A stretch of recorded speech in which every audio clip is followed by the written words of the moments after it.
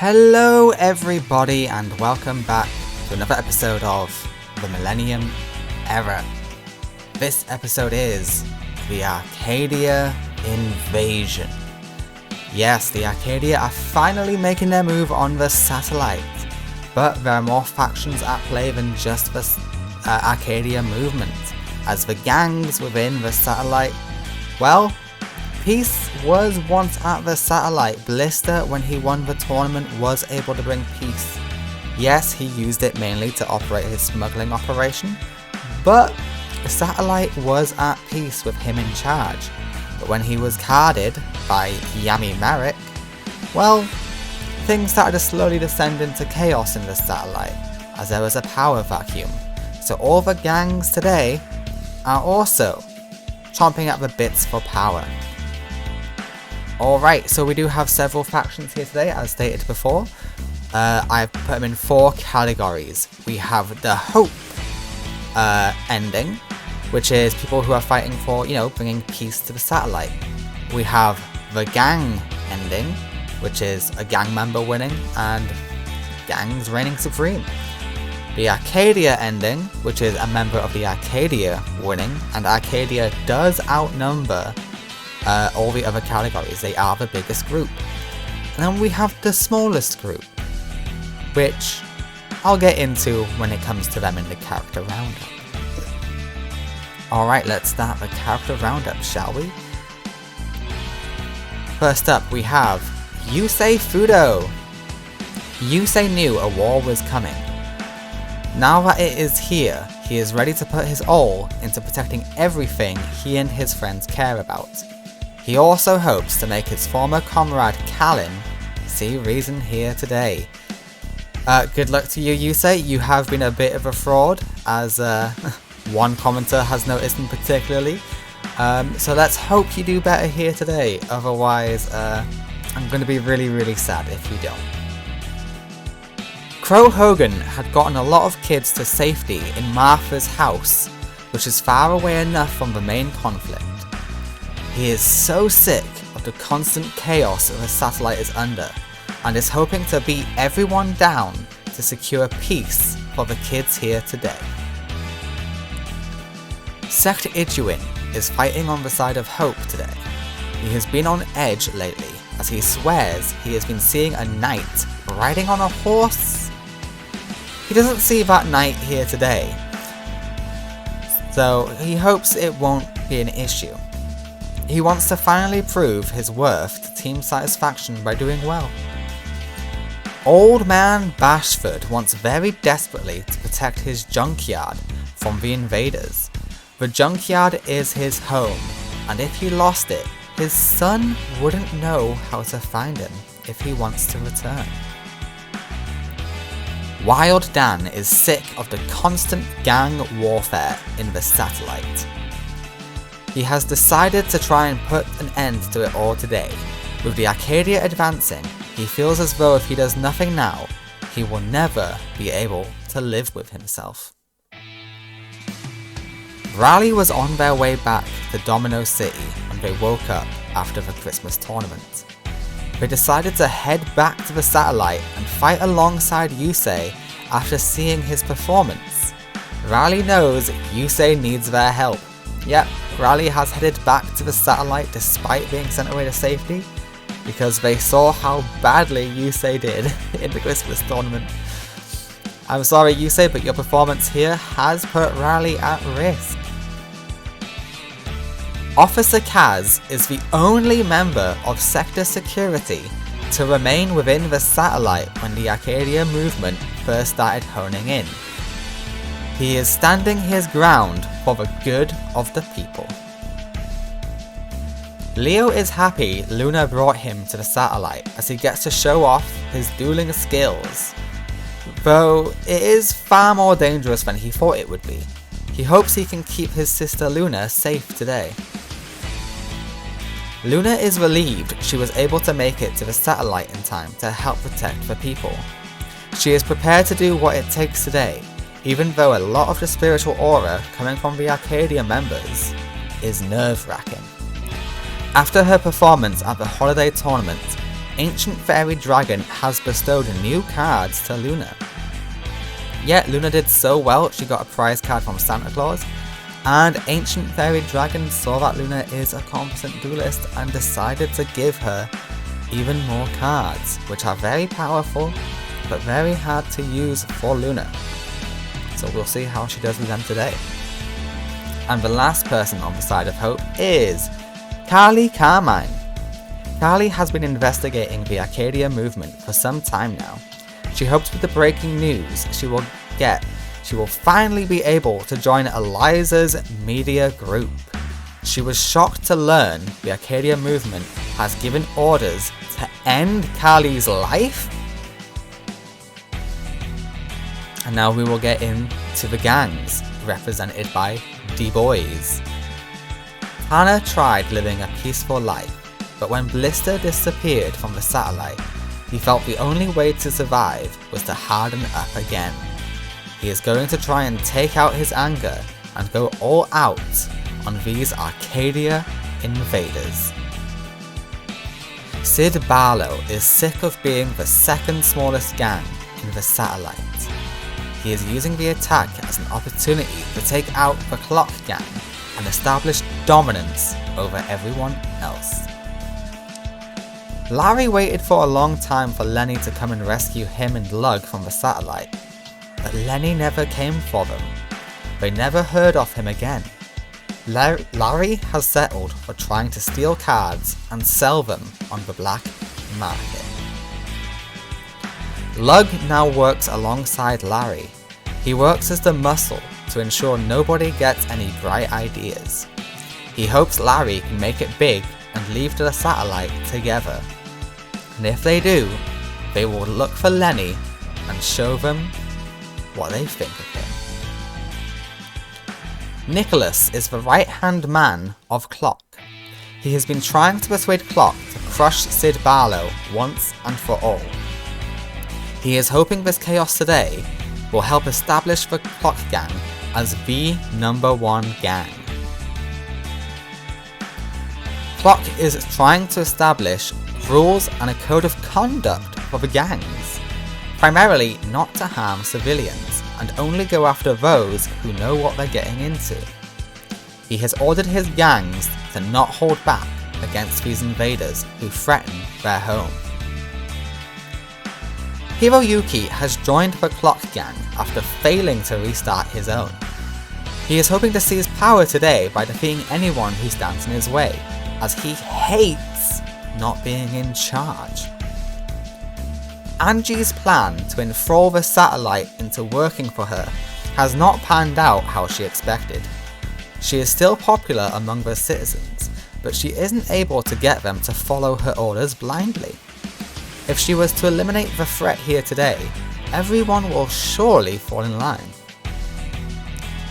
And then the unique, the fourth faction, the unique ending that is only dedicated to one person, is called the Slaughter ending. Alan Kessler has lost it. He has decided the only way to maintain peace in the satellite is to kill everyone who disturbs it. If he wins a duel against a gang member or Arcadian member today, he is going for the kill. And then finally, we have the Arcadia movement. Akiza was scolded by Saya while losing in the Fortune Cup against Luna in round 1. She hates disappointing him and can see she is losing his favour. She will try to do what she can here today and win for the Arcadia movement. Saya sees the satellite as a perfect place to set up base and start his quest of seizing control. Though there is a side benefit of acquiring this area, he will also control the Institute and have access to all of its prisoners. Anka was told by her benefactor to seek out the Arcadia movement, as they will help her grow into a more powerful duelist. She did as they requested, but was not prepared for the mental torture their initiation entailed. Link was part of a small gang called the Duel Sirens. They created counterfeit cards that worked and sold them at cheap prices. She is able to see someone's past when she duels them. She is quite sadistic and likes making those she beats follow her demands. Ayu was a duel siren who was the distributor of the operation. She would sell the counterfeit cards using her charms to seal the deal. Her psychic power allows her to feel one's emotions and sway them. Flower was the leader of the duel sirens. Her formidable dueling talent kept others at bay. Seiya believes she is almost as powerful as Akiza could be, but she has far more control than Akiza. But he was hesitant to enlist her due to the fact she is also far more ambitious than Akiza. Masquerena knows this is her last chance to prove she is the real secret weapon of the Arcadia movement. She is sick of the favour Seiya shows to Nino and Akiza, and even that newcomer, Flower. Lily Lockdown was released from the Institute not long ago. She was arrested on false charges. Seiya could feel the energy radiating off her and recruited her. Everyone hates dueling Lily, as she uses a very evil strategy. Nino has become the new poster girl for the Arcadia movement after making it to the King of Games tournament. She has been getting a lot of shifty looks from some of her comrades, but the Rose Witch doesn't seem to care. Liquid is a new recruit to the Arcadia movement, but his conditioning was extremely successful. He will do whatever is asked of him by Seiya, and he is an extremely loyal peon. Czech has been ensuring all of the soldiers for today are prepared for the invasion. He does not trust one of the new recruits, however, and believes they are a double agent working for sector security? Dimitri found the Arcadia movement after graduating Duel Academy. Seiya could feel untapped potential within Dimitri, and believes Dimitri has a very unique ability that can confound his opponents. And last, but certainly not least, we have Hell Kaiser Zane. Hell Kaiser sought the Arcadia movement after being promised power. He was put through torture by Seiya, who carried out immense experiments on him. The result has allowed Zane to cause real damage to his opponents, but also himself. He has been given a new name, Hell Kaiser. Yes, that is everyone for the tournament, guys. If you look up at the top left of the screen, you will see the factions and how many people are in them. Let me know if you like this feature, because there's going to be other tournaments, like, there's factions, people that play, and if you like this faction, so whenever someone loses, the number will go down for that faction. If you like it, let me know. If you want me to change something, let me know. Yeah, because it might return. If you don't like it, it won't return. But the mark of the dragon symbolizes hope. Yeah, it's got the white background because otherwise it was not seeable. Sorry about that. D-Boys represents the gangs, and the Arcadia movement symbol represents Arcadia. Alright, everybody, let's get into it. Also, I would like to take a moment to really appreciate the community. I know it's really, really small, but I appreciate all of you. As of recording this, not long after uploading the holiday special, I'm at 10 subscribers, and the holiday special, the comment sections were great. I love hearing from you guys, and I love replying to you. So thank you very much for, being there for me. And it's been a lot of fun making these series, and I'm glad people are watching. It gives me more motivation, so thank you very much just for, being you guys. And Callan Kessler has the Infinity Doom Archfiend. We are milling something. We pop. That is a shame for Sect. I hope Sect does well. Alright, we are negating that attack, which is fair enough. He's got all of his Infernity Beetles, which is not what he needs in this current time. No, you don't want to lose that. Oh no. Alright, the Archfiend is here. The regular Archfiend searches Infernity Inferno.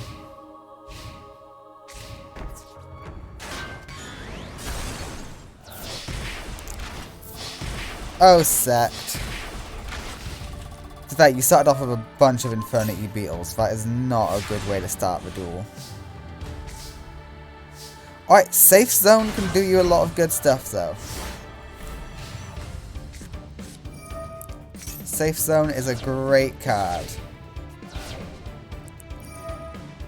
Alright, we're popping. Don't know why you don't put the face down. Does it have to be face up on the field? But if no cards destroy it. Yeah, it has to be face up. The winner in game 1 is Callan Kessler of the Slaughter ending.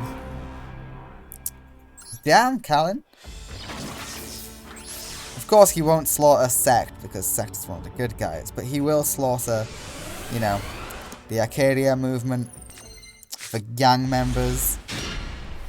I don't think he will win today, but if he does, we are losing a lot of characters from the Millennium Era quite early. Callan is the worst ending. Just because it means there's a lot of characters going to get written off. Alright, 1800 damage straight to the face. Sect got nothing but support. There we go, there's an insect. You really need an insect in hand, though, to make that way more worth it.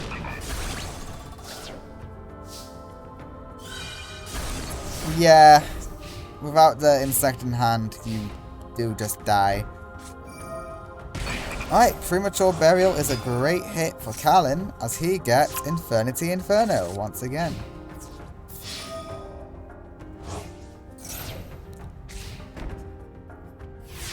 Sect is able to stall. He's got Harpies. Oh, Jesus Christ, Sect. What's wrong with your deck? Okay, Callan's top decking, but he likes top decking. Because it means he only has one card in hand. Alright, Sect, now we're cooking.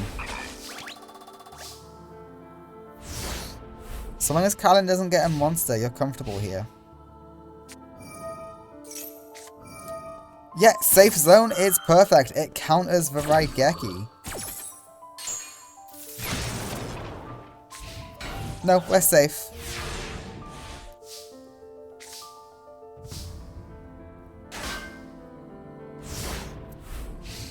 Yeah, you don't need to do much else. You can just wait this out. If you don't know what Safe Zone does, this is what it does.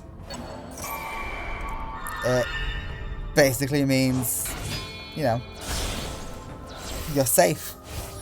Alright, we are seeing the boss monster. It is the I never know how to say your name. Diabloantis, the Menacing Mantis.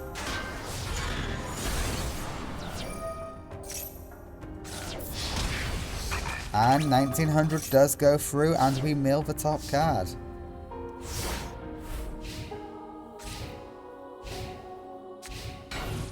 Alright, Callan just sets. Armored Bee is incredibly strong in any insect duelist's hands. We do stop the destruction. Callan needs a tuner in this scenario. He doesn't get one.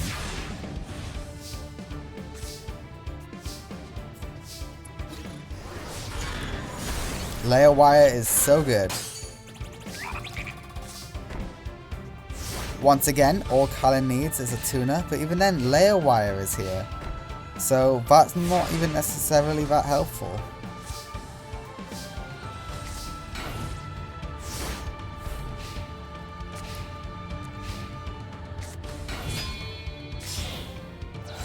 Okay, we can pop the Mantis, the Menacing Mantis.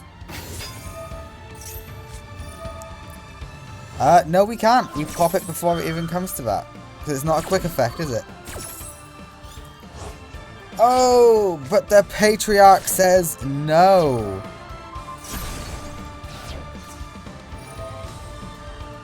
And your spell card says no.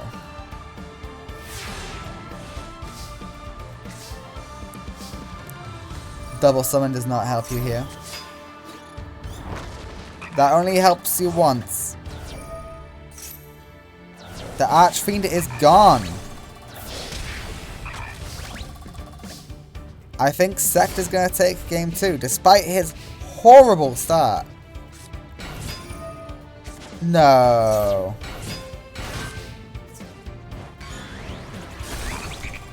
Yeah, no, but it doesn't get you a win. No, it doesn't. It stalls, it makes it so it takes more attack to beat you. But you do still lose here. The winner is Sect Ijuin in game 2. We go to game 3. Alrighty. Oh, also, oh no, I just realized I forgot to update the fields. It's still on the Christmas theme. Ignore this. They're fighting in a snowy area of the satellite. Ignore the snow! The holidays are over, damn it!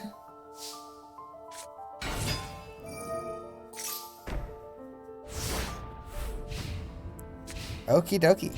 We've got a lot of search power online. And we got synchro summons for Kalin. The Doom Archfiend will not pop. It wants to destroy that beetle fair and square. And you search another beetle.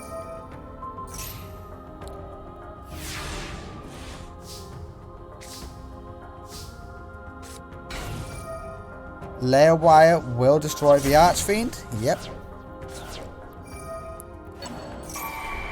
And we're going stealing today.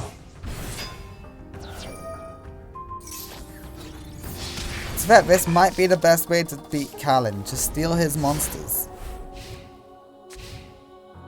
You can't steal his strategy like, but you can steal his monsters.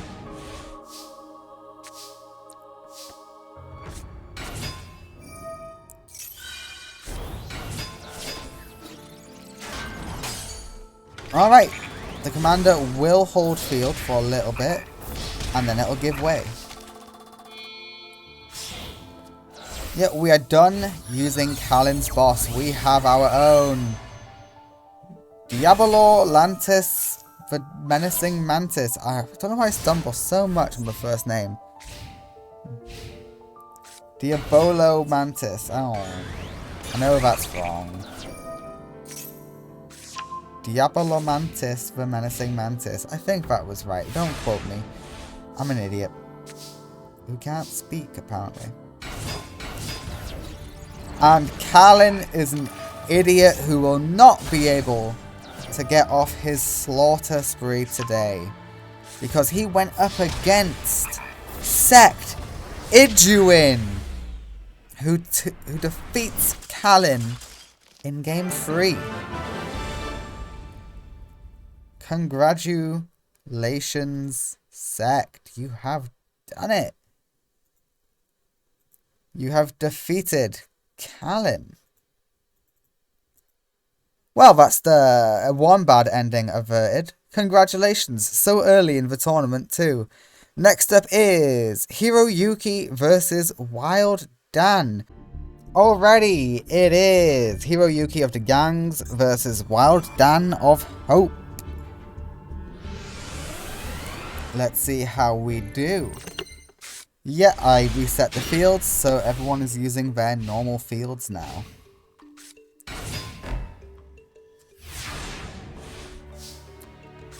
Alright, we have the Disc Blade Rider. Okay, instead of drawing 2 cards, how about you just draw 1? Okay, Submarine Void is here. Goes to defense.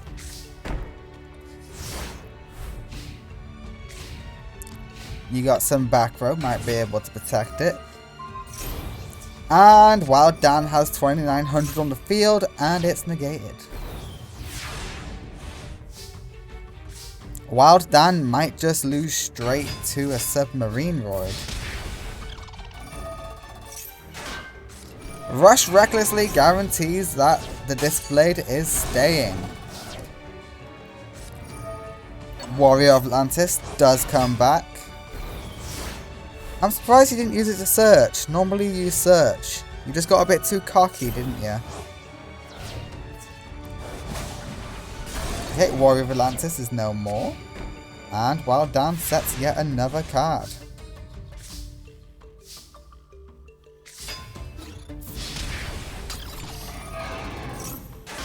Okay, we can go Grave Robin now. Rider is here. Metal Morph will guarantee the Disc Blade is able to destroy the monster. And Unifrog stood no chance.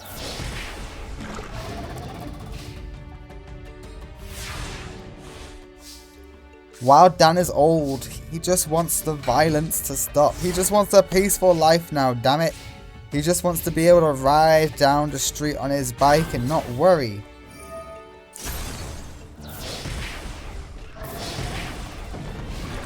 Alright, I'm sure there's a good spell you can steal from Wild Dan there, Hiroyuki. Yikes, you're going to have to depend on Surface though. You go for the Unifrog. We Surface for the Starboy. Damn, that is the best we could do. You did spare your life points, to be fair. You have survived yet another... No, you haven't. You attacked in the correct order. Wild Dan wins game 1. For some reason I thought he would attack in the wrong order. Alright, we go to game 2. We go to game 2.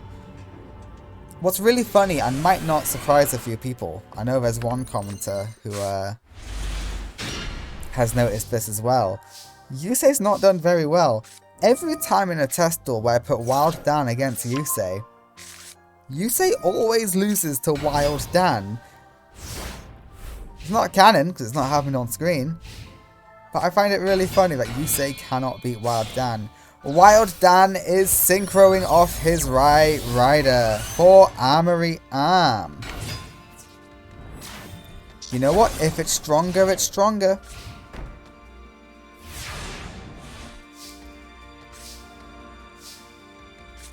Okay, a lot of destruction for Hiroyuki. Starboy is here.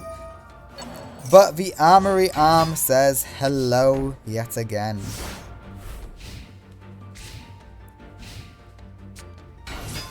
And we pop. The field is no more.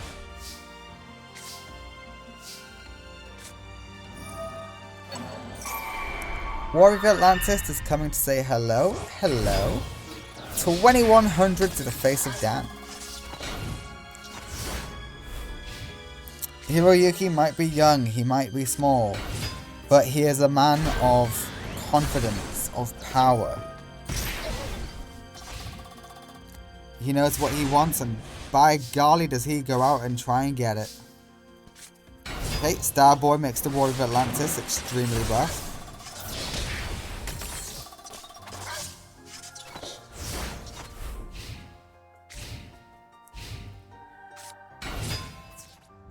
Wild Dan is betting it all on the Chaos Rider, who is not strong enough. But with Rush recklessly, he can match. Wild Dan decides to blow himself up. Okay, we get rid of the Daedalus. That is an amazing pull. And 2000 to the face of Hiroyuki. Wild Dan, I think you've got this. Unifrog's a bit scary, but it's only 400 attack points, so it's not really. If it was Submarine Void, I'd be panicking, because defense is too high for you. Because you run really small beaters. Well, not really small, they are over 1,000, but you know, you got none that's like 18k, 1800. They're all below that, for the most part. Like, Armory Arm is your second best beater. Okay, you can buff your cards up though. With 3,200, you just did that to go, well, you talk shit, Seren. See what happens.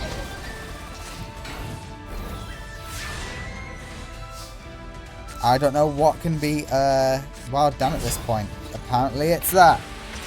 The Warrior of Atlantis is putting up a hell of a fight. It's close. You gotta go defense, Wild Dan. Submarine Void or a Unifrog can finish it off. You decide not to go for it though, because it'll go in defense. Okay, the Assault Dogs are here. Hopefully you have something to back them up. You don't. Mother Grizzly is good.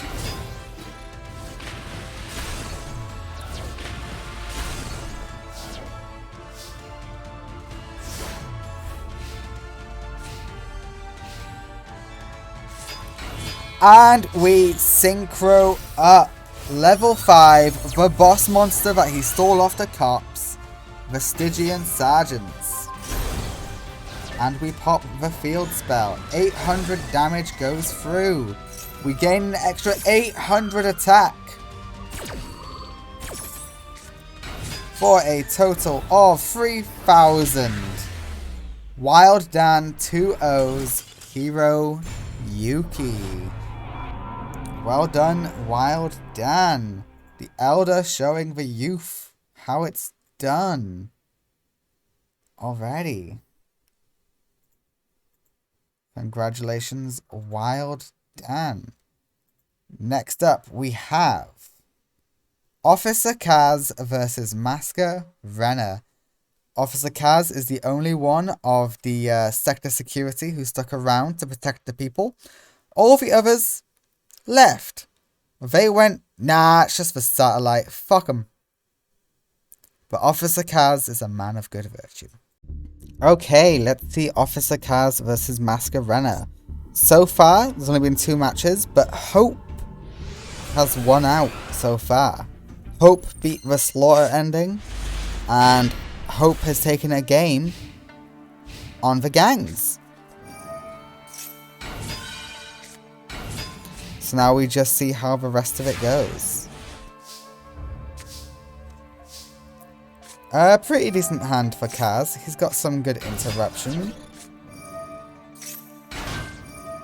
This is a good extender. Okay, he ruined it.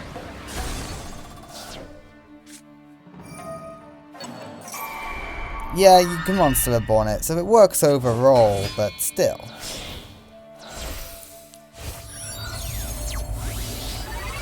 I feel like saving the Monster Reborn is better and just not doing the damage that turn. But I get you don't want your opponent to have resources at the same time. Alright, these two come together at level 5. That is the Magical Android with 3k attack at that. But we turn everything into defense mode. What a waste of emergency teleport, eh?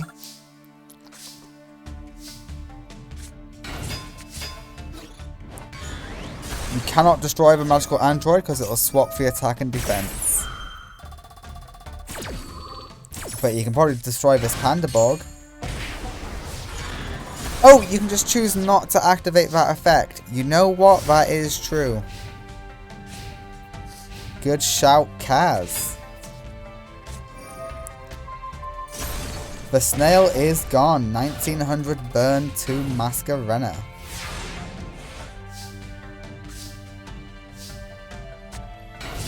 Mystic Tomato is here with Jirai Guido. And we destroy.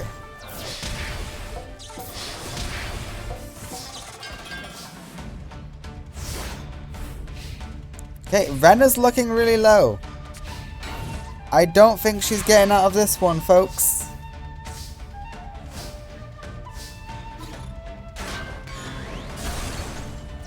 And the winner is Kaz in game 1. Kaz is off to a great start. Is Hope just going to stomp?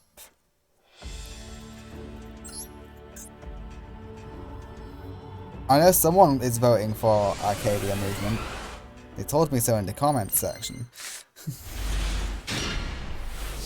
Which, yeah, it would be interesting to see. I hope they do well, at least. We don't have to win. But, you know, it's nice to see some resistance and not just one side completely dominating. Okay, we're going for the magical android yet again, because we like that 3k attack. And we turn you to defense.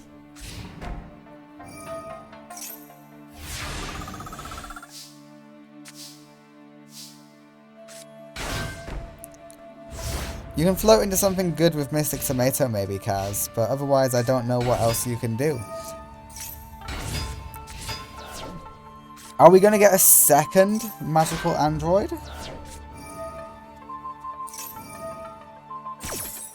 Okay, DD Seeker is countering the Hate Buster. The monster is not destroyed.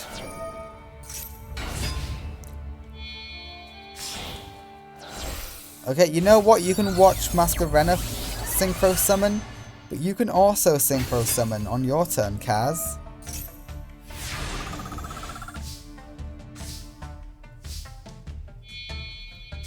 Yep. It is the Chaos King Archfiend. We're swapping your stats round.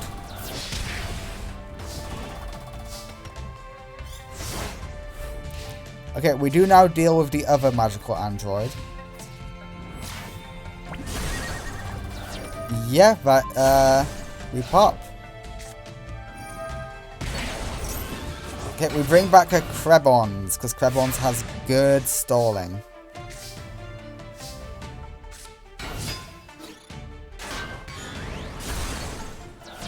And we know that, so we don't even go in against it. Now we do, because yeah, whittle down her life points. You have to.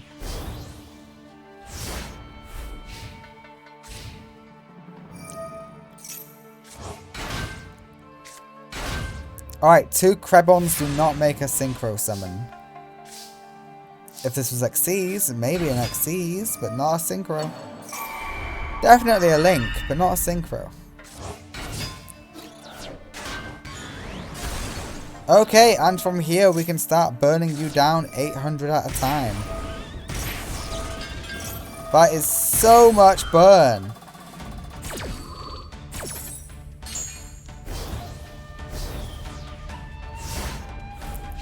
Please tell me you have an answer, Masquerena. You could have gone in for a synchro summon. You do have a very good level 6 synchro. Yes, here we go. I don't think it's enough though.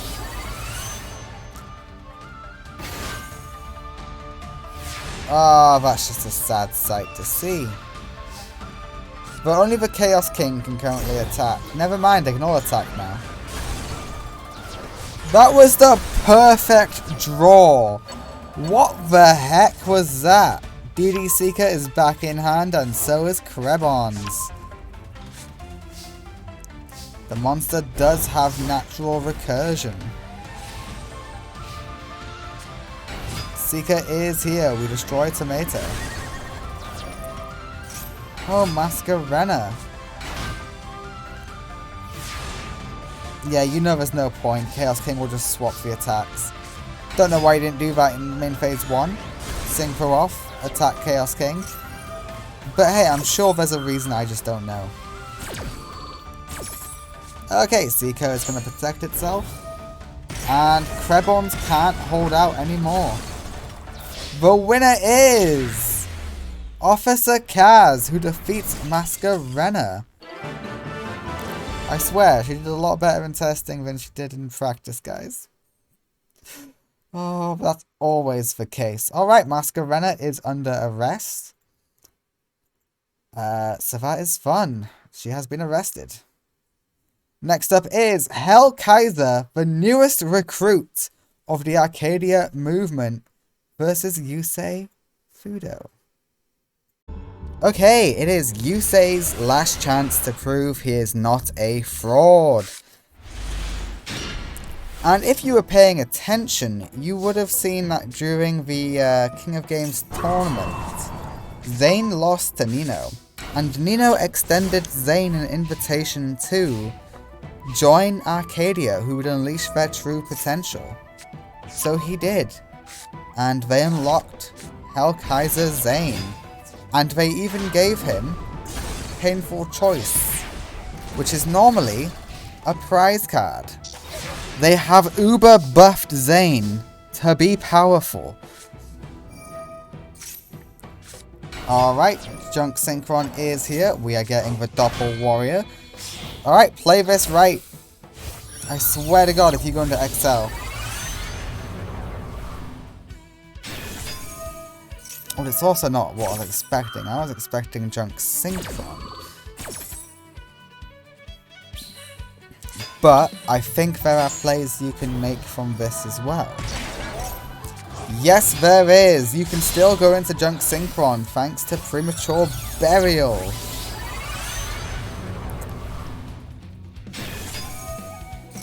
Am I a joke to you? You say? Just double checking something for you right now. Level 5. Okay, this is the play you wanted to make, and I'm sure this is the best board you could have ended on. But they're all gone now. Do you know what wouldn't have gone? Stardust Dragon. Alright, Doppel Warrior is back, and this time you will go into Excel Synchron. Yeah, I get it, these leave tokens, but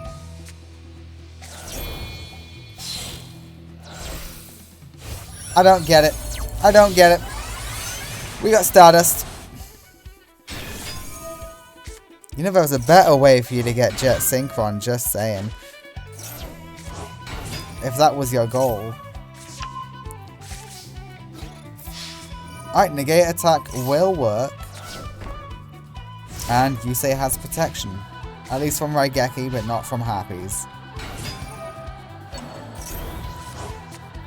Okay, and suddenly we're matching the attack stat. Exploder Dragon is back.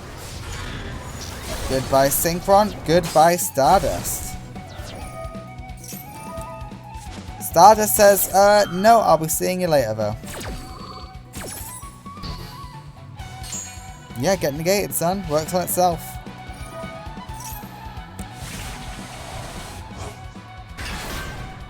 Don't know why you're on defense, but okay.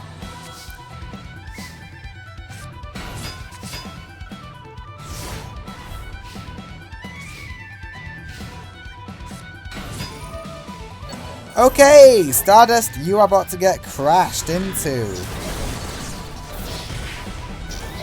Never mind, it attacked directly, which is an alternative play it could make.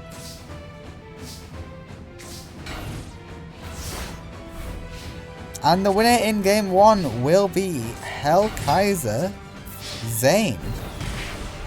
Yep, you get to do it again for the victory. Game 1 goes to Hell Kaiser. Zane is no longer a fraud thanks to the powers of Arcadia. They put him through hell. They performed so many tests in him. And his psychic ability is literally just to cause pain to those he duels.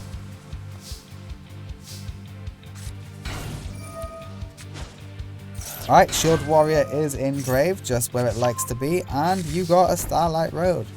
Not a bad start, but I think it would have been better putting this in attack mode if that was an option. it wasn't, and you took no damage, but hey, you didn't know about Cyber Dragon.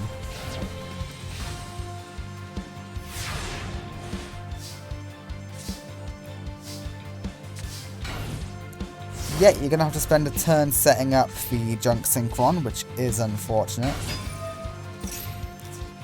There are no targets, and amazingly that matched.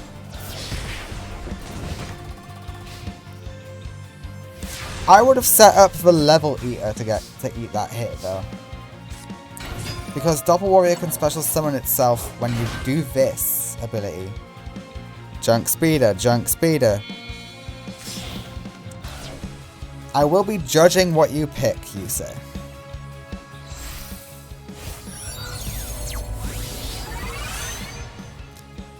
Hallelujah!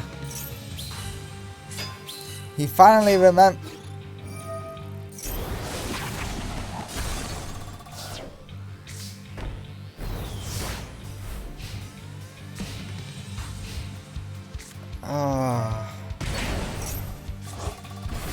If I had a face cam, you'd see how disappointed I am right now in Yusei.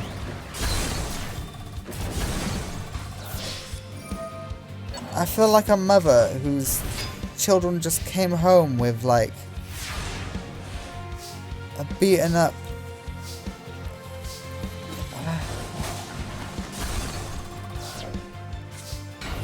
But life has just left me. I had a lot of energy. I was happy. He went for Speeder. And he then proceeded to use Speeder wrong. Who uses Speeder for the attack? I'll tell you who. Nobody! Only frauds! Hellkaiser has exposed you. No, it wasn't even Hellkaiser. You exposed yourself with those horrendous plays, you say. I am afraid, you say, you have fallen. And you have been captured by the enemy. What they will do with you is unknown so far, but we'll see if they keep you, or if someone will be able to save your ass. No, why did I do that? No, that's Fantasyland. Yusei could never 2-0 anybody. Hellkaiser. Yep, please correct it. Fuck me. Next up is Crow Hogan versus Seiya. Okay, Seiya and Crow.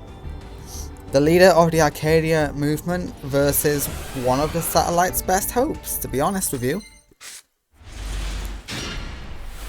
But the thing about Seiya is, he's quite strong. He's also been buffed. So we'll see if he's able to do anything good here today. Okay, we increase your level. We're buffing you up.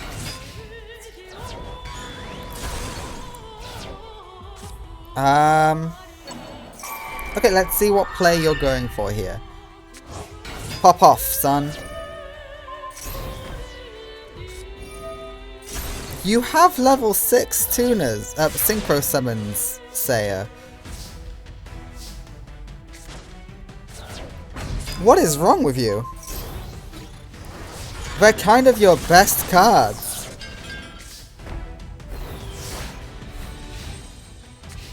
Okay, the AI is broken now, apparently. It just doesn't know how to synchro anymore. There we go! Alright.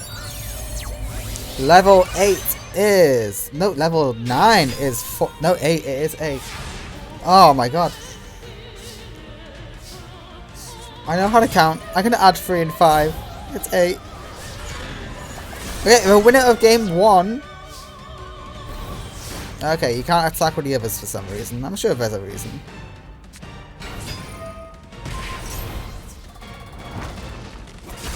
Okay, you gotta be super careful now, Seiya. Crow, please get a tuna. End this bastard. Does that get you a tuna? No, but you don't need it! You got your own ability.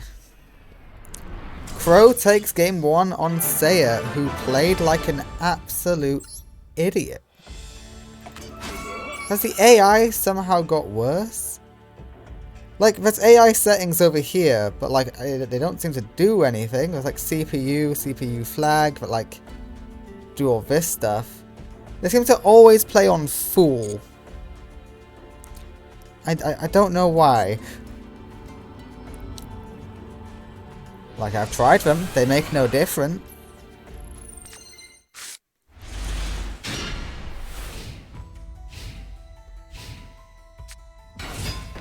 Okay, we got the snail.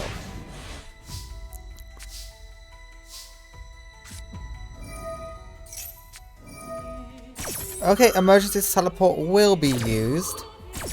Just because you may as well thin out your deck a little bit, yeah.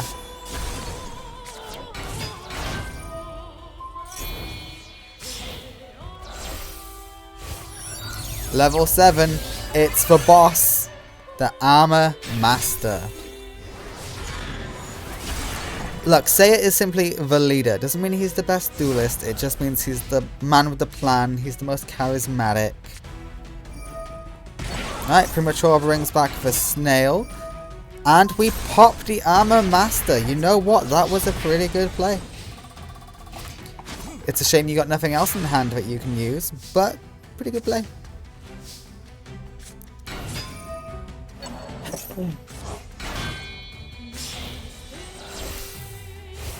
Alright, we got a pretty decent monster. Armed Wing's not the best, but he's not the worst either. He's going to ensure Seiya can't hide in defense.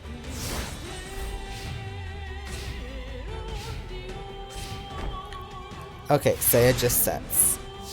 Okie dokie, okie dokie.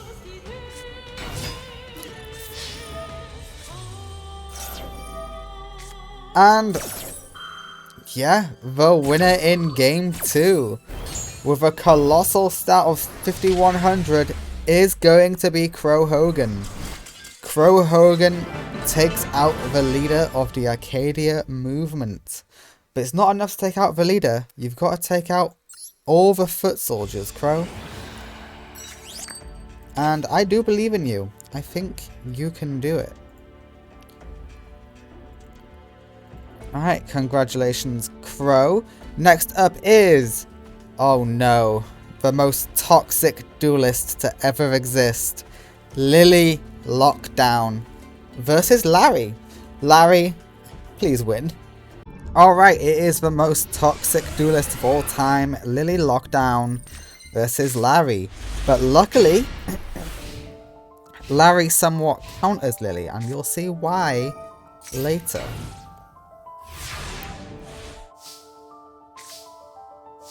Alright, Lily's not getting what she needs.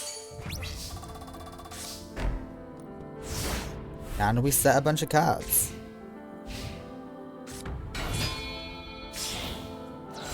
Okay, it's time to say hello to the boss monster of Larry, the Celestial Wolf Lord. And we negate the first attack. Get used to hearing Lily negates the attack. Gravity Bind is here, which will put that wolf in its place.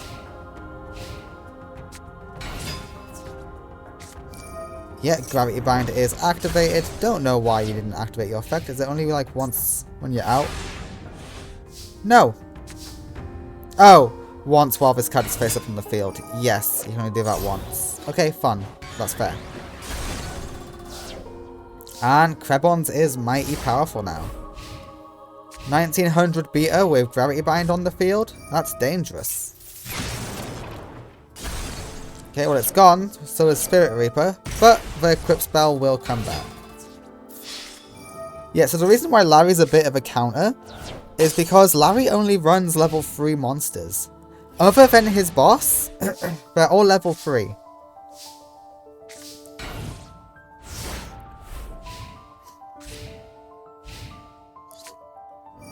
Alright, Larry will draw into something better. All you need is a Harpies. Warrior Lady will float. We're dealing a little bit of burn while we're at it. And we got the X-Saber.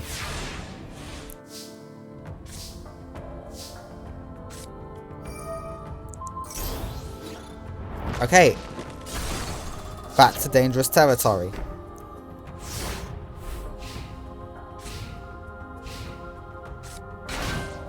Okay, Larry has nothing.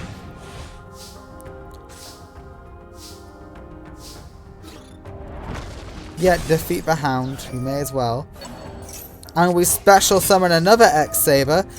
We activate that to increase your attack, and we deal piercing.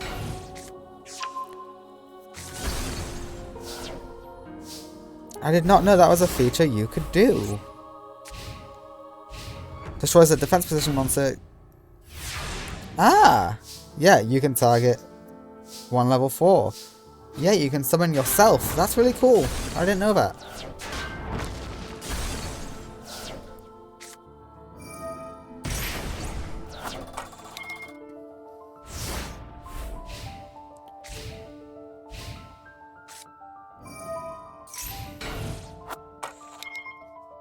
Okay, yep. Lily has activated her win condition, which is Final Countdown.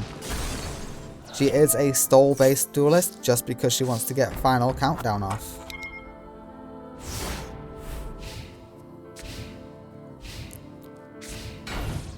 I don't know why you're not activating this Nuzzler onto this guy. Because if you did, you would be able to overcome the Wolf Lord. But then the Wolf Lord would nerf you. So I guess it's not worth it overall. You can just wait out for 20 turns.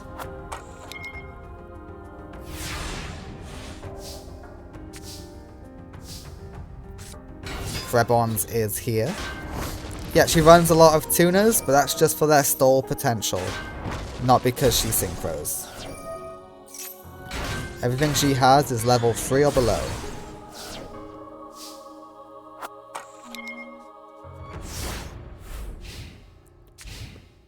This is why people hate dueling against Lily Lockdown. But the panda says, I can destroy you. And Lily says, that's cute, you destroyed yourself.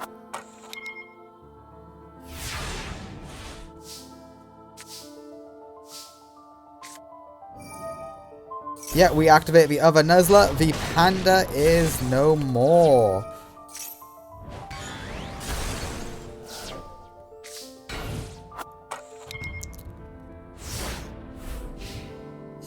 Lily is being diabolical. That panda is strong enough though. Oh, Scrap Iron! I forgot about Scrap Iron! It's alright, Larry. Soon you'll be able... Why did you get rid of it? Okay, I guess Scrap Iron was just going to constantly stop you.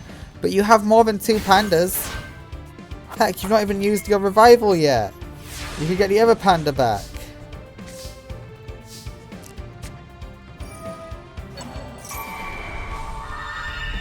Even your opponent knows to go for it. Yeah, Lily is a stall duelist, but she does have some offensive capabilities, hence the equip spells and the occasional piercing damage. Put that Wolf Lord back in attack mode right now.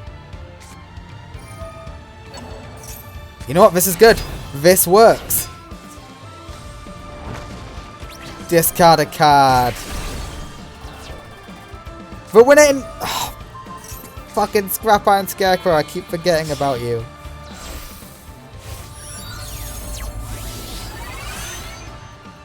Alright, hopefully you draw Harpies soon, so that way you can just go in and destroy Lily. Lily crumbles at the sight of the Harpies. Wrong person got the Harpies, but sure. Alright, now we just nerf you. Yep, thank you. Your big threat is now destroyable.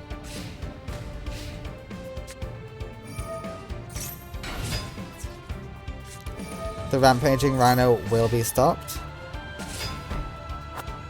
That should have been in attack mode since the beginning. Don't nuzzle. Okay, Rampaging Rhino is gone. Larry is below 1,000 life points. 5 more turns until final countdown. You've got 5 turns to draw Harpies. The panda will secure... Well, it'll secure something getting defeated. Yet that X-Saber is destroyed. And you're paying the costs like an idiot.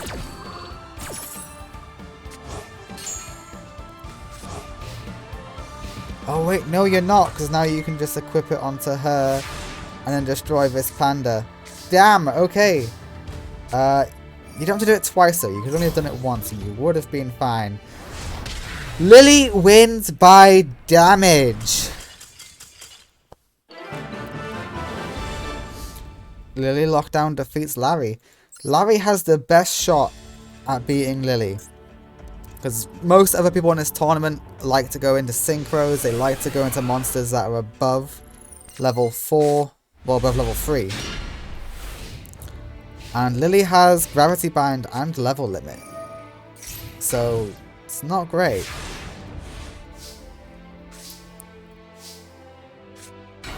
Okay, the X-Saber is back. We can't destroy. Amazingly, Scrap Goblin is not something Lily has. Alright, and it's boss time. And there's nothing Lily can do about it this time. Oh wait, she can negate with its ability. Yeah, I forgot about that. But other than that, there is nothing Lily can do. But Spirit Reaper will be a problem. You're lucky she didn't start with Final Countdown.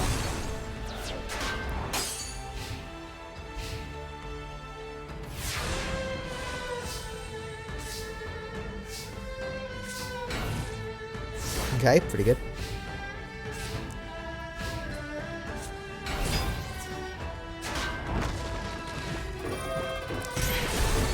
The panda is Larry's best shot at beating Lily. Not even a joke, it's such a counter to Lily. Gyakugure is the anti-Lily card.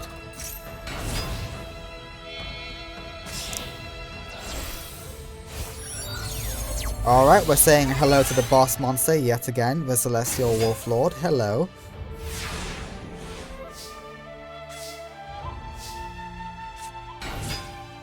Scrap Iron Scarecrow will be a menace. We're bringing out the warrior ladies again.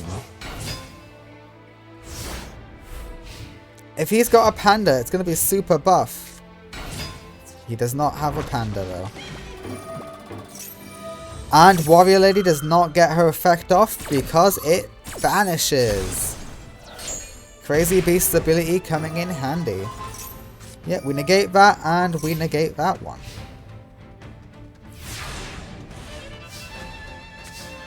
All attacks get negated by Lily.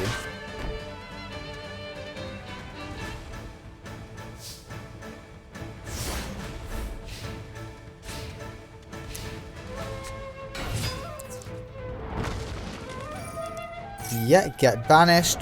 Get banished. This is good. Now they can't be resummoned. Use Gravity Bind, Lily! You could have spared 1600 life points. Oh, the AI is so dumb. Okay, Krebons is going on the offensive. Use fucking Gravity Bind, I swear to God. Why is Scrap Goblin in attack mode?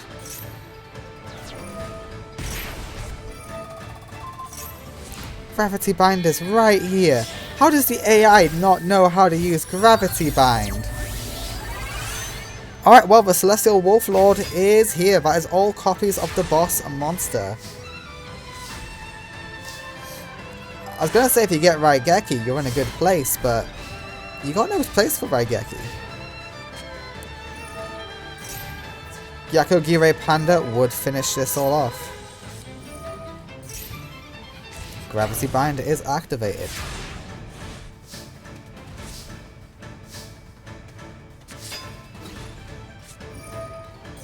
We're doing a lot of piercing on this bubonic vermin.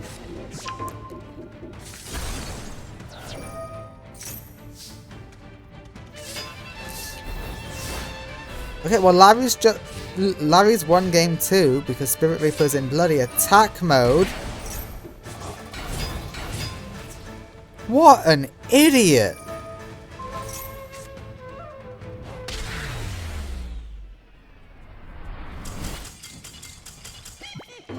It's a good thing the AI is dumb. Otherwise Lily would be unbeatable. Okay, we go to game 2. Game 3 even. Larry, this is your best shot. Don't screw it up. Pot of Greed is great.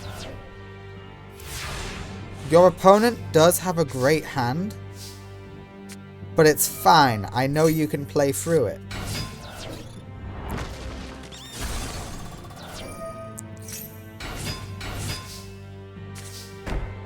She didn't set Gravity Bind. The AI is marvelous.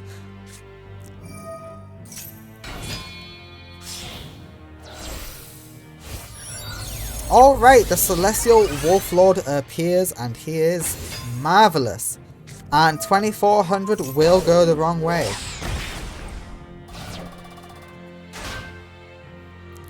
It's sad to see. Larry is of the gangs. He is not a hope ending. But I just don't want to see Lily move forward, because this is a very frustrating performance. Yeah, defensive draw when Bacon Saving gets destroyed is actually a smart move. Because you want Bacon Saver to get destroyed. Because he can negate an attack for you later.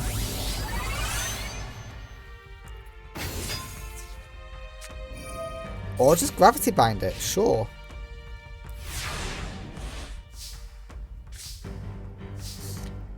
Nuzzler is here, but it won't be too... Why on the Bacon Saver?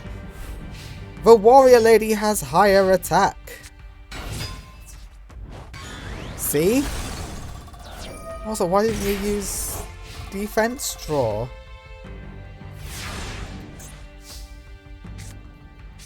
I don't get it. I don't get the AI.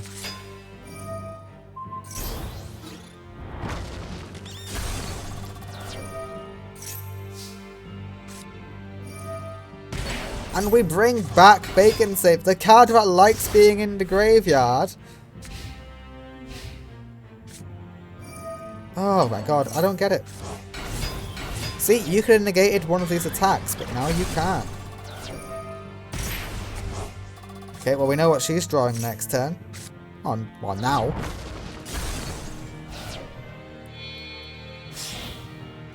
Okay, and Larry is an idiot. He synchros off his attack option.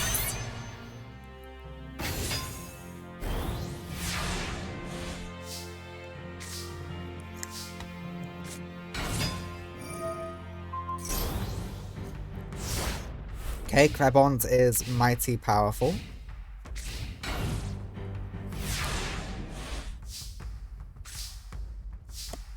And final countdown is finally here. Bubonic Vermin will fall.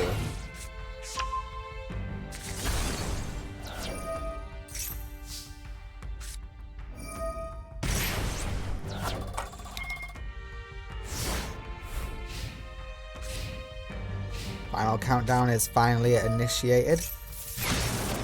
Okay, that Bubonic Vermin can go in. Don't know why you pay back life points each time, but it's fine. It keeps you weak. What's this? Gravity Bind. Okay, yeah. Lily is screwed. She went up against her natural counter. Someone who doesn't rely on level 4s or above. Oh, thank you, Larry. That only negates one attack, not the round. Lily Lockdown is defeated by Larry the Hyena of the gangs. The first person of gangs moves forward. Oh, Larry, you may have been abandoned by Lenny, who promised to get you out of the satellite. But you are my hero today. I'll tell you that much. Alright, next up is Czech versus Anchor. Both of the Arcadia, and you might be wondering, why are these two fighting? Well, it's because as the right-hand man of Saya, Chuck is very suspicious of anyone who seems a bit dubious, and he doesn't trust Anka's motives for joining. We'll see how they do. Chuck and Anka, two of the Arcadia members. So yes, we will be guaranteed losing an Arcadia member. But it is fine, because is Anka truly Arcadia? Is Chuck right? Is she a spy? Who knows? Who knows? Alright, emergency teleport from Chuck. We'll get him that. You should have gone for a tuna. You should have gone for a tuna. Yeah, you really should have gone for a tuna. Okay, Chuck just throws away monsters. That is good to know.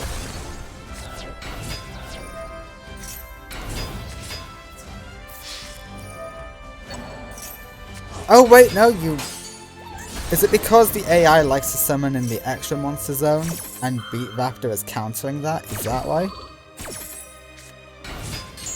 But you could just choose to summon in the main monster zone. You know that, right, Chuck?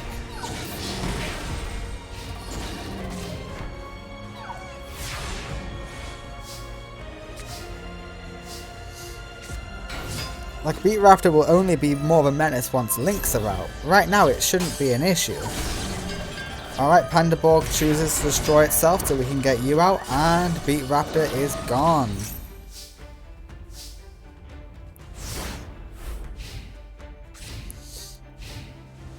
Anka is too weak. Never mind! Never call Anka weak, because she will come at you with the Tri-Edge Master. And she gets to draw a card. She gets Premature Burial, getting back the Command Knight.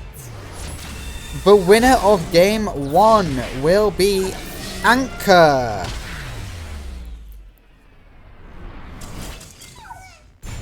Check, you shouldn't be doubting her. She's good. She took a game on Shoma. And Shoma went crazy in the tournament he was in.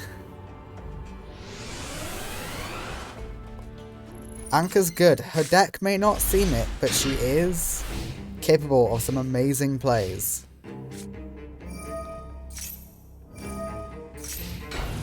Alright, she wants to do some draw heavy stuff first. Okay, she's setting up. Alright, use emergency teleport correctly this time.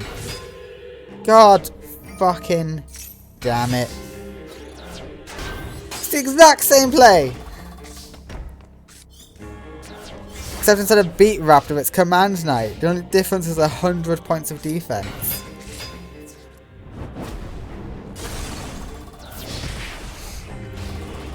See, Anka knows to synchro off at the end.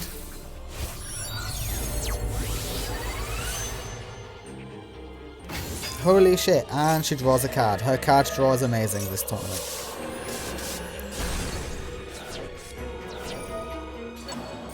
And we bring back the Tuna Monster. And we're synchroing up after getting some nice healing in. What are we going for? We go for the Enigmaster. Command Knight is in the Spell and Trap zone.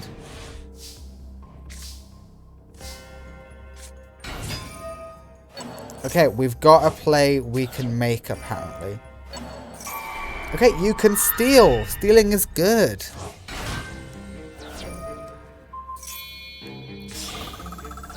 Okay, Chuck is using Anka's monster against her as well as he can. And yeah, Sahemoth is the best shout here. It will banish the monster. Do you have a graveyard effect? Yeah, if this card is or sent to the graveyard. Yeah, well done. You avoided that catastrophe, Chuck. See, Chuck, you can use your brain.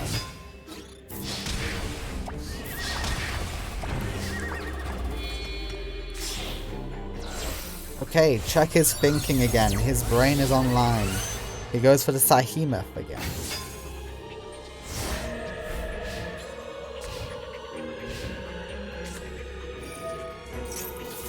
Okay, an unlucky Raigeki. But Anka's bricked.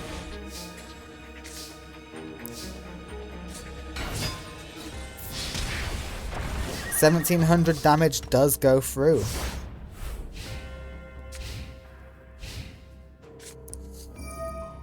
Monster Reborn steals Behemoth.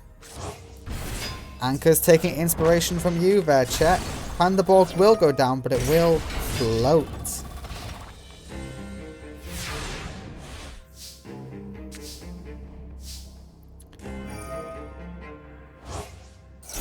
Okay, we banish. We banish again to get to 2,500. And with that, Behemoth is gone. Your monster is too. But it was definitely worth it.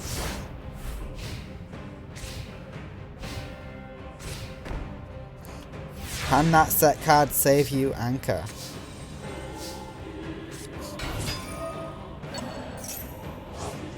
Pandaborg is thrown away. And we are synchro summoning once more, this time for the Life Trancer.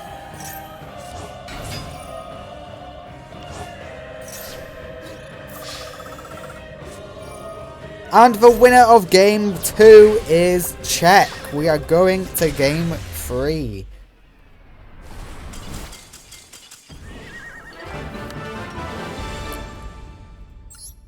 The all-important Game 3. How will this go?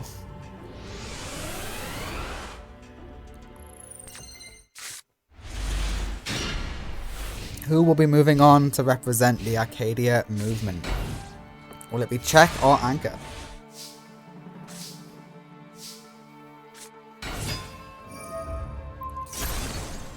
I'm not too fond of people on the same side fighting each other in tournaments. It does happen occasionally, but at least this one has a lore reason. There's also one later on with the gangs, but not all the gangs are in one gang, you know? It's two rival gang leaders facing each other. I believe it's Sid, Barlow, and Clock. So that's fine, it makes sense. They're fighting for turf. Okay! And in one turn, Anka has almost won the duel. You are forced to take out the Marauding Captain, but you only match the attack, so you can't. Okay! The winner in Game 3 is Anka.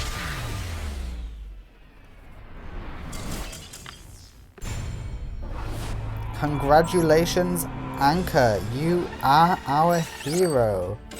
Well, maybe not the hero, but you've advanced for the Arcadia. You're the Arcadia's hero, I suppose. Alright. Anka will move forward. Next up is brand new character Link, don't know, I said it weirdly, Link versus Rally, who came back to the satellite after being shipped off because she saw Yusei's performance in the satellite and he decided, you know what, I wanna help Yusei. He needs my help, he's not as good as I thought. Legit, that is the canon reason why he came back. Also, I do not know Raleigh's gender. It's unclear. Why can't they just be non-binary? You know what? They are now. Fuck it. Raleigh's non-binary. Let's go. Alright, Link and Raleigh. Link was a member of the Dual Sirens, a group of girls who used to go around making counterfeit cards. They still use their counterfeit cards. And yeah, they all have the same extra deck monsters. They all have quite a few strong cards. Their main deck, for the most part, is quite different, but it's just the way they go about getting out their extra deck monsters that kind of change out their strategy. Okay, and we get that. Not a great move, not a great start. Okay. We got the boss monster of the main deck in hand of Link. In testing, Link was very good. There is a chance Link wins the whole tournament. Not gonna lie, all of the Dual Sirens are very powerful duelists.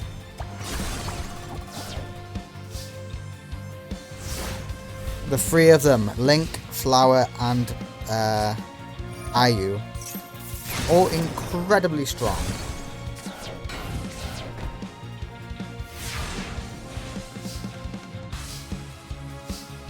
Alright, and we can special summon the Cyber Dragon. Copycat stood no chance. Okay, Dark Arm Dragon is thrown away. How close were you to summoning it? Not very. Okay, we're being reckless. I think that paid off.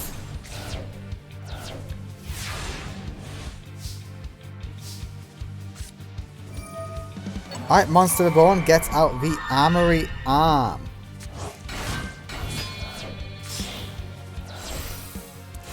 Level 8 we are getting. Yep. They tried making a counterfeit of Stardust Dragon when they found out Seiya was interested in Yusei's card. This is the best they could do. They could not make an actual copy of Stardust Dragon. It came out like this. But it still seems to be enough, can't lie to you.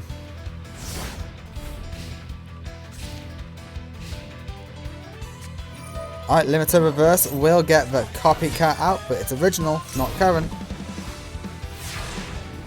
It defends your life points, that's about it. Okay, the negate attack does hold field though.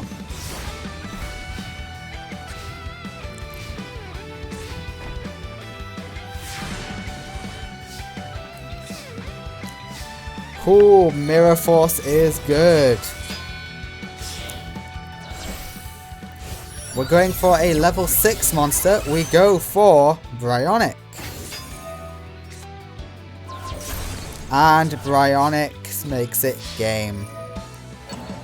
Copycat comes back. Oh my god. Okay, you know what? Raleigh is fighting. Raleigh's doing better than Yusei did. I'll give Raleigh that. They are doing a lot better. Yes, they are. Alright, Raleigh has 2 set cards now. One of them is going bye-bye. No, only Copycat is going. And we bring back the Copycat! Oh my god, Raleigh! Raleigh is doing this. Raleigh can solo. Yeah, we're going to make sure it's not destroyed. 200 damage does go through though.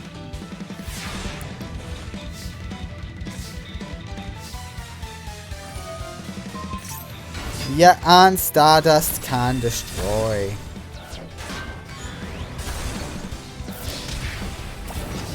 Alright, Raleigh. Top deck something good, or you're done. We'll see. There's a chance. There's one monster that can be that will help out Raleigh. Is it it? We'll never know, because Bryonic says get out of here. Link takes game 1 on Raleigh. Raleigh is part of the Hope team.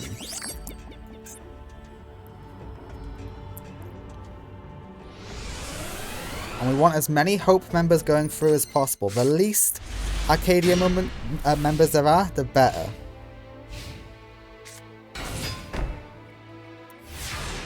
Okay, at least you're going to lose a monster.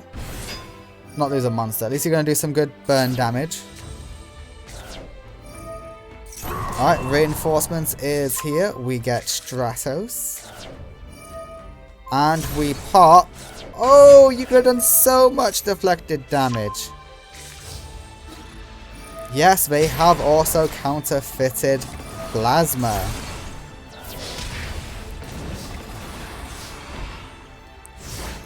They have counterfeited a lot of powerful cards. Copycat is here with a 2100 beat stick, taking out Stratos.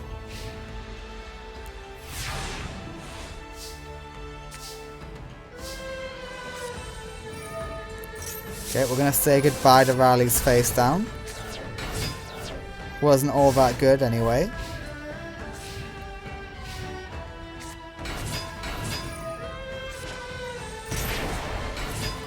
Okay, with these we can do something, maybe. I can't believe that worked.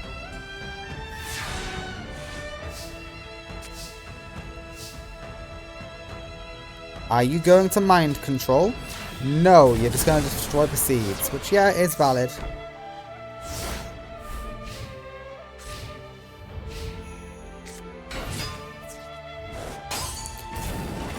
Not worth it. But at least Cyber Dragon is now popped. Yeah, and pop it with the Turbo Cannon.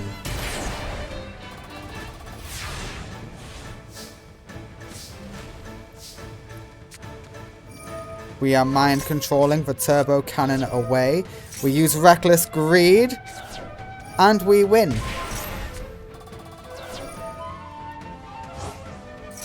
We win using Rally's own monsters against them. Poor Rally. Copycat defeats Rally. Rally, you have been captured by the Arcadia movement. I am so sorry. That is just how it goes. Ah, dearie me. You put up a good fight though, champ. You really did. You got a low both times. Alright, next up is Luna, who could go all the way. She went to the finals of the last tournament she was in. And she does have that new prize card, which might come in handy. It is a level 3 tuner, and it can pop monsters. Yes, from the hand, they have to use their effects, and their effects still go off, but it can pop. Alright, let's see how Luna does. Alright, Luna. There's a good chance you can win here. I believe in you. I want you to do good.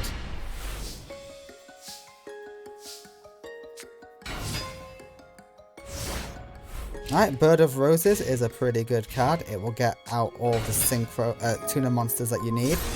And never mind, it was destroyed by effect, not battle. But Rose Girl gets to special summon itself, so your life points are protected. And we can special summon it with Premature Burial. So, all in all, good play. Chicken Game is here. But we don't want to use it just yet. Oh no, we can, because we can pay the life point cost. Alright, lovely. And Rose Girl is special summoned.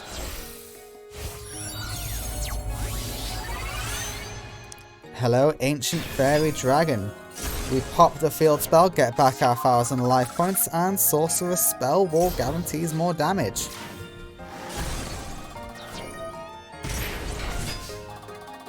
Excellent plays by Luna.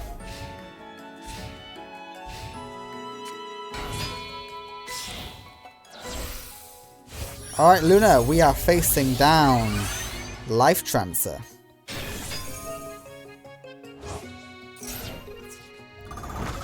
Life Trancer does take down Ancient Fairy Dragon. That is a shame.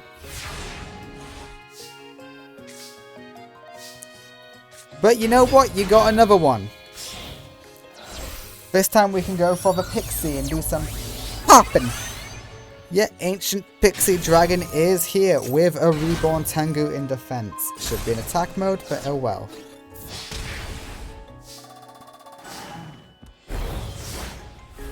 I don't know, maybe you want Reborn Tengu to die. I don't know what you're doing.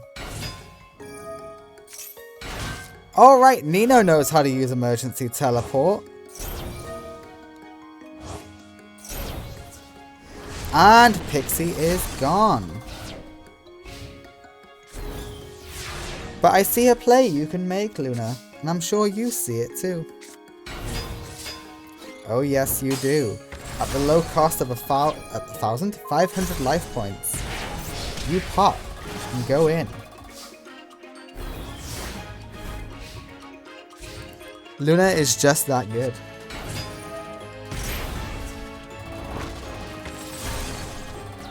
That's only for one turn, my friend. Now you're weak.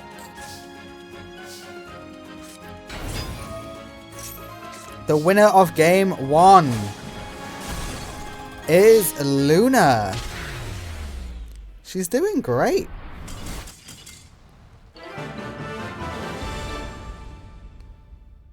Hell yeah, Luna. Let's go to game 2.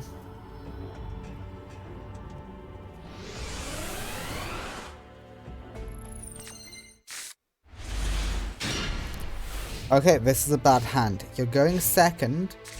You're going to draw, and possibly we can make it a lot better too. So we can turn this into a great hand. We can turn this into a great hand. Oh no. Luna, no. Luna, no, no, no. Girl, no. Holy shit, that bat is OP. Holy shit. What the fuck is that?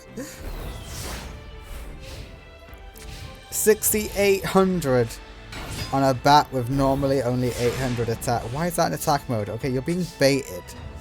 And it's really bad bait.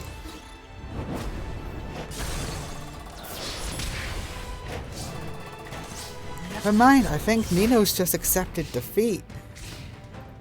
The bat, the forest ninja, is too strong to overcome. Okay, we are synchroing into Sehemoth.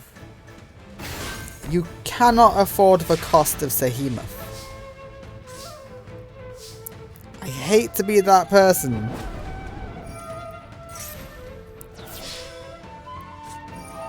Emergency teleport will keep you in it for one more turn.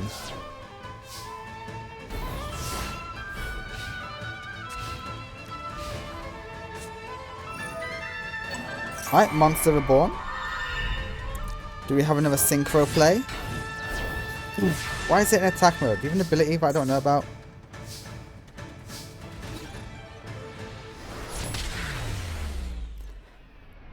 Luna defeats Nino in game 2. A nice, quick, easy 2-0. Arcadia is not doing as good as I was hoping they'd do. But hey, I'm glad Luna won. That was just a weird performance. Remember, Nino got second in a tournament. With that deck. I don't know how she performed like that. I guess Luna was just that good. Alright, next up is Lug versus... Oh, there's several gangs fighting each other. Oops, that is my bad. That is entirely my bad. Alright, it is the right-hand man of Larry.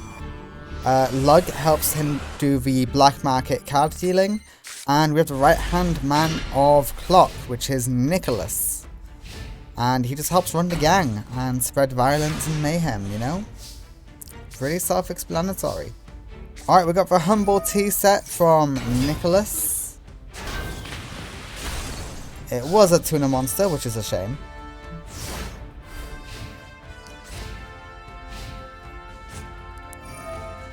Alright, we got Karakuri Anatomy on the field, and we are Raigekiing. 7 coloured fish stood no chance. And Umi is actually weakening these guys. They're getting nerfed. Sucks to be them. Alright, the white fish is here. Flying fish, even. And we destroy. Nicholas has a good thing going here.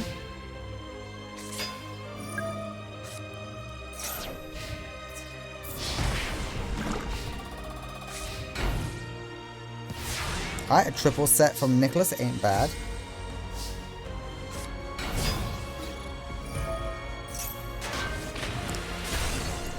It's hard to get through his defenses, but I'm sure you can get there, Lug. I don't know why you didn't summon this or this. Like, get more beat. Oh wait, no, you summoned that because you had no monsters. Duh. You got popped. Alright, these come together for level 9. It is his new boss monster. Yes, it is good. We banished the Umi, so we're back to full power. And a limiter removal. Not for game-like, but for real good damage.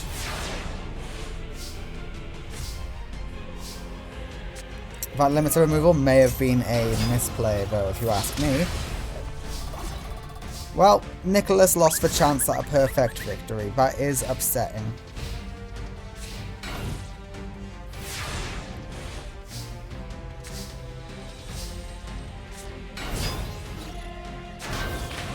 Okay, we are blasting through Nicholas's defenses.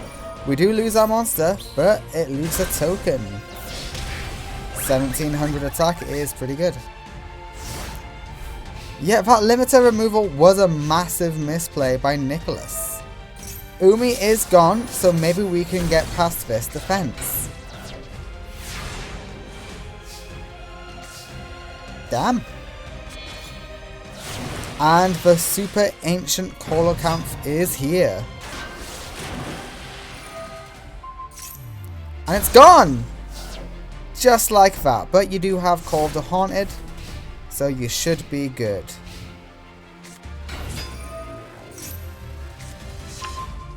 Okay, Bushi model Musanui. I'm not even going to try with that name. They're all Karakuri something, you know? Does it really matter what the rest is? The Kolokampf has come back. And now we've got some passive healing.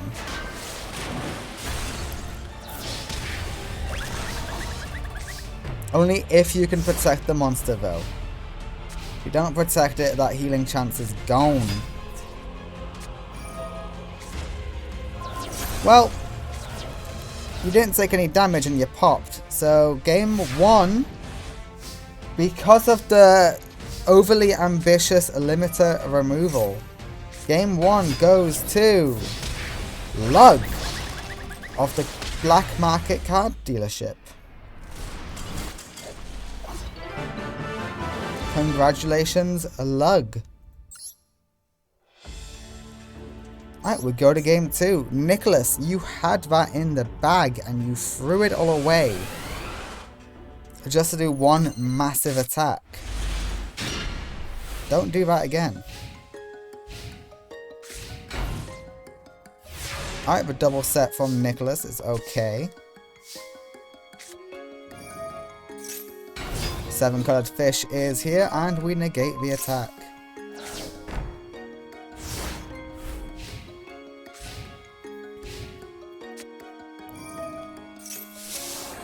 Harpies destroys everything on Lug's field. Lug is now extremely vulnerable. Okay, we are buffing our monsters up and we go in. Not bad, not bad, not bad. The flying fish is stronger, so we simply destroy, and it's gone.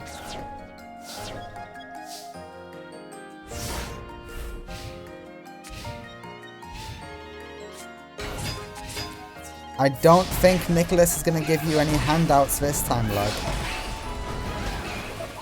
He handed you game 1, but he's not going to hand you another game.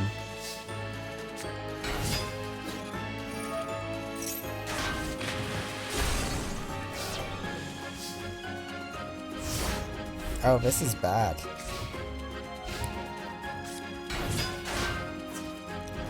Nicholas couldn't get through Lug, but he can main phase 2.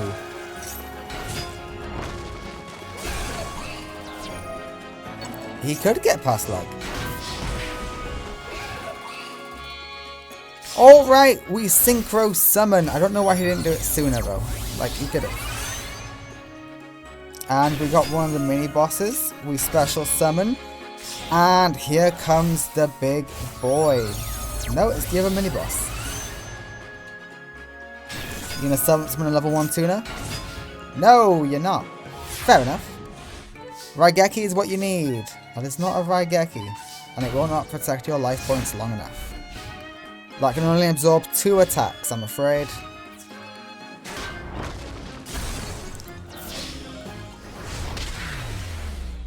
Nicholas wins game 2. Nicholas clearly has Lug outmatched. It is painfully clear to me.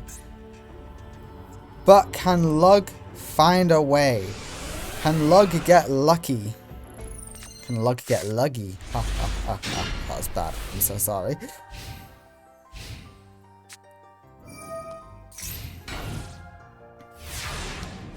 Okie dokie, Karakuri Anatomy is on the field.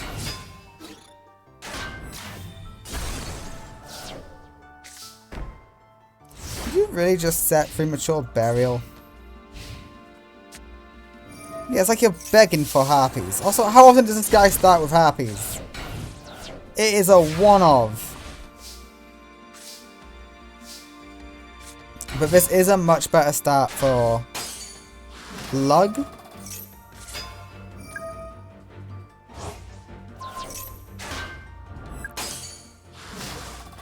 Okay, yeah, he is protected. But he banishes... No, he doesn't banish. He throws away to the graveyard to pop. And he's not letting Nicholas draw the 2 cards. And Lug has the super cool negate attack, which would now do no damage.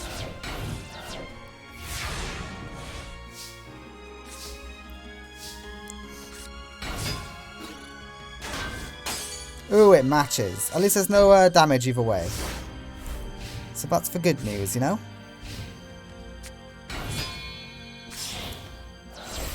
Okay, it's mini-boss time. This is the miniest of the mini-bosses, Bouret.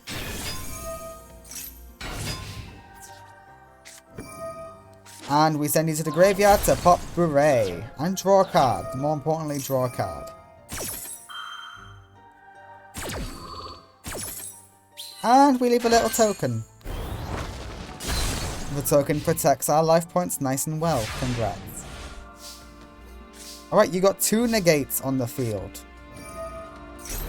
You are in a sublime position here, Lug.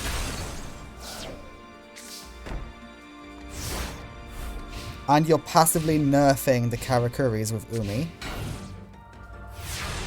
So you're more likely to get past all their defenses and offenses.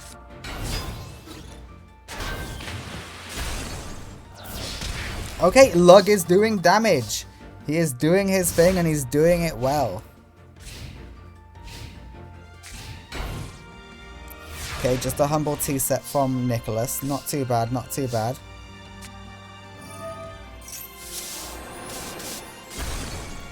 Nicholas is not getting any of the cards that he needs. Then again, even if he did, if he went in for an attack, he is just gonna get hit by Poseidon Wave. So he will take, what is it now? 1400 burn? 1600 burn? Something like that. But it doesn't matter because Lug wins game 3. Nicholas should have 2-0'd Lug, but he didn't. So the winner is Lug. Alright, both Larry and Lug have moved on to round 2.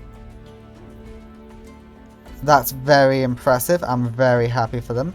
Next up is Tanner versus Dimitri. Now, Dimitri is a very, very unique duelist.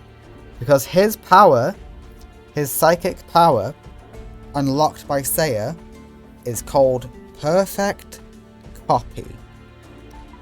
Are you wondering what his ability Perfect Copy does?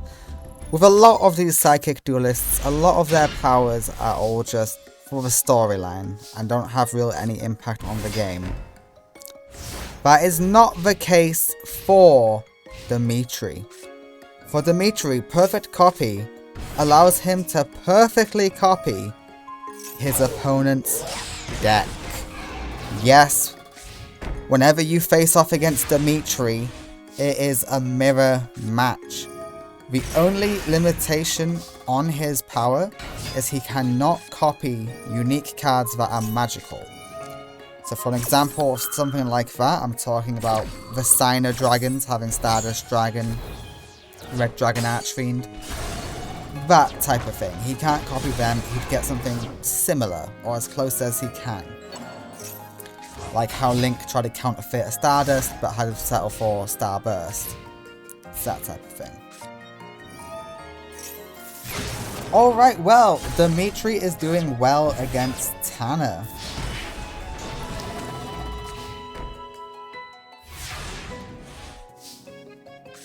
It is hard to beat your own deck, because that is what this is. This is essentially Tanner versus Tanner. And we're activating Shrink.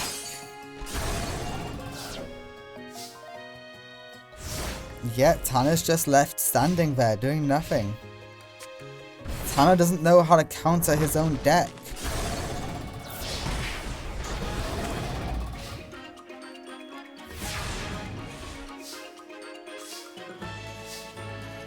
Harpies will do nothing in this scenario for you. Alright, game 1 goes to Dimitri.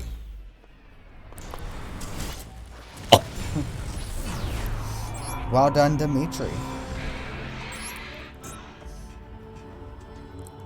Yeah, as you may have just seen there, I literally just used the exact same deck. If that person doesn't have a card that is unique to them, everyone gets a unique deck.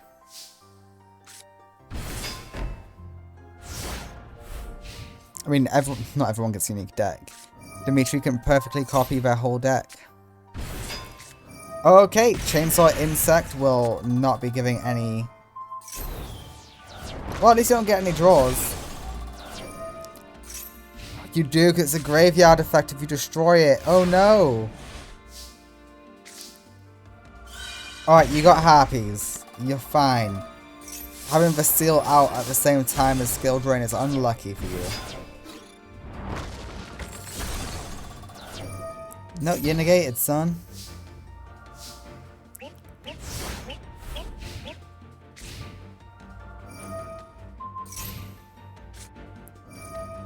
Okay, Raigeki will deal with Chainsaw. There's so many Raigekis, it's unbelievable.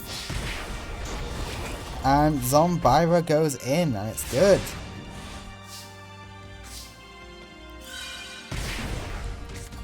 You need to do something about your passive burn. Ego Boost keeps Zombira in.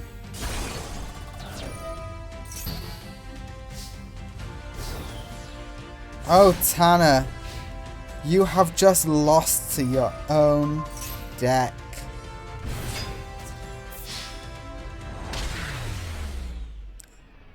It is cool that you can use Seal of Wickedness to negate Skill Drain though. So that if you want effects on you can get them on. But the winner is Dimitri.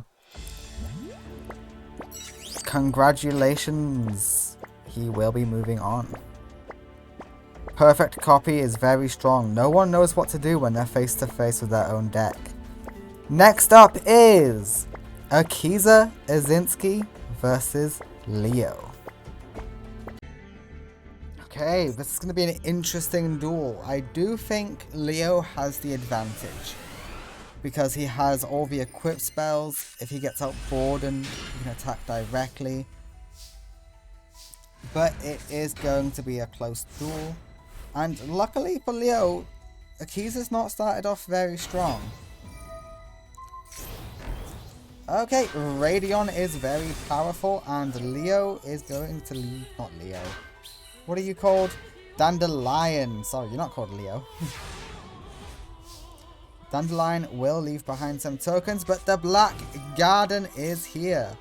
But it's a bit too late because that Radion is very strong. Yeah, we take out one of the Dandy tokens.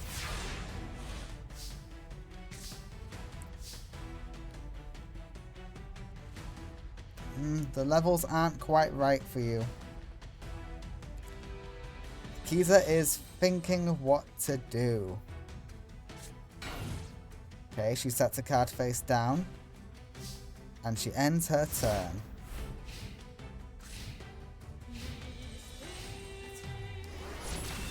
The last of the Dandy tokens are gone.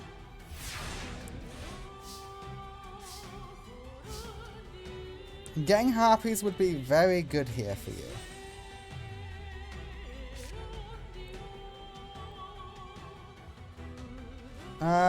Yeah, this has no use for you right now. Because Morphtronic is too powerful.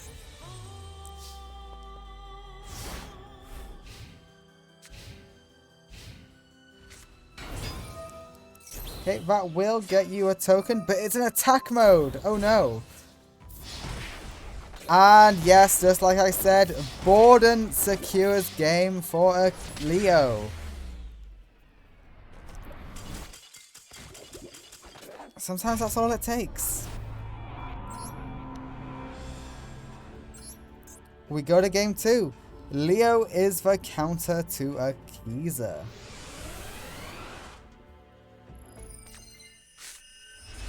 Oh, that's a really bad start for Akiza.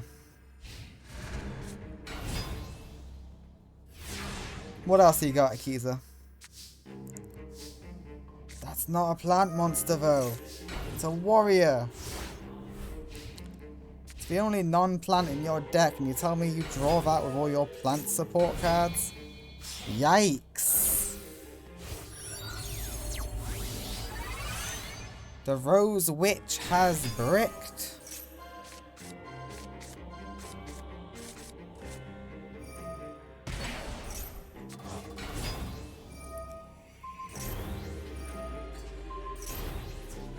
Okay, Power Tool is extremely strong.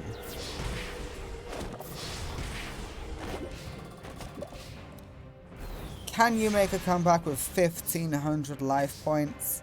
No, you cannot. You're gonna try anyway, and I find that admirable. Oh, hang on a minute. Actually, you can, because you return to the deck. You don't pop. But that nerfs you. You're down to 2100. All Leo needs is an equip spell that boosts Radion just a little bit. Or Borden. Leo defeats Akiza thanks to Borden. Hot damn. Okay, Leo. Alright, Leo will be going on to face Dimitri next. Jesus Christ. Next up is Old Man Bashford of Team Hope versus Flower, the Arcadia movement. Was part of Dual Sirens as well, so she has a bunch of powerful cards. Look out, Bashford. It is the Junk Man himself versus Flower Mist. Let's see how he does. Again, Flower Mist is one of the Dual Sirens. She has very powerful cards, but she has a different strategy on how to go about them than Link or even IU does. Alright, we're going to take you out. And the Gravekeeper Spy does its thing. It special summons.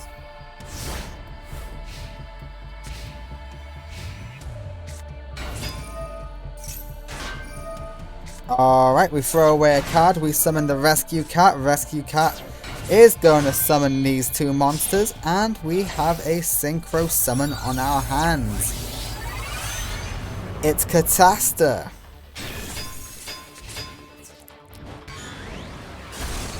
Junk Warrior stood no chance. Junk Defender, however, can hold up a defensive line.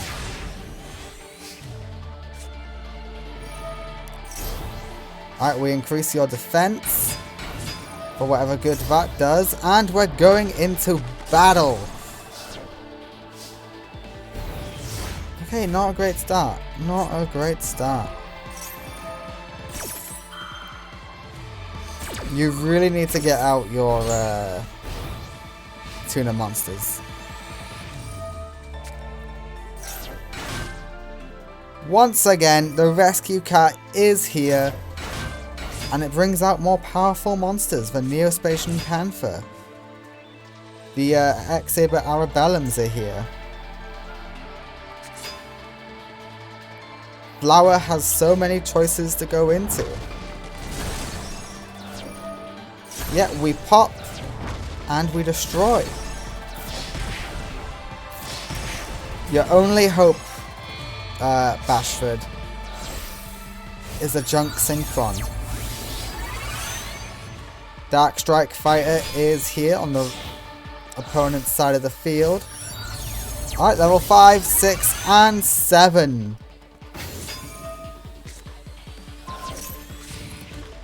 This is what Flower is capable of. That's not gonna do a damn thing, Bashford. You are up against a dual Siren. They are an elite group now in the Arcadia. It's over. Game 1 will go to Flower Mist.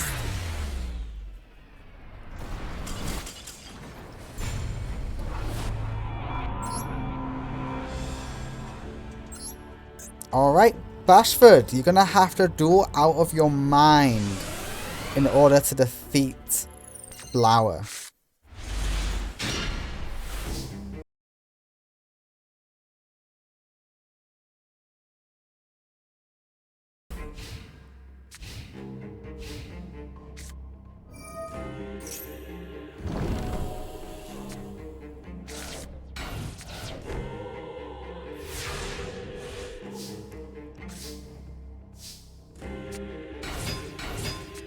Alright, we banished the monster right there.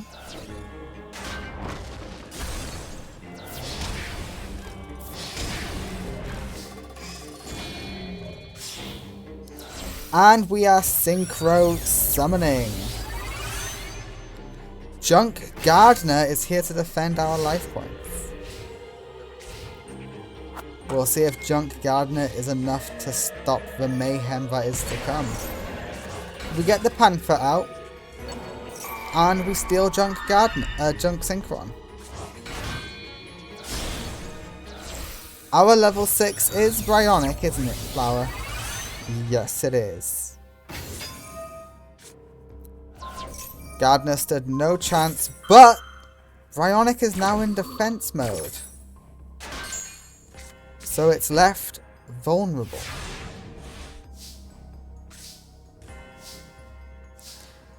Negate attack is good, but Mirror Force is better. Yeah, they have counterfeit copies of Mirror Force. They don't have negate attack though.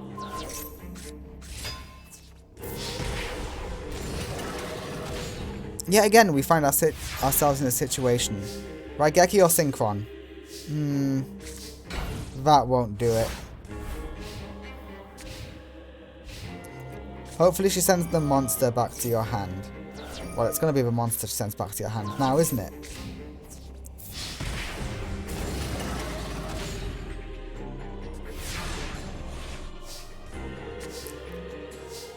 Oh no, Old Man Junk. He's out of here.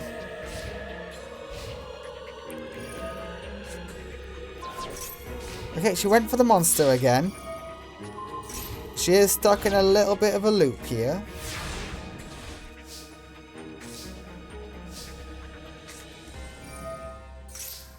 She's not going to destroy your monster. She's just going to send it back to the hand.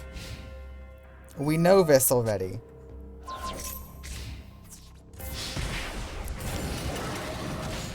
Alright. You need to get Raigeki or Junk Synchron or you lose. That does keep you in, I think.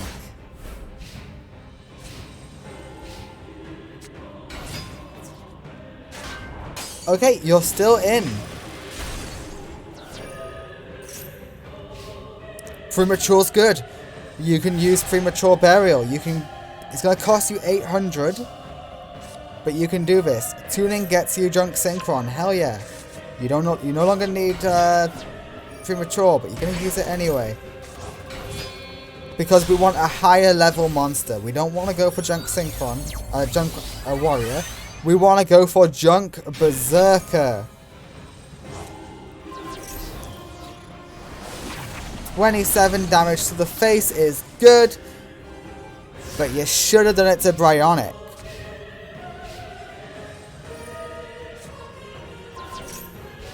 Does this special summon itself? It does.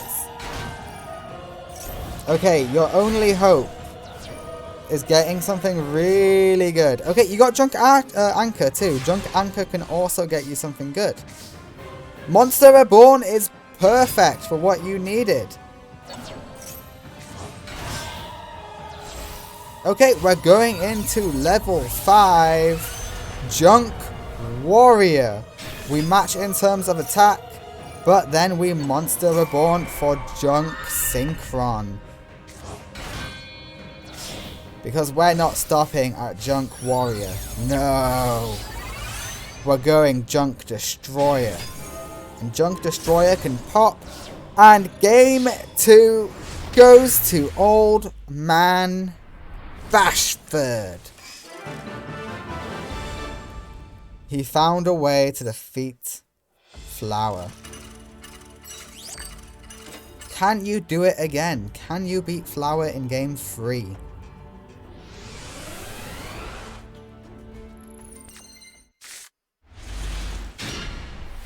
Okay, this is a good hand for you, and you're going second, which is what you prefer to go.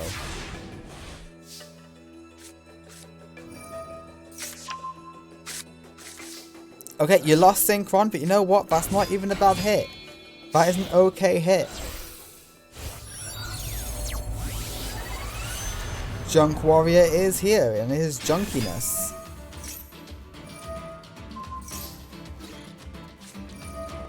Okay, Junk Warrior is gone. You are now in a situation where it would be nice not to have lost Junk Synchron. I do admit that is the situation you're in. But hey, your opponent's got not Bryonic. It's Catasta. Which is also scary, I admit, but you'll be okay. Defender will defend, except it will die to Catasta.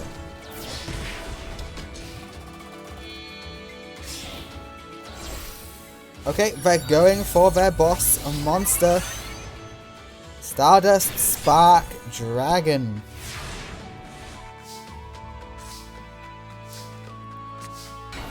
Yeah, you got no choice but to do that.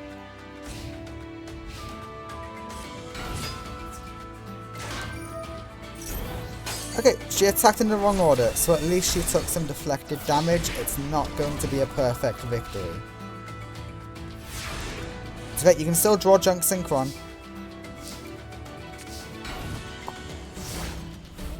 Damn, Bashford, I'm so sorry.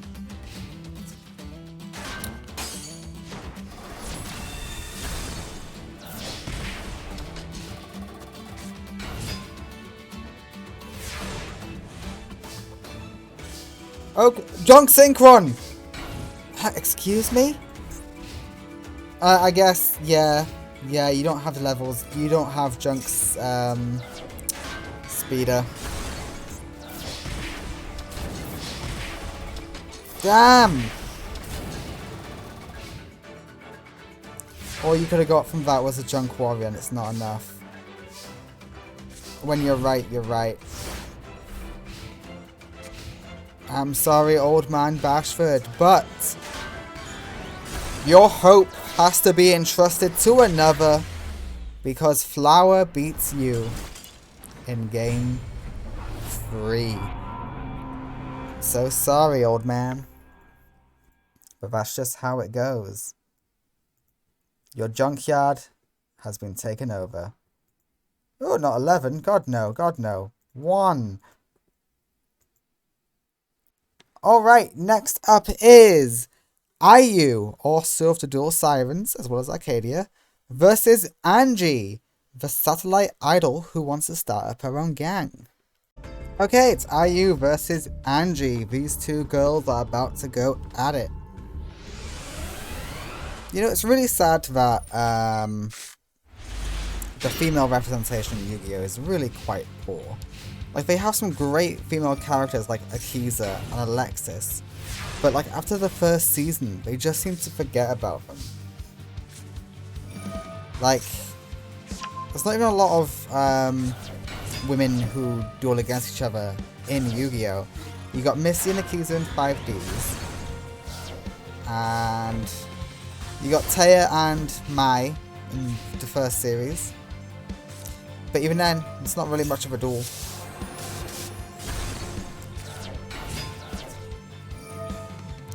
And even then, Taya's not even like a developed character. Mai gets a lot more development than her. And she's not even like part of the core cast. Like, yeah, she's like a very important side character, but she's no main character. Anyway, IU summons Caius, and Angie is screwed.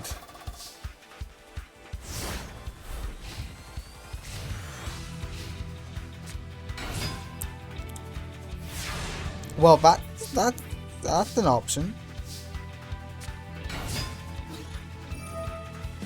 Yeah, we end the battle phase. Mirror Force is here. God damn. Alright, IU just completely dominating. I see why Angie couldn't do anything. She is fully bricked. Yes. Alright, well, level 6 gets IU Bryonic. And that is game on board. Okay, we now add you to the hand. Unless you're chaining. You are chaining. Okay, you make it so that we special summon 2 monsters. You allow us to throw in the trivia monster to the grave. And you're destroyed.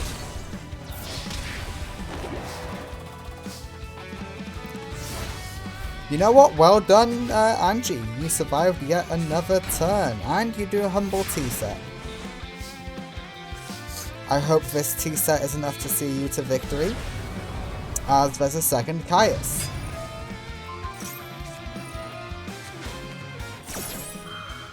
Okay, the Sacred Tree is doing something. It gets out another body.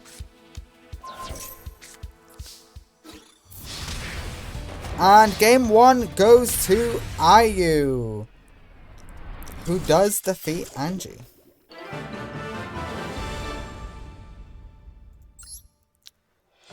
Hot damn, that was a good outing by IU. Again, they got all the same boss monsters in the extra deck, all the dual sirens. Okay, that is not a good start for IU.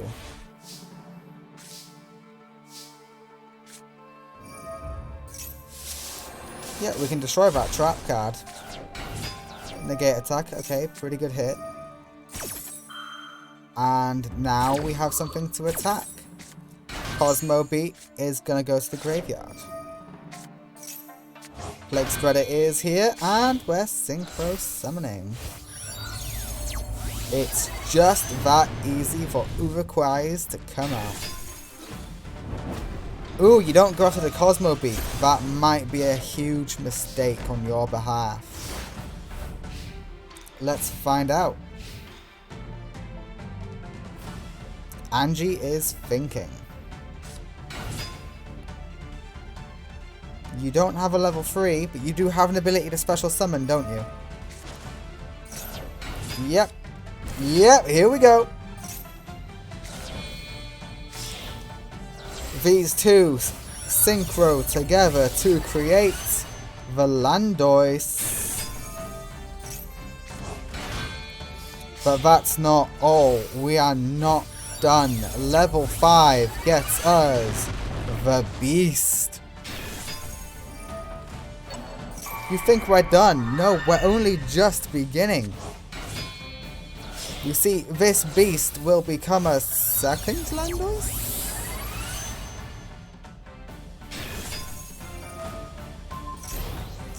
Okay, yeah. You know what? That works. I would have kept a beast on the field, but hey, you do you. Pop off, champ.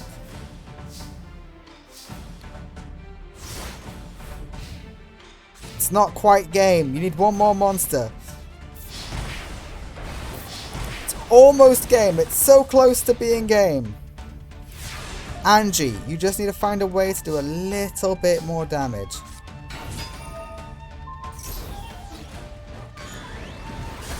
Okay, 125 goes through. So far, all of the dual sirens have proceeded to round 2. IU falls in game 2, but to be fair, Flower lost in game 2 as well, but she still made it through. We will see who is better. IU, can you join your fellow dual sirens in round 2?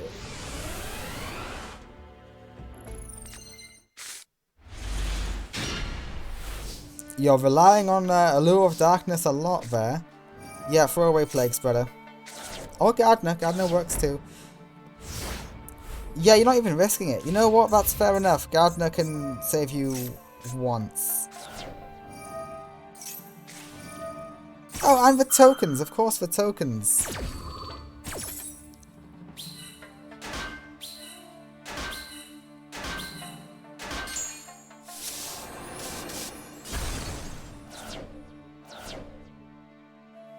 Okay, Angie, you're clearly thinking about something. What are you thinking about? Raigeki! Happy Geki! On... Yeah, you know what? It's fine. Yeah, it's fine. Don't want scapegoat tokens. It's cool. And we negate that singular attack.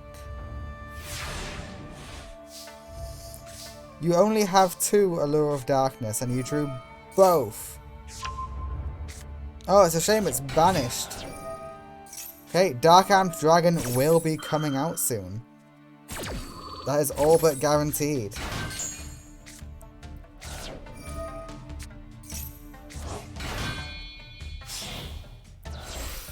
One more monster. Don't you dare throw away Dark Armed Dragon. I know you want to. Damn it! AI! And you chose the worst monster to pick.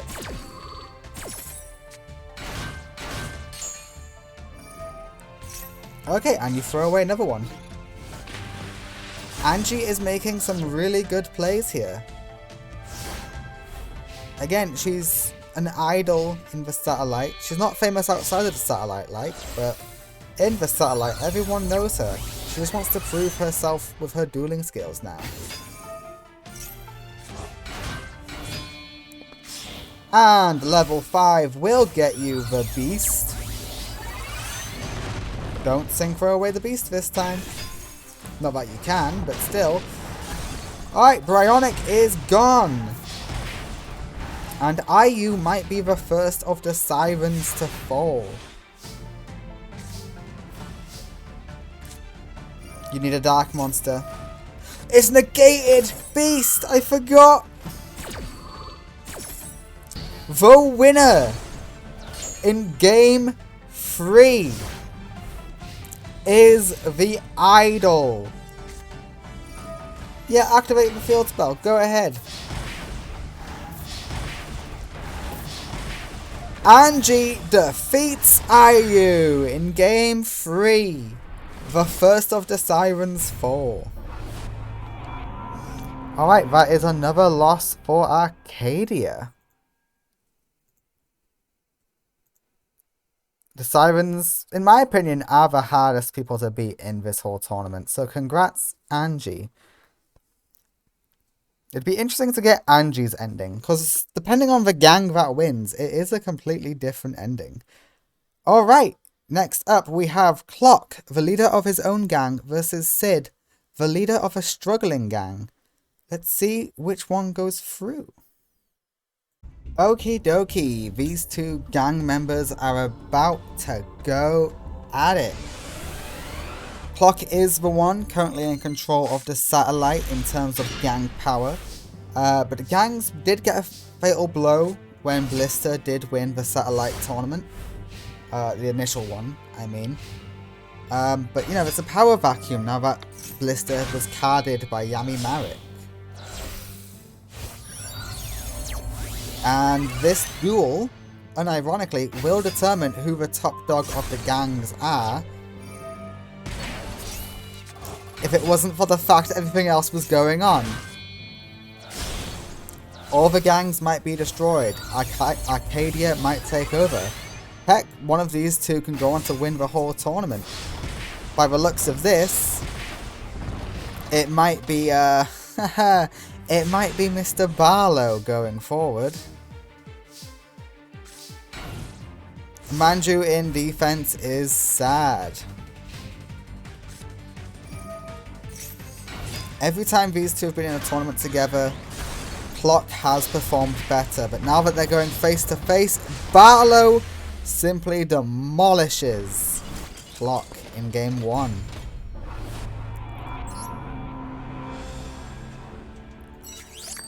Okay, we go to game 2. That was nice and fast.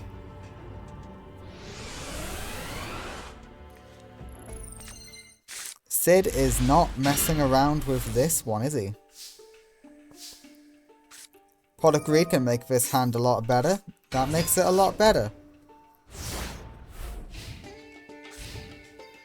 Hopefully the Angus takes some damage, and then Megamorph can do its thing.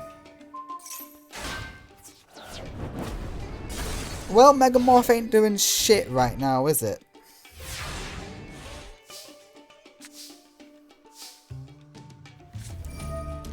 Premature brings back the Angus. I wouldn't have done that. I would have waited until you used Ritual Art and thrown away your summoned skull.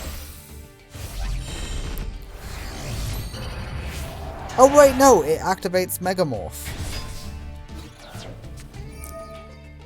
I would Megamorph now. Not your werewolf, Megamorph Angus. Or even Senju.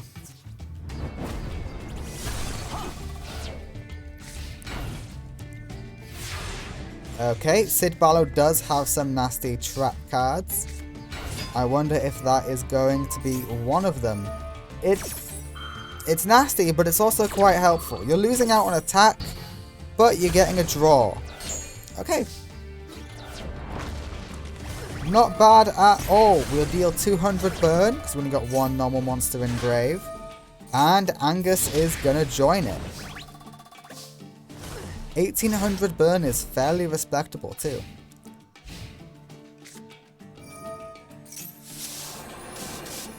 Never mind, no burn for Angus. That was a terrible Harpies. And the Great Angus rises again. Okay, that Angus can no longer attack. 400 burn, 1800 to the face. Sid Barlow, eat your heart out, you're losing.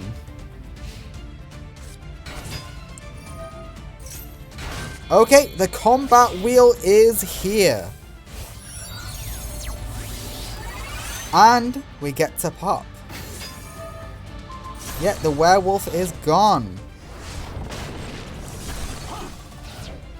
But Megamorph makes this a joke. Just Megamorph away the D-wheel and you win. So weak.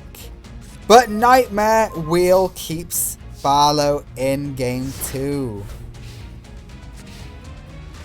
Summon Skull is not enough. Why isn't the wheel in defense? Does it have something that prevents it? Not that I can see. The winner is Clock in game 2. These two bitter rivals are going to game 3. Which I really appreciate as the storyteller. If you only went to game 2 and it was a complete stomp, I would have been upset. Fun fact, I am a dungeon master for D&D. And whenever I set up this big, bad, evil villain, and they just get stomped, I always feel a little sad inside, you know? Like I failed somehow. Yeah, Clock, you are bricked up to high heaven. And your Call of the Haunted, that was useless, all things considered, is now even more useless. Okay, the combat wheel is here. The Psychroid is here as well. And the Psychroid is gone. 2D wheels. And the lovely thing about Combat Wheel is it has protection from the first time being destroyed by an effect. So your Raigeki is useless, Clock. I am afraid, Clock, your reign of terror has come to an end. Sid Barlow will be taking you out in game 3. Sid has his sights. He sees his opportunity. And he will try and become the new gang leader of the satellite.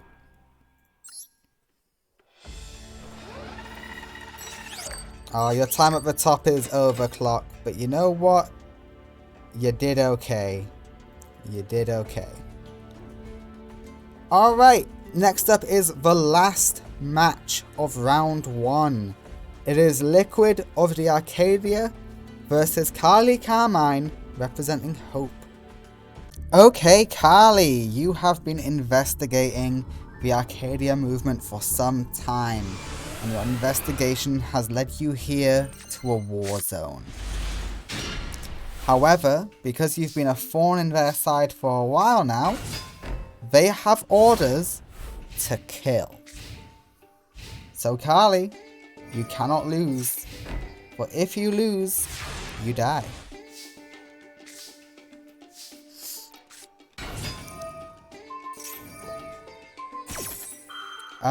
Either way, it gets banished. Liquid is gonna heal some life points. Emergency teleport will get him that, but it's negated, so get banished, son.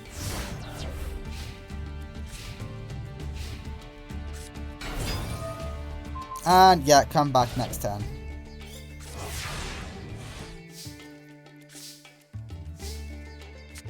Side station is here. We can start powering up some monsters.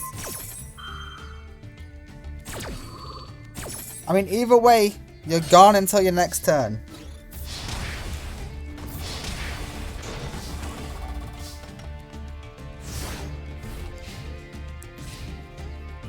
Okay, and the Fortune Lady is back. Fortune Lady past is in hand. She will come back next turn.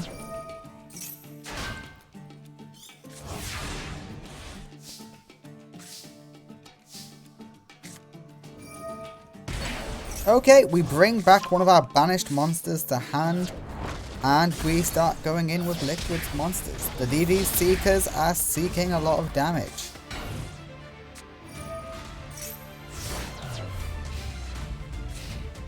Okay, you did something. I don't know what you did, but you did something. Okay, we got a level 8 on the field. You got 2 level 6s. One's level 7. Alright, you did something. I don't know what you did, Carly, but you're going in. And you get banished. That was a bit silly, wasn't it?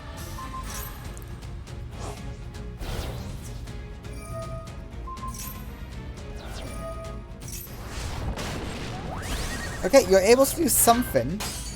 I don't know what you're doing, Carly, 'cause I don't know Fortune Ladies. But you're doing something. And you've lost it all.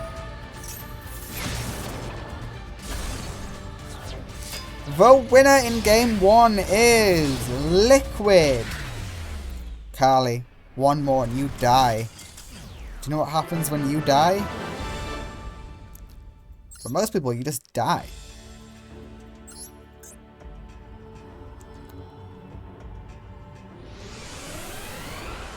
Alright, we'll see what happens. Alright, this is a fairly respectable hand, so long as you use it correctly. It also depends on what your next draw is, because right now you're just stalling. Okay, it's not that great.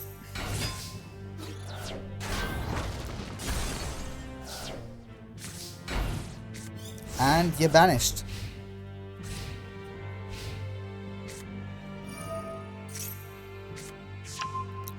Water is here. And water is gone.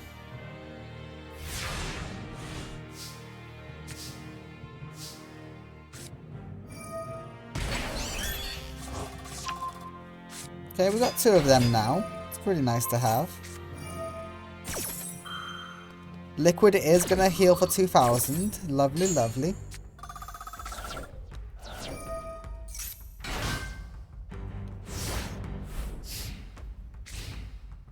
Liquid is a newer recruit. He only has a little bit of experience in the Arcadia, but if he kills Carly, it might shoot him up the ranks. Okay, Fortune Lady Water is going in for good damage.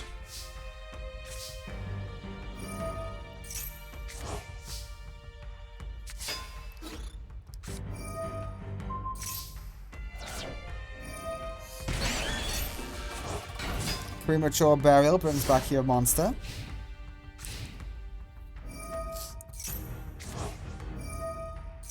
I think, don't quote me on this, I think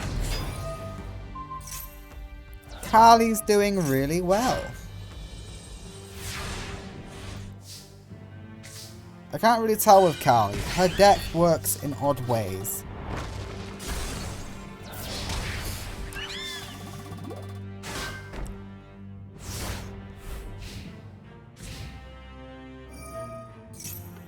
Alright, the Fortune Lady Dark is back.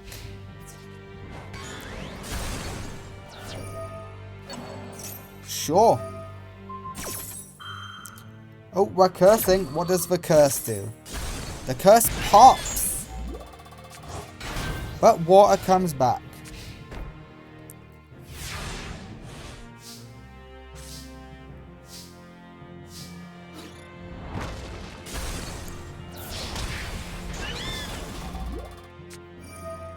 Carly, your life is on the line. In both duels, Liquid hasn't even needed to bring out his boss monster.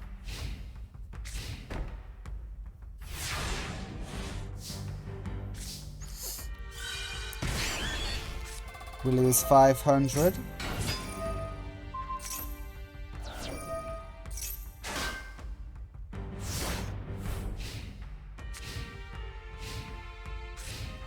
Alright, and just a defense.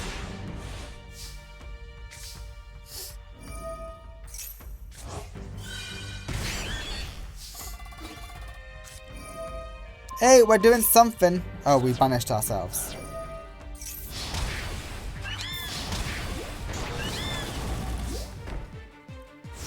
Well, crud. The face down came back, at least says that. Future Visions is back in hand. Yay, I suppose. The winner in Game 2 and Slayer of Carly Carmine is Liquid. Another one of Hope's team has lost. That's one more Hope extinguished. I'm so sorry, Carly, but your time on Earth has come to an abrupt end. I wonder how long that will last. Alrighty, Liquid moves on, meaning we can begin round 2. If you look on the top left of the screen, you can see how much of each faction is still here. The gangs is kind of a jumble because they all have different ideas. Other than Larry and Lug, who are together. Hang on, let's actually look at the gangs who's left. We got Larry and Lug. They are working together, and so they're the same ending. We got Angie, who is the idol, and we got Sid Barlow, who is the vicious gang member. Yeah, so 2 of those have the same ending, but 2 of them have different endings. Cool.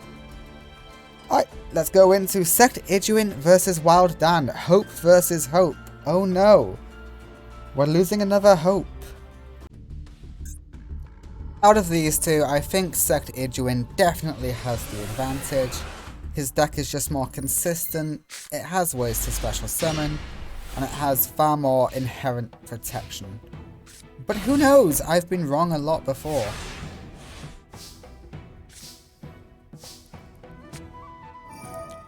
Alright, we got the cage that will help protect your monsters. And we just stare each other down, even though crashing would be the right play there. Alright, Wild Dan has his boss monster out, the Stygian Sergeants. And we pop the cage. And we're special summoning.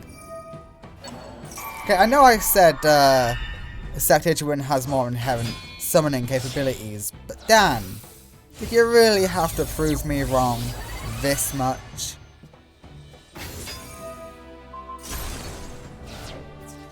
Hot damn. And Metal Morph to make this even more damaging. Is this game? No, you need to destroy a monster to be able to attack twice. It's almost game, though.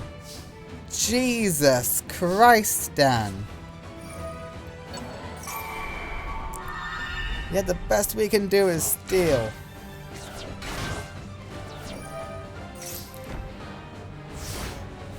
Holy shit.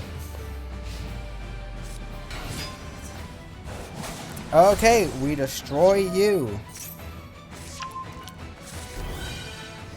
We're going after you with mega damage. And the winner of game 1 is Wild Dan. Just to prove me wrong, I guess.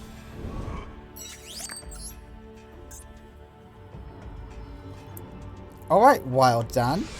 That was, wild. Jesus Christ. Alright, Wild Dan has a much tamer start this time, just with a T set. Right, Geki will destroy the face down. Okay, that's an actual shame. And the Armored Bee is Nightmare Wield, but it can still activate its effect when it's under the wheel.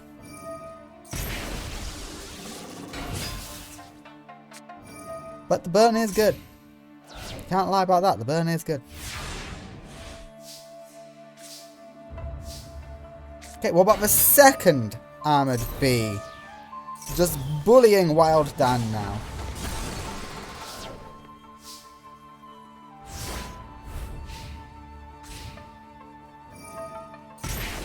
Yep, another 500 burn. And we gain 1500 attack. And we throw away a spell to do even more. Why did he go after the one that couldn't attack? Go after this one, you numpty. Alright, well, it's too late now.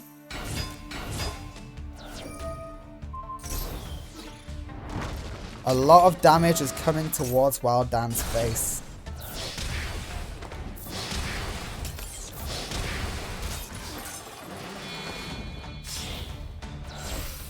Okay, Dan, it seems to be your last turn.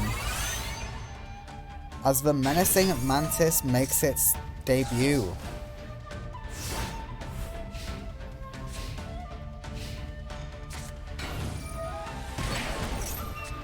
Well, that's just sad.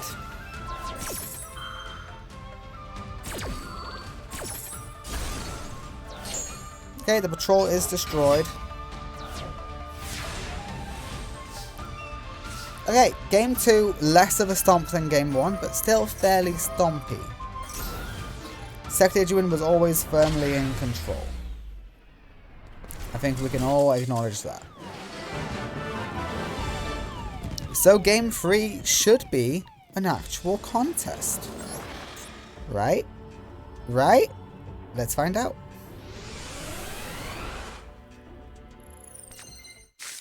Both are desperate to try and protect the satellite. Wild Dan just puts down a card face down and ends his turn. Double summon will allow 2 monsters on the field, and the Rai Rider says you can no longer attack. So I know which card is going to get synchroed off. Never mind, it's Kaukimeru, so it's popped. Yeah, that was just unfortunate for you.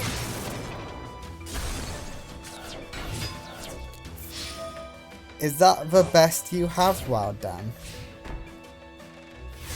Oh god, no. Huh. Strangely enough, it's enough. Covering fire is gone, that is a shame, but it's not like you had another monster to capitalize on it with anyway. What is your hand? How bad must it be? Jeez.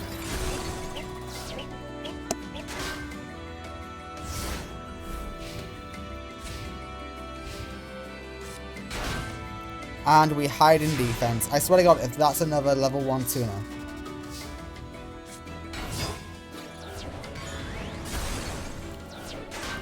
It is. Okay, well I guess I know why you were so bricked.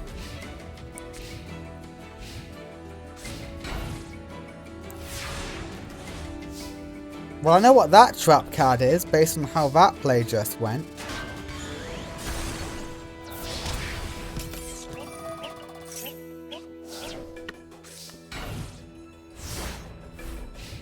What is this card anyway? Negate attack, I see. Okay, Pot of Greed will do its thing. We are reborning the Disc Blade.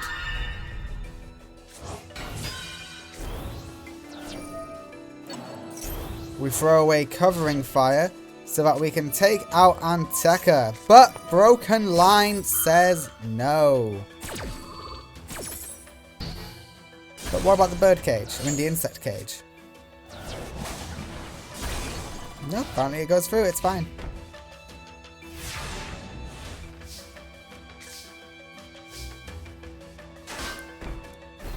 Can't believe it. Wild Dan is actually making the comeback happen. Rye Rider is here as well.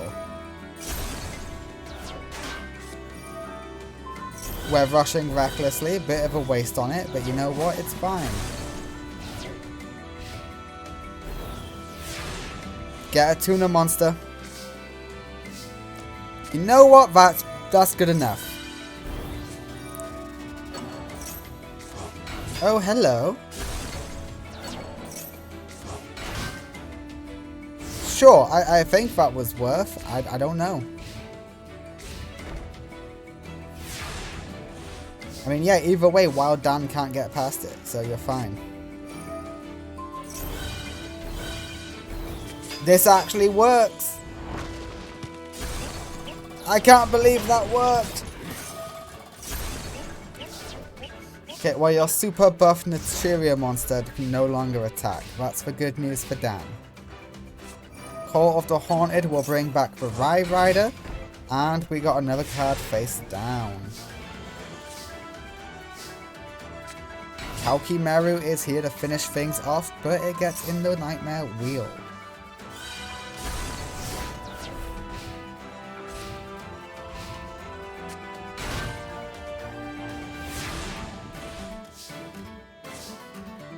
Layer Wire is perfect.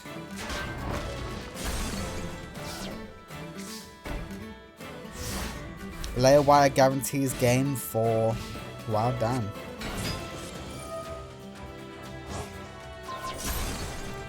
Okay, maybe not. I wonder what's in Dan's hand. Oh, Safe Zone. Such a good card. Okay, I wanted this one to be far more competitive, but I meant more of a back and forth and less of a I'm staring you down. Why aren't you activating Raigeki? Just because this will swap attack? It's fine if you swap attack.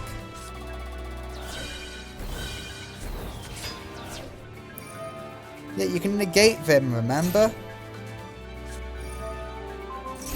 Why didn't you Metamorph before? Oh, well, no, you would have anyway. It's just, yeah, the order in which things happen. Why aren't you setting Layer Wire?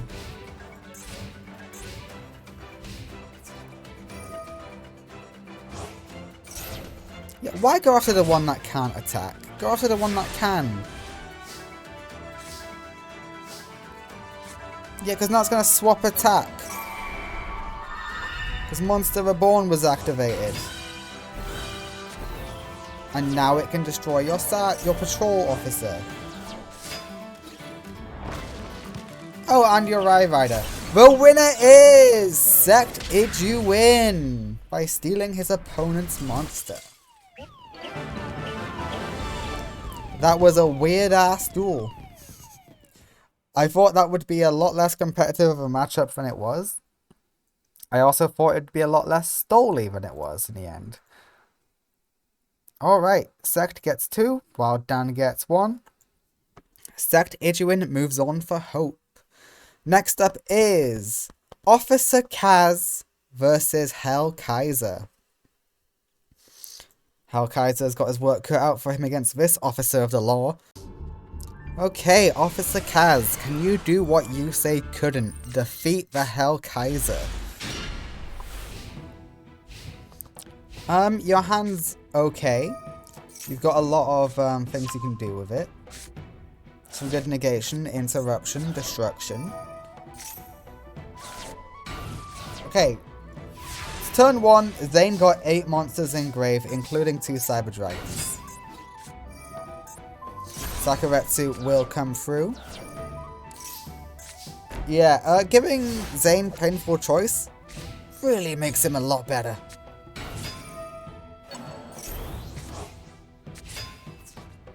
But what can I say? It was incentive for him to join the Arcadia movement. Normally it is reserved as a prize card for winning tournaments. But it's Hell Kaiser. They knew to make him so punishing, he needed a powerful card. Seiya went through a lot to get him that one card. Double Cyber Dragon beatdown is not enough to get through his defenses. Officer Kaz still has a shot here. A Harpies is great. Harpies demolishes Hell Kaiser.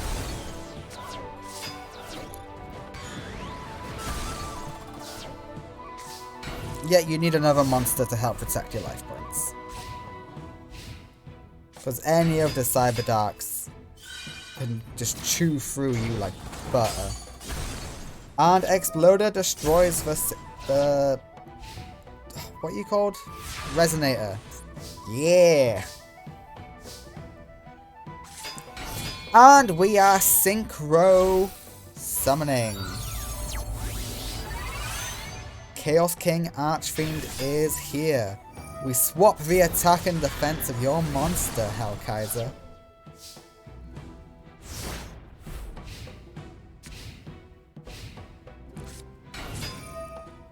Okay, you will pick Exploder Dragon. And we have the Cyber Dark Dragon. Who does pick Exploder Dragon? Chaos King stood no chance. At least not on his turn. Hang on a minute. Oh, trap. Okie dokie. Yeah, no. Fair enough. Why are you in attack mode? No idea why you're in attack mode, but I guess you are now. Alright, we're gambling on getting a second Jirai Gido, apparently. That's the only way that play makes sense to me.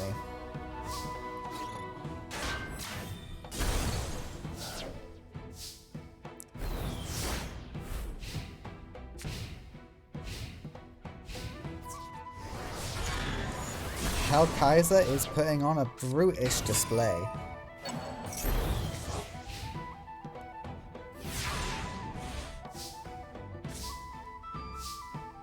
Okay, Officer Kaz has bought himself one more turn. I don't know what he can get to win, but he's bought himself one more turn.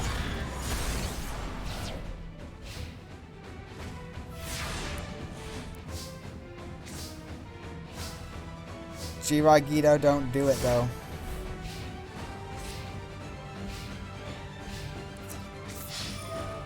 Okay, only because he didn't get another monster, it does buy you one more turn.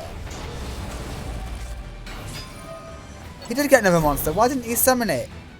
Hell Kaiser, you could have won, you cocky, arrogant bastard. Oh my god, the comeback is real. Oh wait, no, because this can attack directly, can't it? Is this gonna... No, it's just piercing. Do you attack directly? No, you do not. Okay, brilliant. Officer Kaz is able to make a comeback so long as the one that can attack directly doesn't come out. Horn. So long as Horn doesn't come out, you are fine. I don't know why you're focusing on destroying their attachments though. Oh, it's piercing. Officer Kaz loses game 1. It's a dark day for hope. We go to game 2. We go to game 2. Officer Kaz, there's still hope for you yet.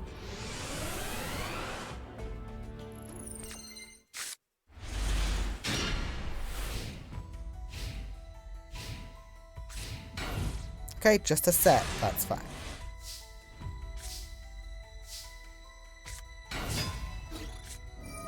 Giragido is here. Easily destroying the Cyber Dart. Yeah, if he doesn't get Painful Choice, he's still a little bit 50-50 whether or not he's good or not. Cyber Dragon is here. Raigeki is always good.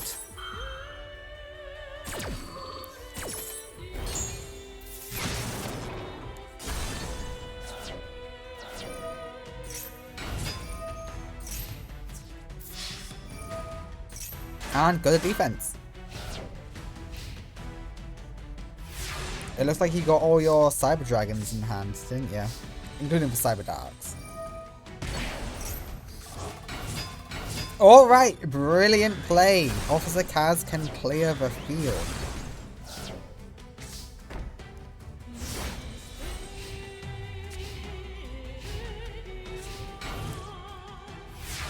Just a set. Not bad, not bad, not bad, not bad. This is going good. Yeah, hold off on synchroing until you do out the massive damage. Lovely. Now swap out the Mystic Tomato. Beautiful.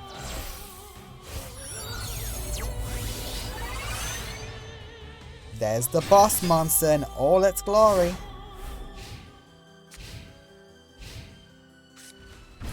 Cyber Dragon is here. And it goes to defense position. Oh, you are dancing the dance that Officer Kaz wants you to do. Cyber Dragon is gone. You are gone.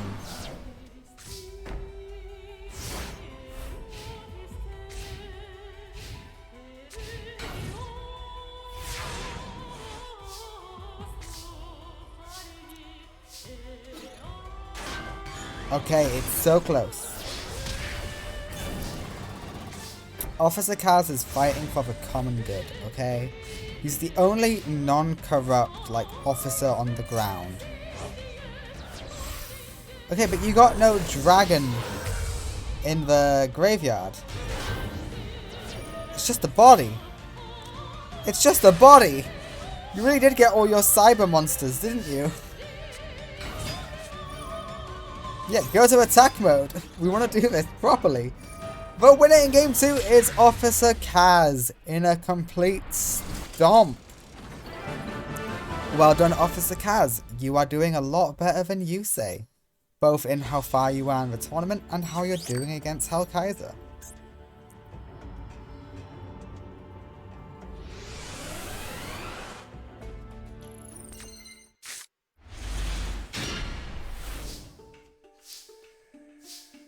You can make this work. It's not a great hand starting out, but I believe in you. Okay, Cyber Dragon is here. The Dragon Shrine is activated. I don't think you can make this work anymore. Okay, enemy control of that. Yeah, that's fine.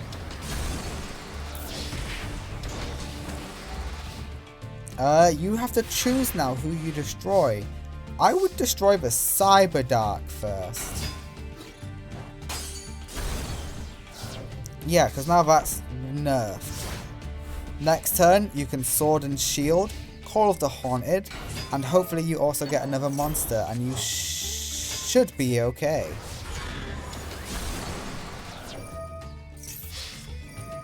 Ah, you've wasted your Call of the Haunted. Wait, would you have lost otherwise? I don't think so. Yeah, no, it's... Sword and Shield it away.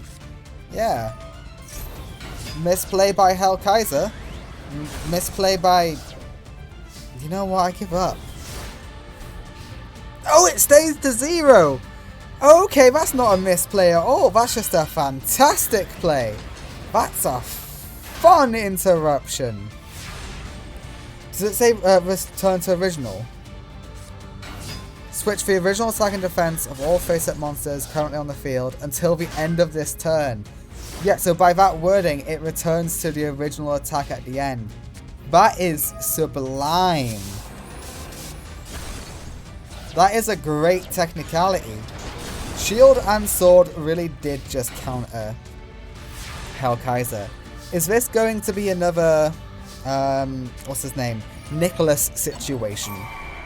Where he used an option to try and max out his damage, and it bit him in the ass. If Hellkaiser loses, it is solely because he got out the Cyber Fortress. You mean Fortress? Yeah, the Chimera Tech Fortress. It was solely because he was like, I'm gonna Fortress you. Okay, Exploded Dragon is fun. Chaos King Archfiend does fall to Exploded Dragon, yeah. Mystic Tomato is fun. It can help you float. Just hope he doesn't get anything with piercing. Well, he's got burn. Yep, 300 burn, but you get a new Mystic Tomato. Ain't that just dandy news? Okay, you are stuck against Exploder. I don't know how you're going to beat Exploder. With the aid of Jiragido, you can defeat this. At least get rid of the attachment.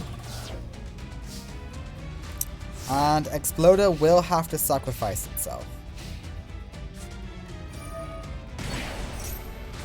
Doesn't matter, he'll do it because it gets Hellkaiser the game. Another one of hope is gone.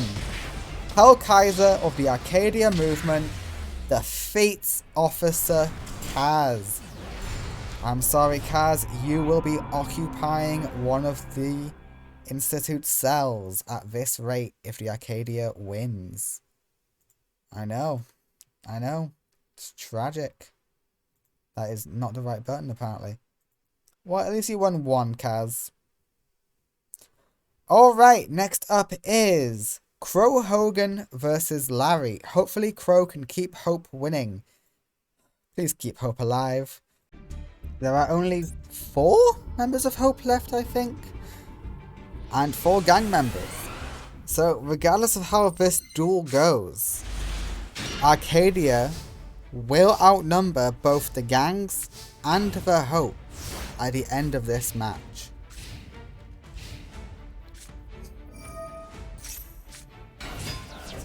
Okay, pretty decent start for Larry. Though we don't mind that. Oh, never mind, it just got stolen. I was gonna say Crow doesn't mind that being in the grave, but he minds it being stolen.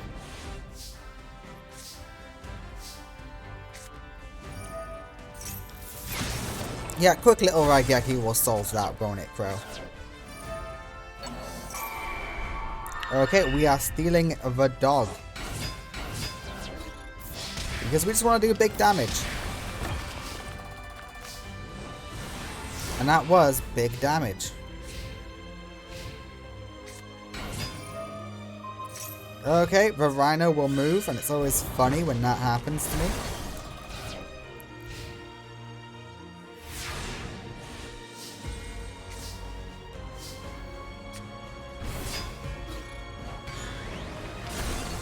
Alright, this seems like a very easy game for Crow, despite no synchros. Crow seems to be able to just do this single-handedly with no issue. Never mind, Erebellum changes that with that. Say hello to the Celestial Wolf Lord, Crow. He might be your undoing.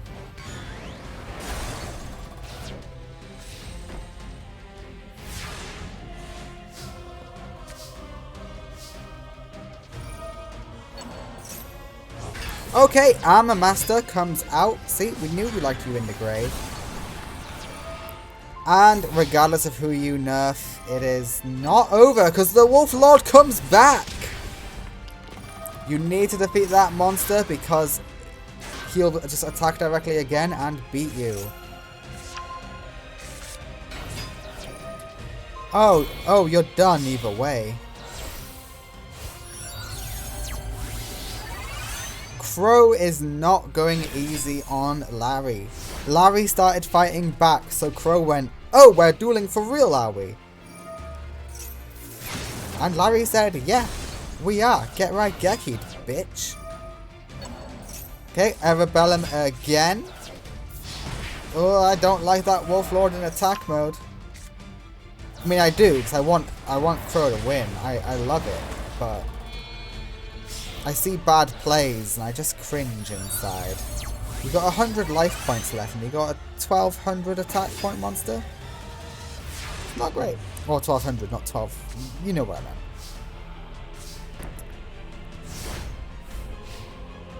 And that will be game. That Call of the Haunted. You will get Armor Master.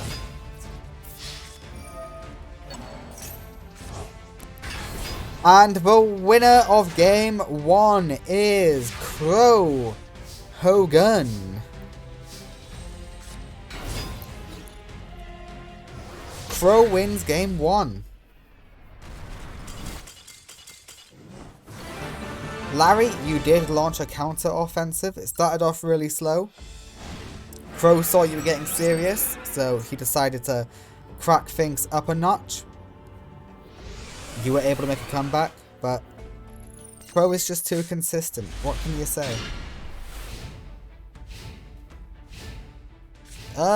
This hand takes a bit of setup, but it is good. Just not for turn 1. On your next turn, you can pop off. Oh, there we go. You got Breeze.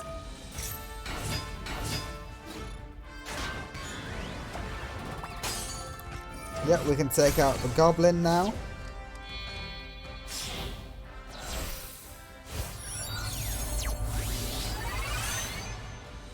Beautiful. Armor Master is here.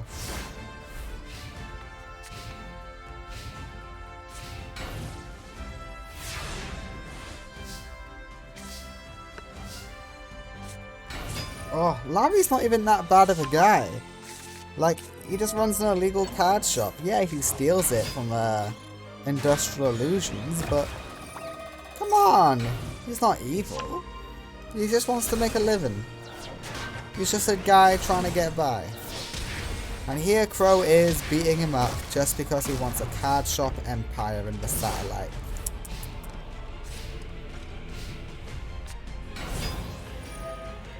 Alright, Airs Rock Sunrise will go off, but it doesn't nerf them anywhere near enough. Well, actually it did. Kinda. But Armor Master needs popping, not beating by battle.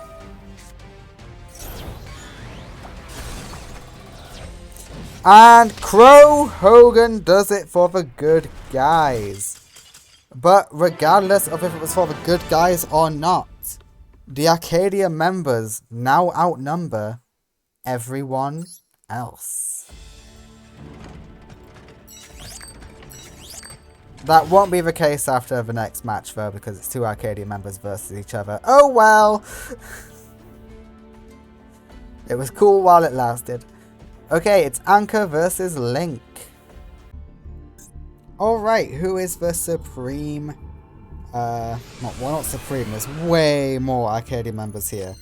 But can Anchor defeat Link? That is my question. Alright, beat Raptor in defense mode. It's not bad.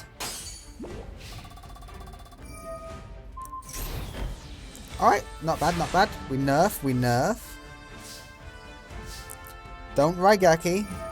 You could easily beat that through battle. Oh, you wanted it for yourself first. Okay, I get it, I get it. And everything's popped. TT baby. Didn't matter either way. surprised you haven't set this guy. You normally do.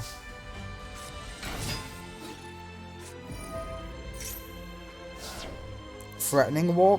War? Threatening roar works.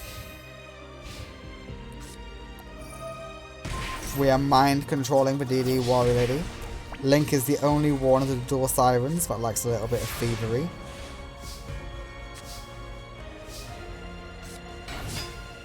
And Anchor can finally go in. She went into a Tragodia, but Tragodia isn't strong enough.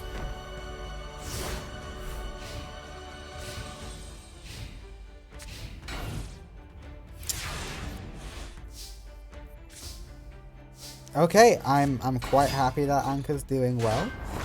Plague Spreader Zombie is in the graveyard, just where it wants to be.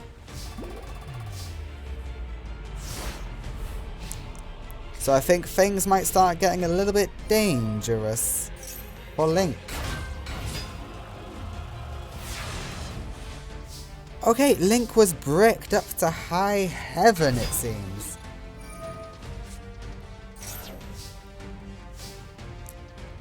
Okay, do you end the phase? Then end the battle phase. Huh, I never knew it ended the battle phase. Interesting. Okay, we paid 1200 to bring everything back. Because we want to normal summon Gauze? Well, DD Warrior Lady beats Gauze. It's a fundamental truth of the world. The winner in game 1 is Anchor. Link was bricked.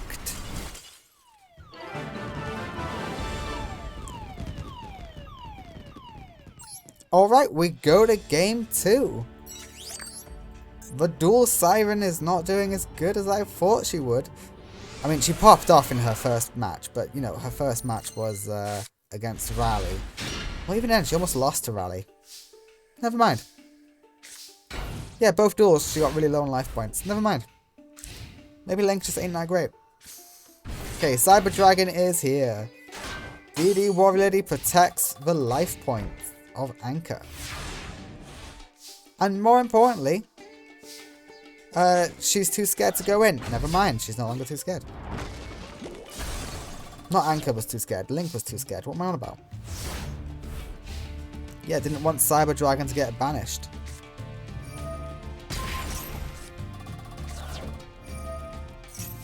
Okay, it's a shame you keep losing your trap cards. But you didn't have much use for that anyway. Who cares about having monsters on the field? Okay, Malicious is in attack mode. I don't like that. It's weird. Link, fix that, please. Thank you. That is what I wanted to see. Crush card on Malicious. We are popping so many cards. Not as much as I thought, because Anchor doesn't run a lot of high attack point monsters. Okay, you know who loves this? Mataza. Okay, but Mataza can still go through. You can block Mataza once, but not twice. Sorry, I stumbled over my words there a little bit. Yep. And Mataza does 2600 damage.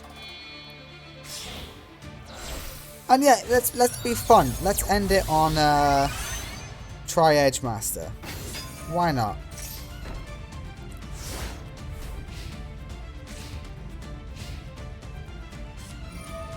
Oh, Reckless Greed is here. Kalute will weaken the Tri-Edge Master, but we negate. But we have to crash unless you do the forbidden thing, Anchor, that you always like to do. You have a level 9 Synchro. What are you doing, Anchor? Alright, Malicious will banish itself to get out another Malicious. We destroy the Tri-Edge, which will get us a draw. And, ooh, gonna say that secures his game, but it really doesn't. You need a monster with a decent attack. That's not a monster with a decent attack stat.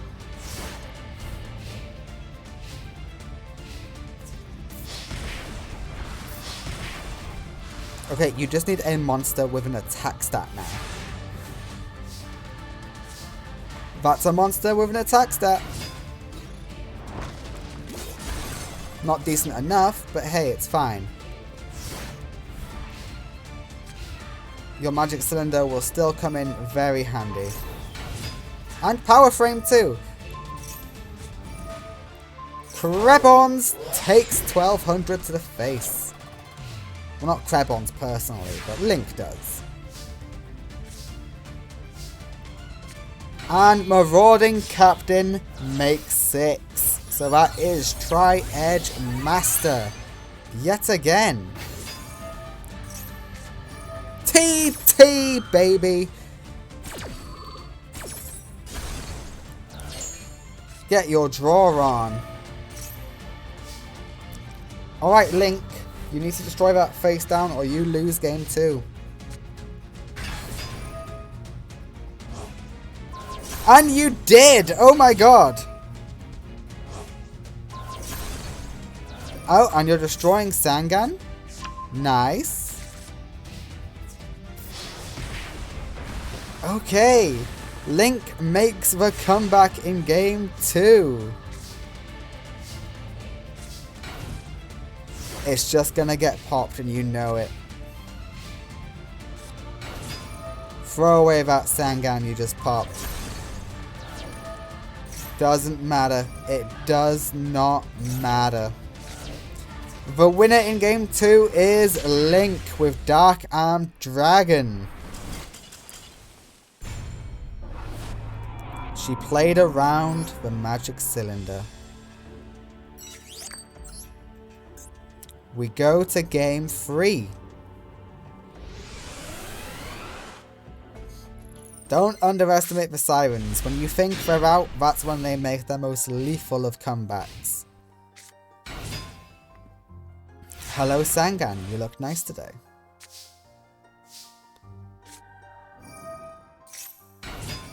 Marauding Captain brings out the Mataza.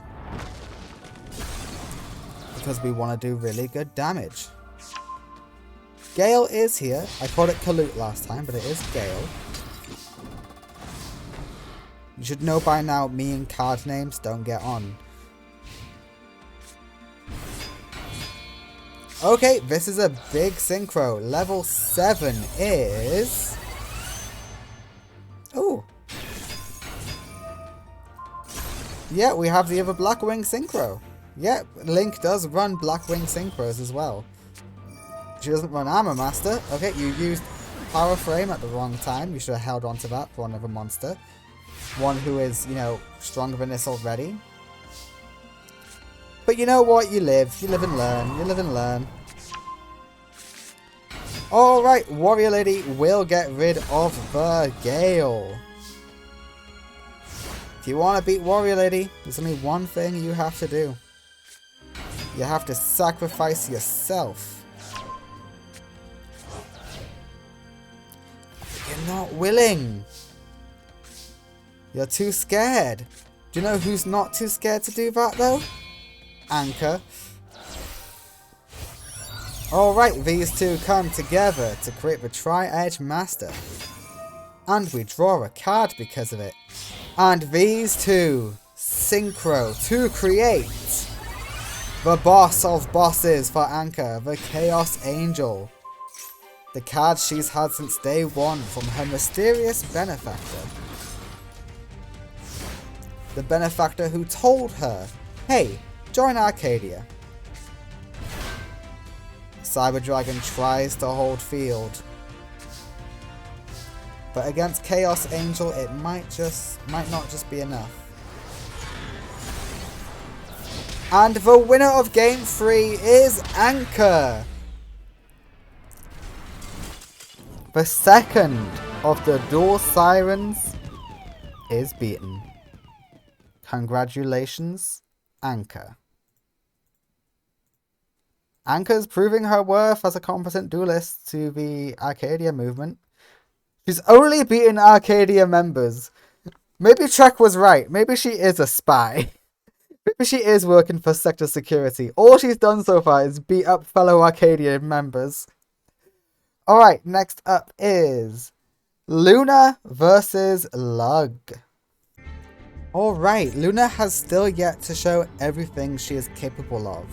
She did get a super buff, both from Santa Claus and also Ancient Fairy Dragon.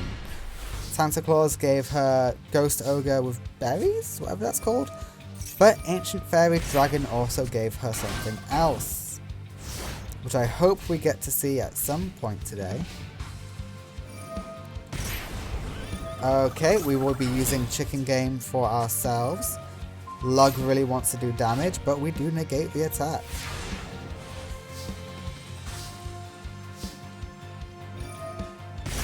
Yeah, we're going to destroy it, because why not? I would have drawn a card, but sure.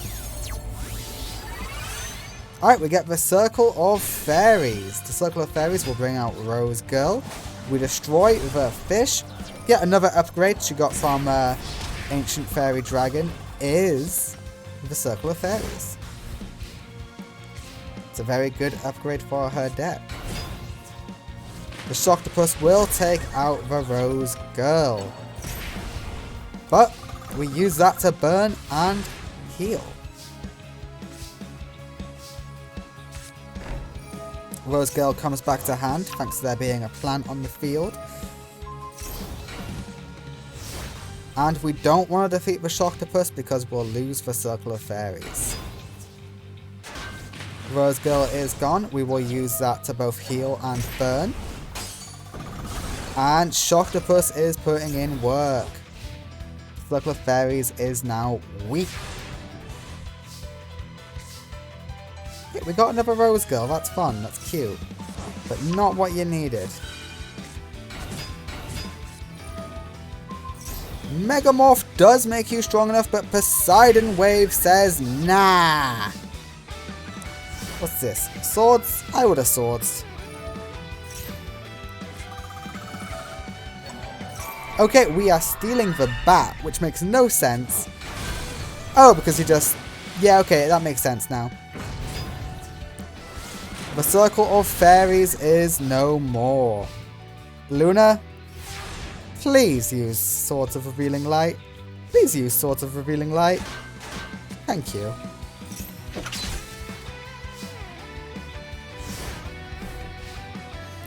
Luna did very well last tournament. I wonder if she can, how far she'll go today. Okay, Reborn Tengu can get you some fun plays where you can get out 2 of your boss monsters. Ancient Pixie is here. Thanks to Umi being on the field, you are able to pop. And then we also get Ancient Fairy Dragon.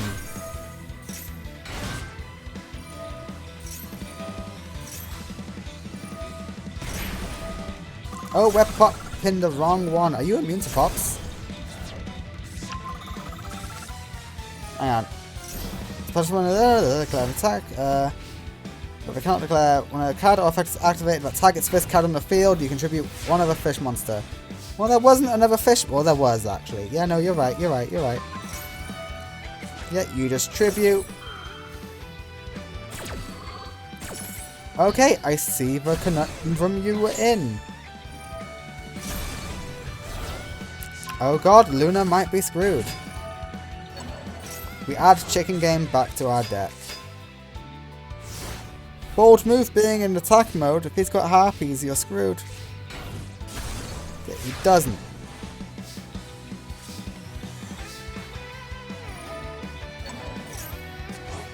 Play Chicken Game, destroy it. Play Chicken Game, draw, then pop it. Or Sorcerer's Spell Wall, that works too.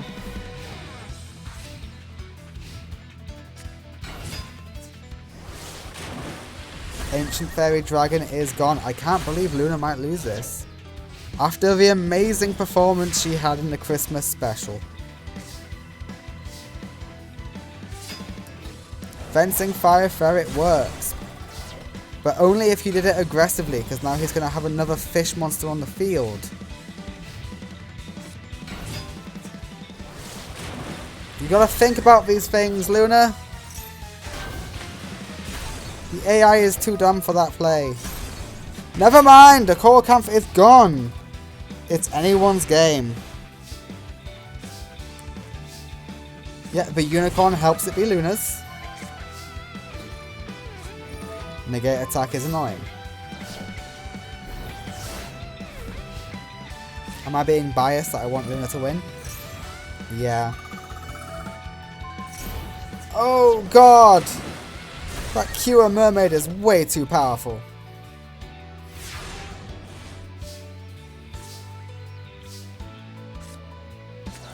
Chicken game is useful to us now. You know what time it is? It is time for Ancient Pixie Dragon.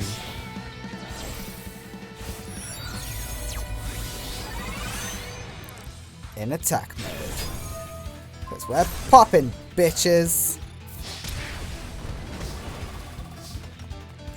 Ooh, this is a nice back and forth game. It's close. It's tense. That won't do you any good. Ancient Pixie can pop. Never mind, apparently it can. Once per turn, you can target one face-up attack position. Okie dokie, I gets you now. Alright, we lose 500 life points in order to sap away Ancient Pixie Dragon's attack. Can you draw a monster, Luna? Please welcome Luna's new boss monster, Ancient Fairy Life Dragon. Oh, it's good. It's damn good. Yes, for doing so well in a tournament, getting second place, almost first, Fairy Dragon did bestow upon Luna a powerful boon. Her strongest version, Ancient Fairy Life Dragon. It's good. It's strong. I like it. It's a good card.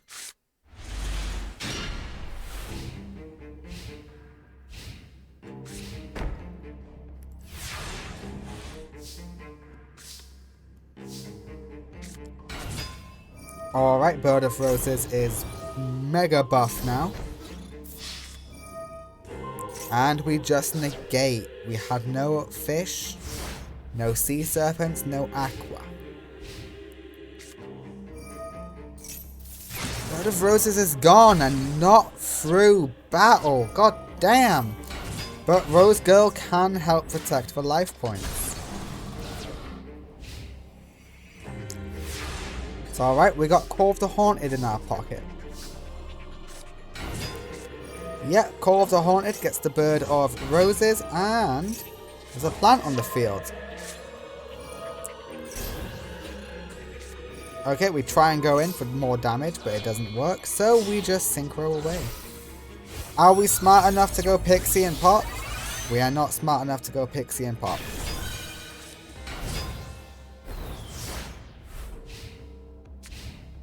And because we're not smart enough, we are about to lose... Oh no! He has no other fish monsters! Oh, he does have other fish monsters.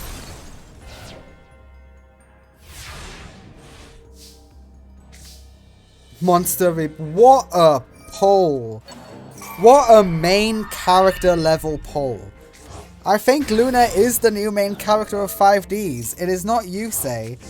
It is Luna. 800 damage. Oh, don't forget the burn. Insane. And Luna passively heals as this is going on. Okay, Rose Girl is destroyed. However, it does just come back, heals, and burns.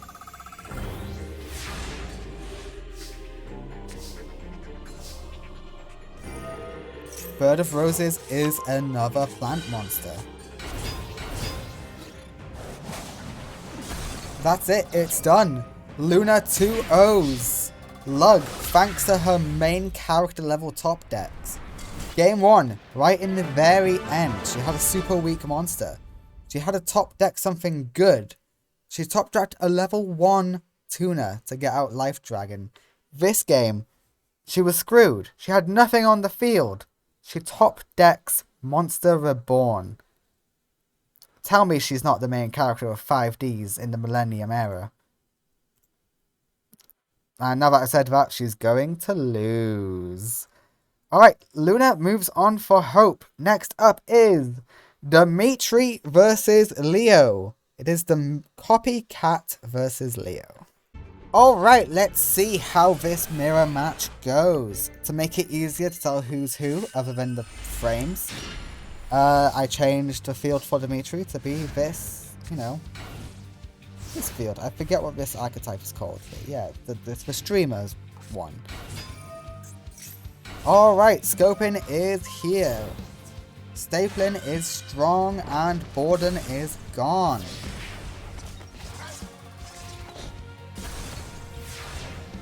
Yeah, scoping is destroyed, so your equip spell was wasted.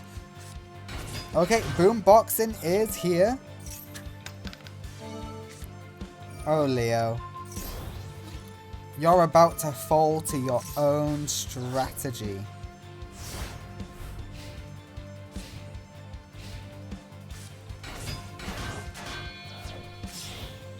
Or are you?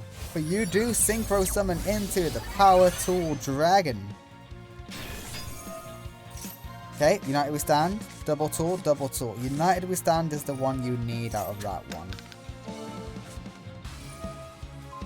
You got... No! Never mind! It increased your attack enough. But you can get Megamorphed here. But Megamorphing you won't do much.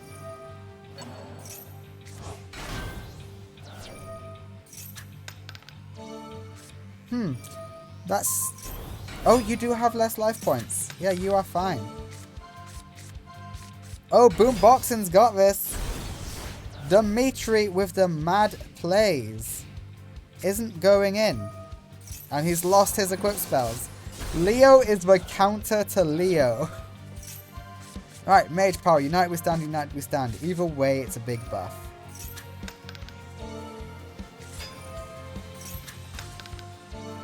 Huh? Okay. Borden. Borden's nice. We love Borden. United we stand on the power tool dragon to take out Boomboxing. Only Leo can defeat Leo. That's not true. Leo's lost plenty. After all, he's not a tournament winner. Really? Mage power just to go into defense? It's a fun strategy, I suppose. Unorthodox. Okay, which equip spell did Leo get? Premature Burial, bringing back the scoping. And the winner of game 1 is Leo.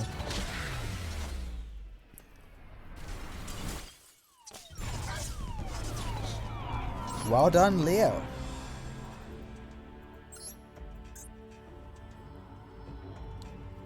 You are doing really well against Dimitri, I can't lie.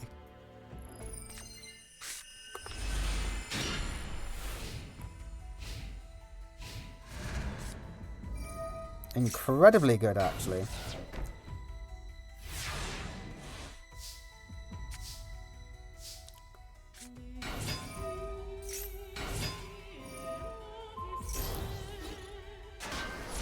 Okay, we go in with the... I can never remember your name. Vidion.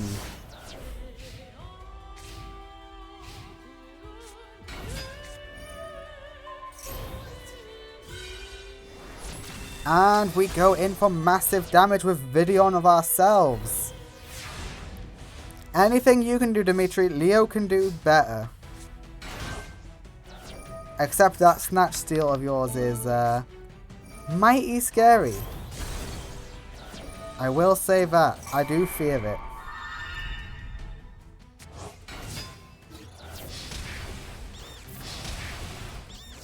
And Dimitri just goes in.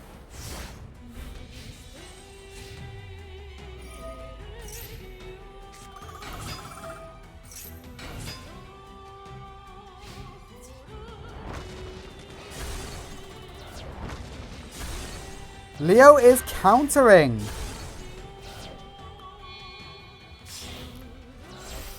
Leo really does have an answer for everything.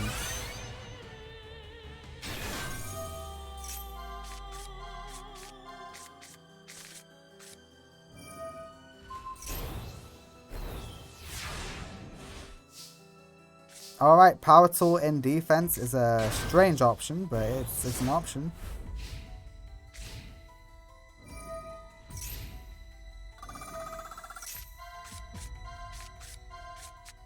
Alright, we're adding all of these cards to hand. United we stand.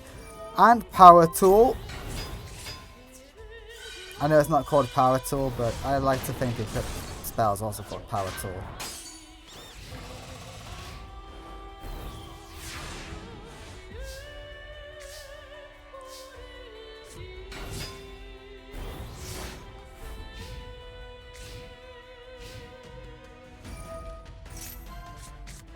Alright. Mage power it is.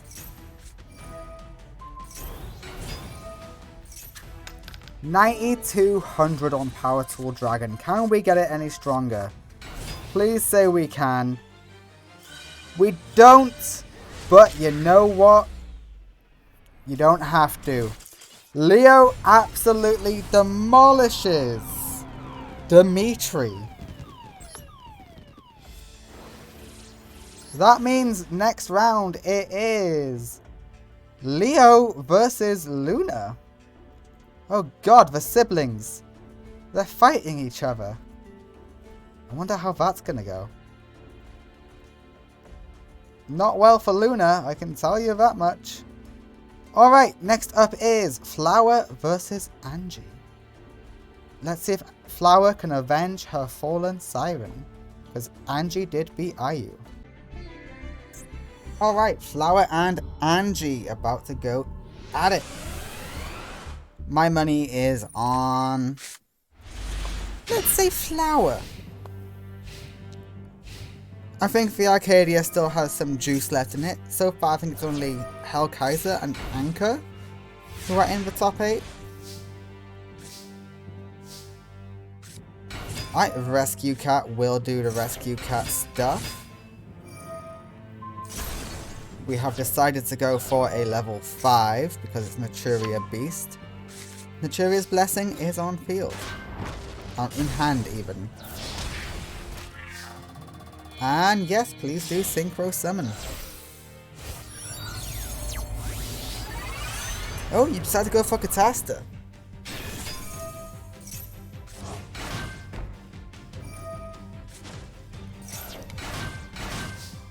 Alrighty. Angie has a pretty good setup going. If she can capitalize on the situation.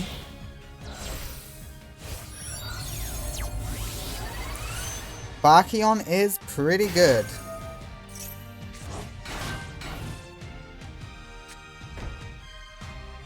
Are we that afraid of Catasta? We are that afraid of a Catasta. I didn't notice also if you attacked for Catasta. Alright, we will negate the Bottomless. Our monster will remain.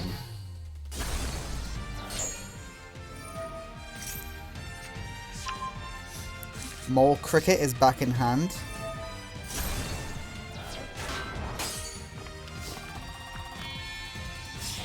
Okay, Catasta is no more. We are going for level 8 Stardust Spark Dragon.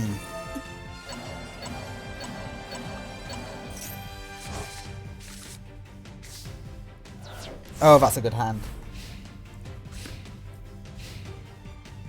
That is a really good hand.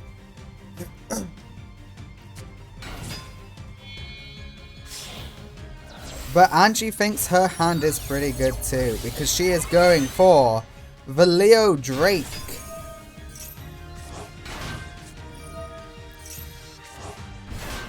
Okay, we special summon Barkion back to the field.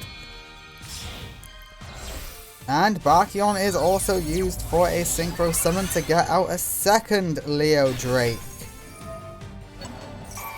And Monster Reborn gets Barkion. Okie dokie. This is about to be a big gauze.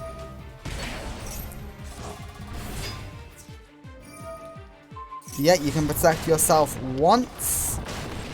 And Stardust is gone. And Gauze is here with a whopping 25 token.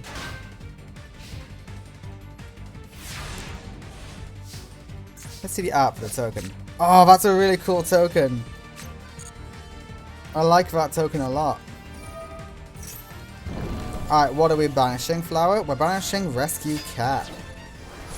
We take down the Naturia and Barkion is no more. Goodbye, Barkion.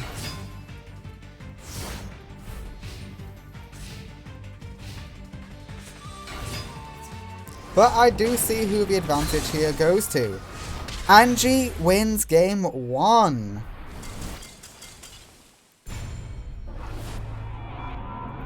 Oh my. We've got quite the division going on. Neither side is going to be dominant in top 8. Let me just quickly double check that. Maybe Hope will be dominant in top 8. After a quick glance at the, what's it called? Table.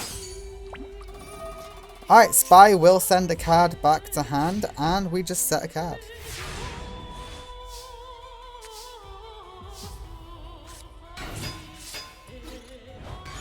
Alright, and Erebellum will make you discard something. What do we discard? We discard... The fuck was that? The pumpkin. Dark Strike Fighter is here. It's terrifying.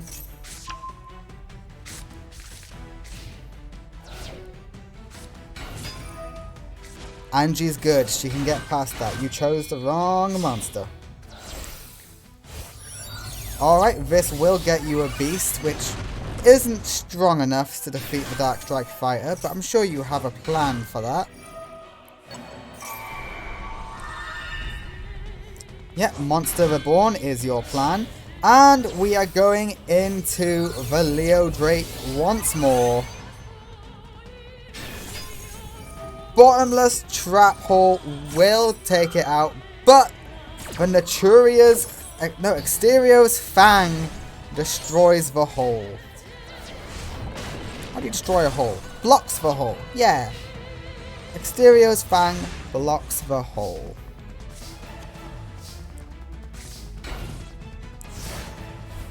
Okay, you can't do anything about this pop coming though, Angie. Yeah, Leo Drake is great and all, until you realise it's literally just a beta. Oh, you lost Sangan the wrong way. Okay, you get your choice. How do you want to get rid of the back row? Heavy Storm or Harpies?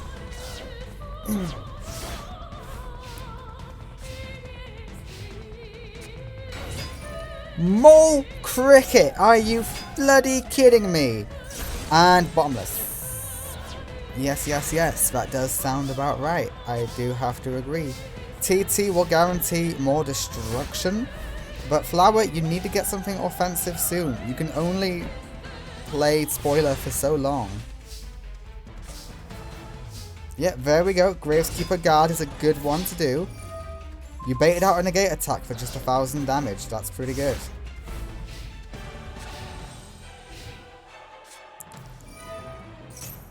Alright, Leo Drake is back, so we are TTing. TT will wipe the board clean. And why don't you steal that Leo Drake, Flower? Okay, you want Dark Strike Fighter, that's cool too. What's your effects? Nothing relevant right now. Alright, Angie, is there a way back from this for you? That will help you stall for a little bit, but not really. We deal burn! Yeah, end the battle phase.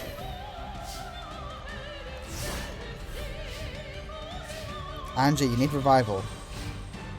Angie is bricked on something. Yeah, let's shuffle all of these back into the hand and see what you get. It's pretty good. It's pretty good. The winner is Flower in Game 2. That means Game 3 will be the deciding duel.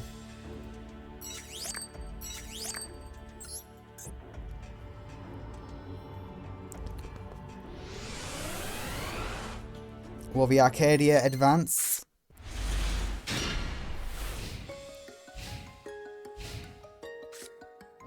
I don't know, but Flower's got a really good card there with that doggy.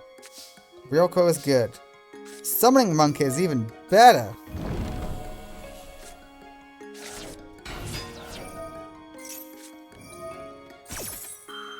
Okay, Angie will get an extra body on the field in attack mode for some reason.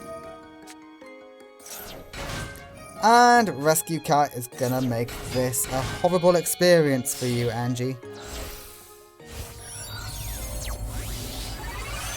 It's the Beast!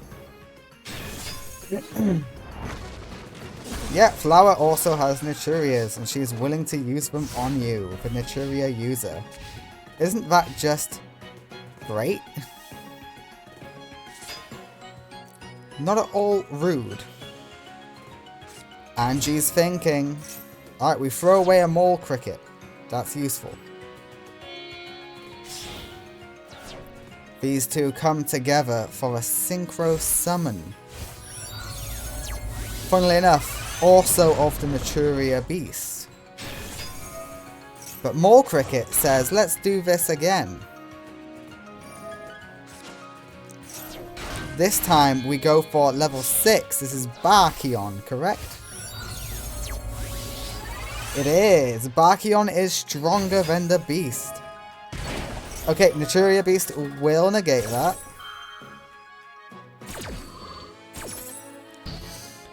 It's a little bit foolish you did that in that order. But you tried.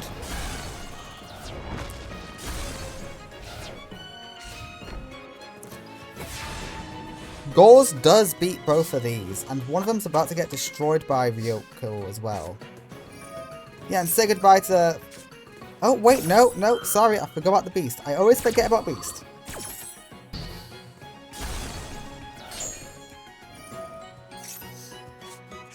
Alright, Stink Bug is in hand. We've got some extra store for when that Gauze comes out.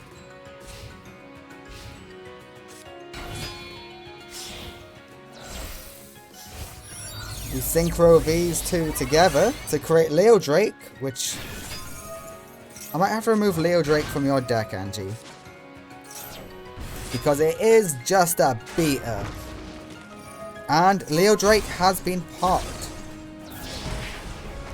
But on the bright side, Flower has lost a lot of good monsters. On the negative side, Gauze. And Gauze token. Alright, no spells and traps allowed, but Beast says get out of here. It's not the Ice Age.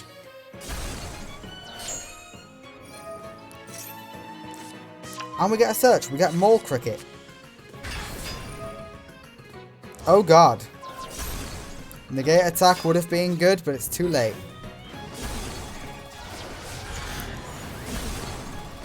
Angie, can you beat Gauze? Gauze token, Gravekeeper Spy, and Dark Armed Dragon with one pull.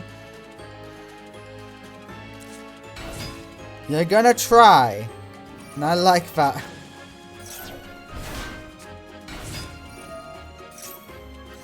You know what? These actually work.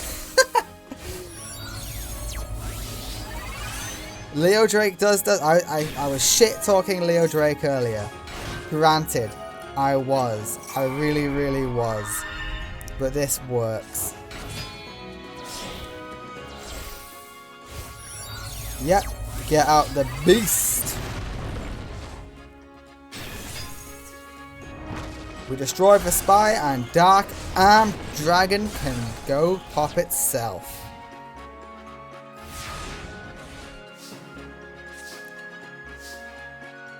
There's no point even trying to Heavy Storm. Now you can Heavy Storm. Oh, you don't want to? You don't even want to? Why not? Just not feeling in a Heavy Storm mood? Is that it? Alright, but Flower has a lot of outs to this situation. There you go. Gravekeeper's Guard. Right there. That's a big out.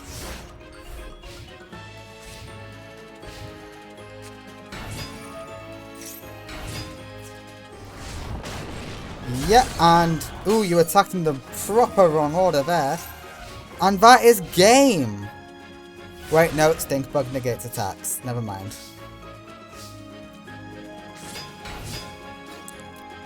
Yes. Don't you negate? Don't you negate? Was that not Stinkbug? Do I not recognize the art? Angie is eliminated from the situation. I'm sorry, Angie. You have been captured by the Arcadia movement. I hope they treat you well. They won't. Alrighty. Congratulations, Flower. You are moving on. Next is the last match of round 2. It is Sid Barlow, the last of the gang members, versus Liquid. Hopefully this time Liquid can actually get out his boss monster. It'll be fun to see. Okay, you know what? Decent starting hand for Sid. Especially if Liquid goes for his boss monster in future. And we synchro Shokai. Shokan? Shokai? Oh no, I've forgotten. And we pop.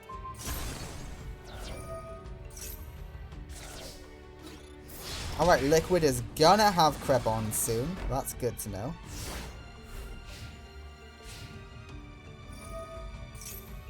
Hello, Krebs. Oh, now it's safe to synchro. Well done. But you don't have another monster, so you're just setting. Oh no. Discblade goes in. 800 life points is paid. 800 life points is paid. Liquid is struggling. That won't destroy the combat wheel. Oh, good God. Sid Barlow is dominating Liquid. That could have got you your boss monster. You have the conditions for your boss monster, and your boss monster is... You know what? It's fine. This is fine. Alright, we don't rejuvenate life points, but you know what you do? You draw a card. And to me, that's better. Okay, emergency provisions is activated.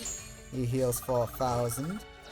Draws 2. Emergency teleport is good. More emergency provisions. Liquid is all about that healing. He loves healing. You know what? That works. I wouldn't have given him Krebons because Krebons can just keep stalling.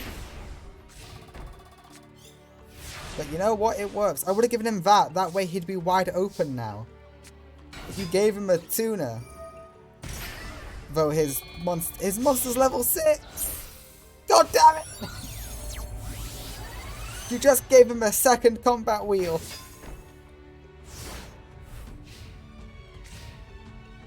So that it might say accept this card.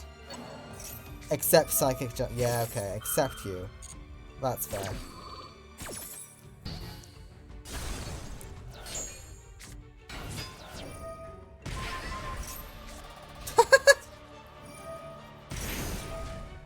Look, if you just keep stealing combat wheels, it'll work. Rye Rider is a funny card to get. Okay, and we pop and deal a bit of burn. Rye Rider will stop one of the combat wheels. Even if Liquid goes through, it will be Arcadia versus Arcadia in top 8. Yet Rye Rider will stop that combat wheel from ever attacking again. But it might not have to. We might be able to end it here, Sid. Don't think you can end it there, Sid. Okay, you've bought another turn, Sid. At least you've done that. This Blader comes back and he's destroyed.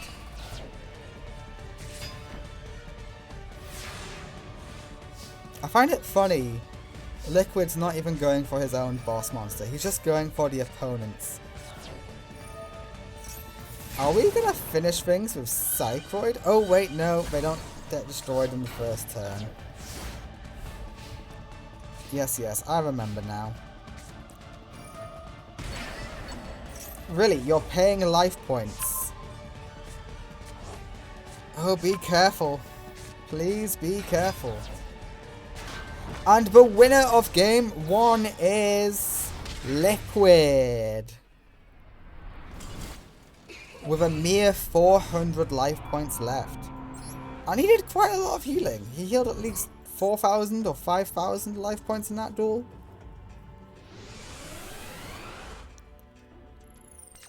It's insane.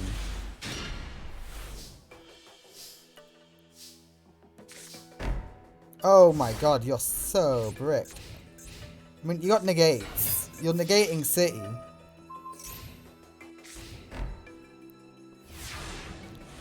Okay, that's probably a bunch of cards that heal.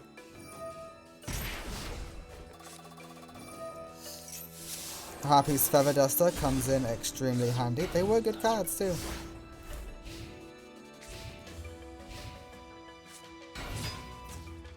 Alright, negate attack will keep Sid healthy. I think Sid's got this. Shaky start, but he's fine. Okay, second Nightmare Wheel ain't great.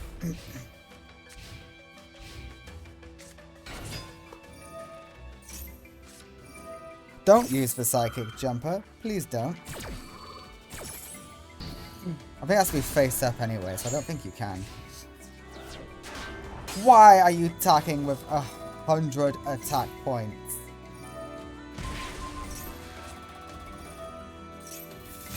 What was the point of swapping? I guess you didn't take any Nightmare Wheel pain, but still, come on.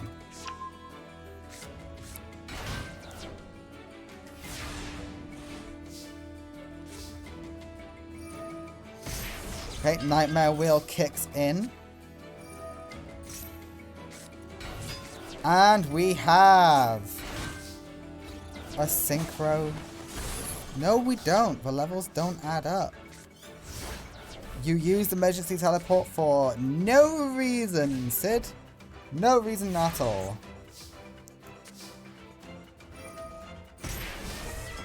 Okay, Liquid is getting burnt down quite severely. You could have just kept that on and see what happened.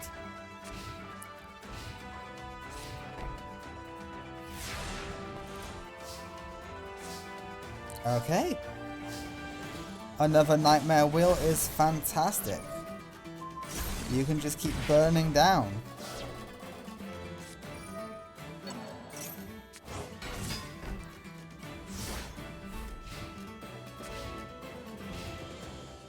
And Liquid just sets a pathetic card.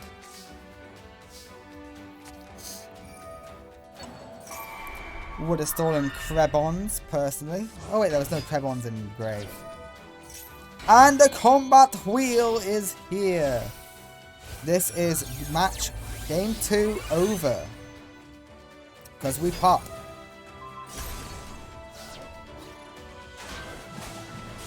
Yes, the Silent Girl will be banishing, but it's too late. The winner in game 2 is going to be Sid. We will move on to game number 3. Let's see what happens.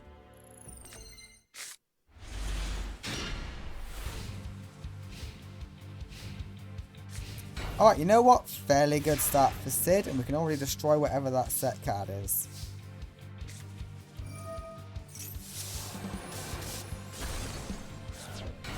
Emergency provisions, it was nothing. Alright, combat wheel is here. We destroy the annoying monster.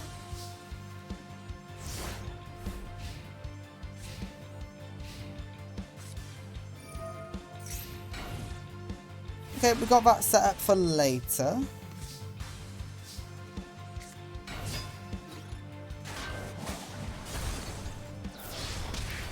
Are we going to go this whole tournament without Liquid ever summoning his boss monster?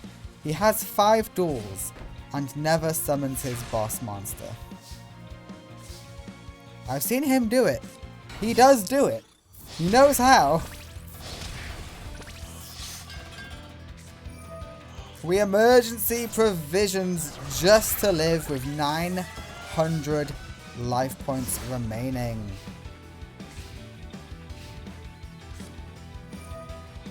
Combat wheel survives Raigeki.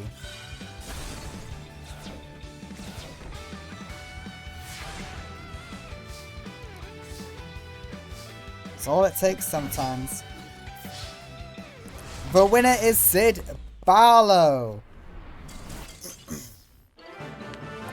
Congratulations, Sid. You will be moving on. You have bested Liquid of the Arcadia movement.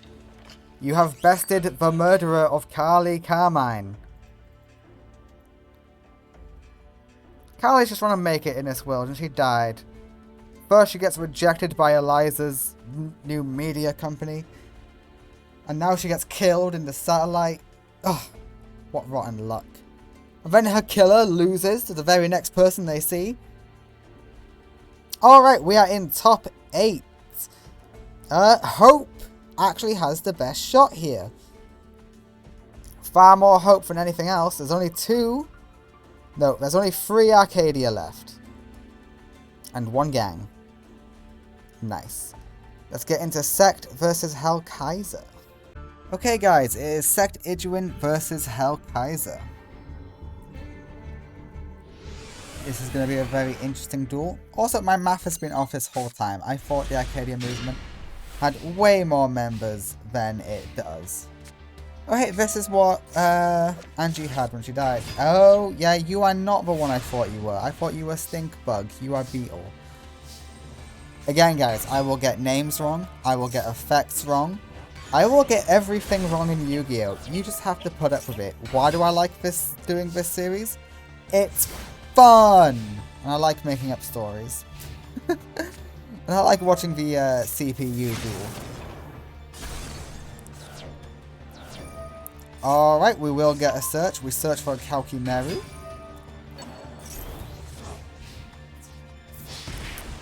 And Hell Kaiser goes in. I am a bit worried that Sect won't be able to defeat Hell Kaiser, but we will see how it goes.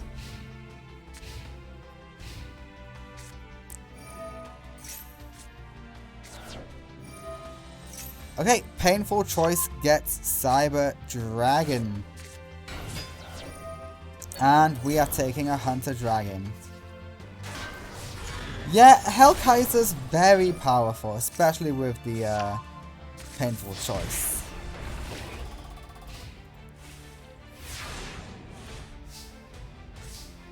Okay, we get the Kalkimeru yet again. It won't do you much good, to be honest. But we can try and break your monsters apart.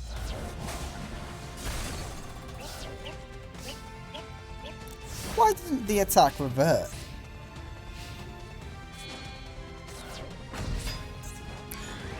I'm curious. Is it something to do with Armor Bead's effect?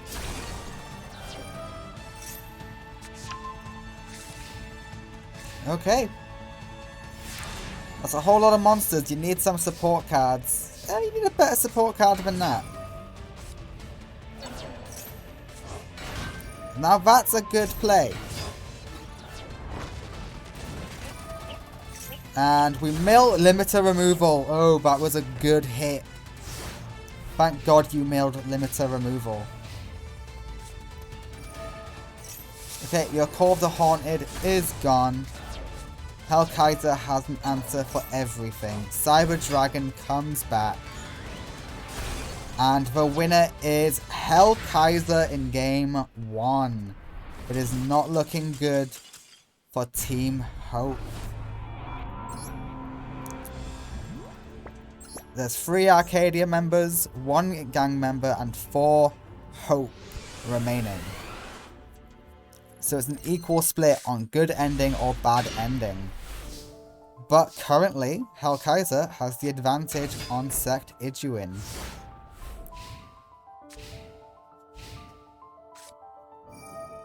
Painful. How does he always get painful choice? He only has 1. And he's got it in almost every duel. Not every duel, but almost. Alright, negate attack will work. Luckily you got harpies, so you can get out of this situation with ease. Yep, say goodbye to the back row. Power wall is gone. And it is time for the menacing mantis. Diabolantis. The menacing mantis. I still try to say its name. I just can't. Cyber Dragon is gone. Cyber, are you Keel? Yes, you are. Cyber Keel is gone. And Hellkaiser's life points are going with it. Hell to the yeah. Okay, that's a strong monster, but you didn't go for Armored B. Armored B will make sure you get destroyed. I hope you know that. Why is the Beetle in attack mode? You don't have a spell to activate it. Yeah, I think Armored B keeps its attack at that, so it doesn't reduce. It halves it until the end phase. It doesn't say, oh, if there's any other modulation. That's a really fun interaction. And the field is hit by a Raigeki, so Hellkaiser is going to dominate for a little bit now. Sect, you had your fun, but you weren't able to finish the job. Layer Wire can finish. It can protect you a little bit. It can't finish anything off, but it can protect you. This is a horrifying field. I hope you know that.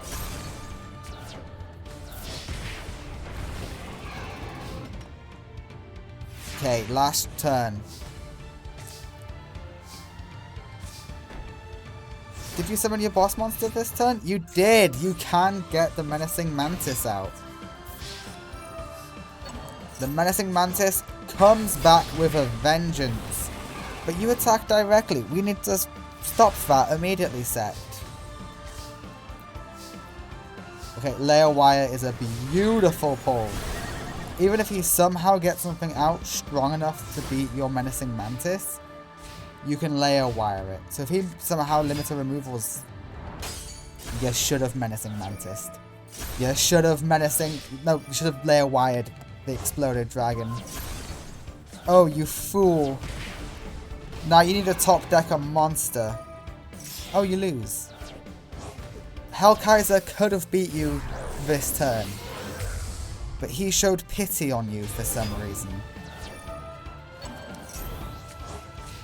Can you beat 3100? Qualkimeru Insect will not do it. What is your full name? Qualkimeru Beetle will not do it, I'm afraid.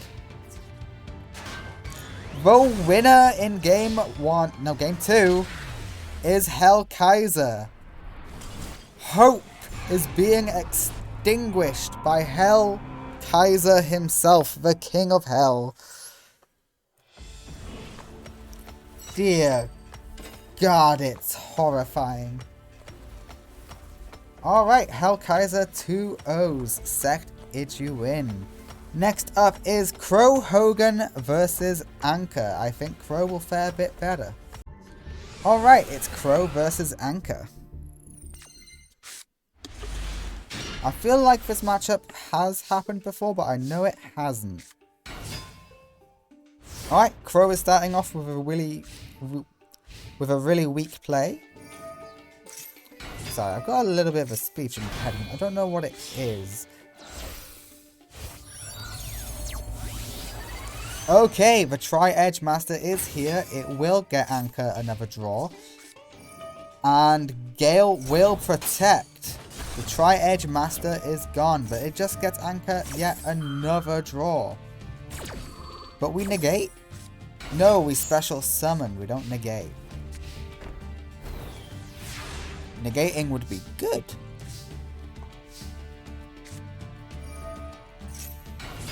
And you get Gale, and Gale gets you lots of fun time. Okay, we are going to end on Armor Master right after we demolish Anchor's life points. Yep, we are synchro summoning into something new. Into something shiny. The Armor Master is here. Look at him in all his beautifulness. DD Warrior Lady is solid defense, but they do have Shura. And that's game.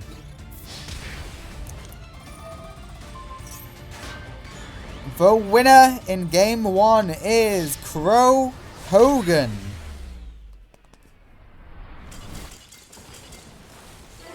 Doing the good guys a solid. We go to round 2. We go to round 2.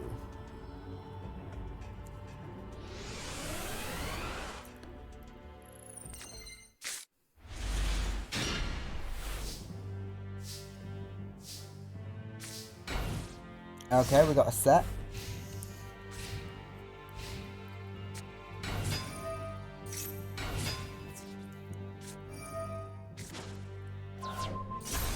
Ooh, we pop thanks to Icarus attack.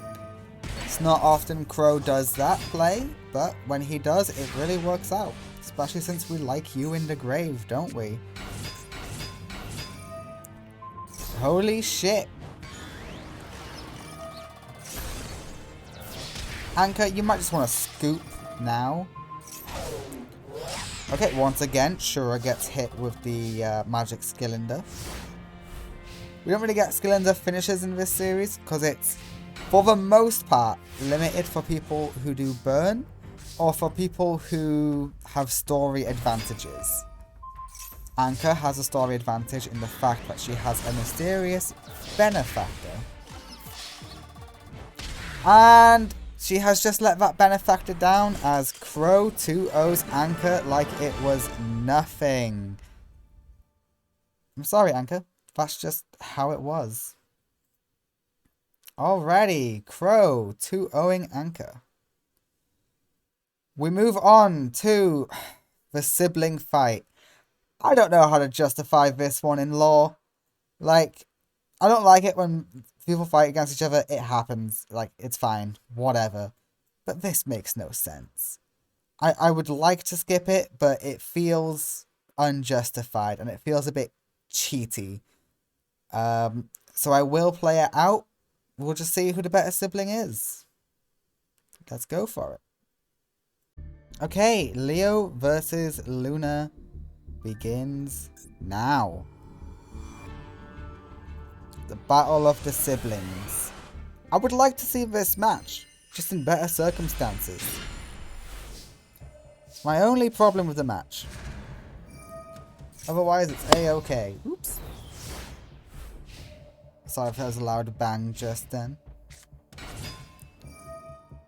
And Raigeki will make the Reborn Tengu float. Yep, Reborn Tengu is here.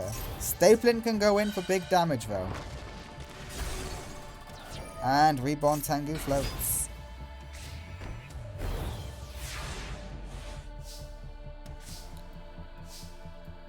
Happy Geki combo, classic. And yet, destroy stapling before you synchro summon.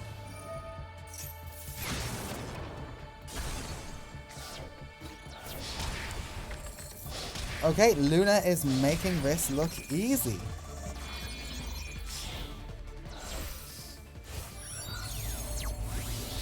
We go for Ancient Fairy Dragon in defense. Yeah, you are out of Reborn Tengus. Alright, Radion will defeat the last Reborn Tengu.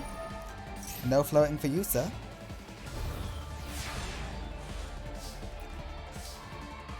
And we only get a Sorcery Spell Wall. Sorcerer Spell Wall, even.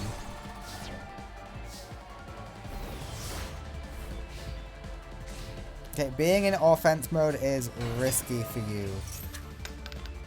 2, what do we get? Okay, you can't do anything with that. Holy shit, the winner in game 1 is going to be Luna. Luna wins game 1 on Leo. Congratulations, Luna. We will go to game number 2. Hello? Okay, I will figure this out, guys. Okay, I am back. We go to game 2 of Leo versus Luna. Can Luna take out her brother? Hey, she finally pulled the prize card. Isn't it beautiful? For Ghost Ogre and Snow Rabbit. It's an amazing card. I love it. Alright, Chicken Game will get you a draw. You get a Sorcerer's Spell Wall, which is exactly what you want. And we take out the Videon. That's not Videon, that's... Yeah, it is Videon. I'm an idiot. Okay, and we pop. Just like that. Videon is here. Videon takes out the Rose Girl. Oh, Videon's buff as shit. Yeah, use for Chicken Game. Bird of Roses is good. You can't special summon Rose Girl though. But once Bird of Roses dies, you can summon 2. That's your advantage.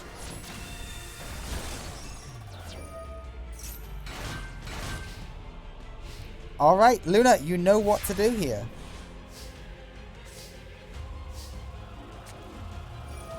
Summon Regulus.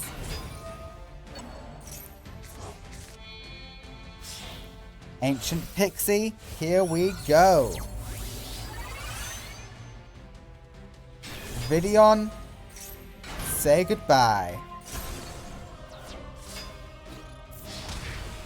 The damage is good. Almost too much. Almost, but not quite. Okay, we activate our effect, but the Ghost Ogre and Cherry says get popped. So you do nothing, sir. I mean, you still get the search, but that's all you do. There's no body on the field. Luna wins game 2. Luna 2-0s Leo.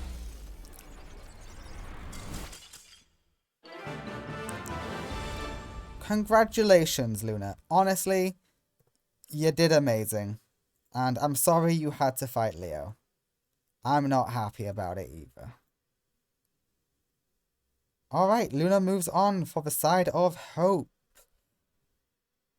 Oh, okay, we got 2 Hope in the final. Will it be 2 Arcadia and 2 Hope, or will it be 1 Arcadia, 2 Hope, and 1 Gang?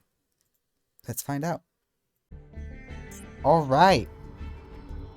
Can Flower eliminate the last gang member in the satellite? Well, she's got a good enough hand to do it. Jesus.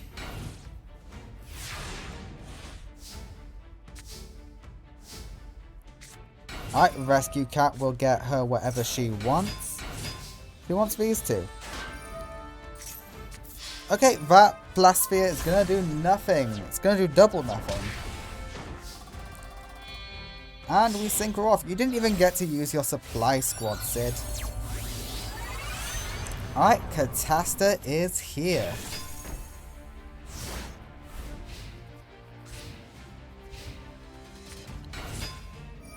Psychroid is annoying. Erebarum. Erebarum? Bellum. There we go. And the combat wheel is compulsed.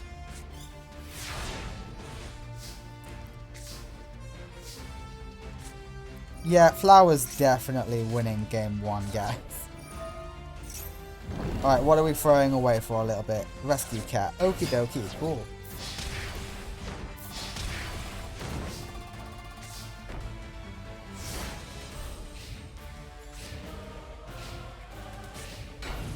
The double set from Sid is never a good sign. Panther is a crush card target.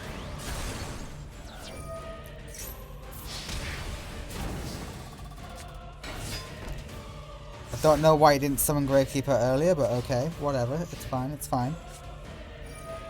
Right, Geki will destroy the field, but you get to draw a card. You don't get to destroy anything in the hand or deck, but you get to draw a card. And you draw premature. You're going to wish you let that crush card go off now, Sid.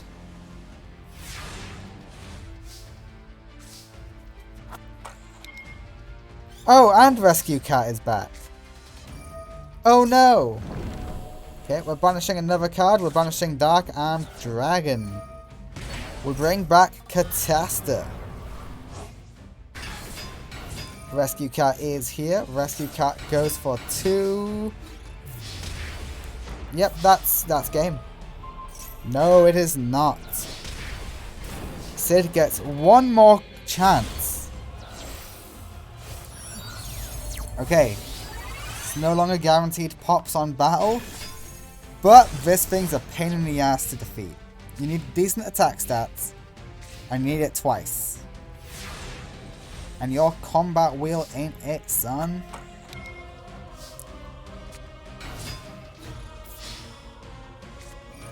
Emergency teleport does keep you in it. Say what you want about Sid. He is a survivor. He knows how to hang on for as long as possible.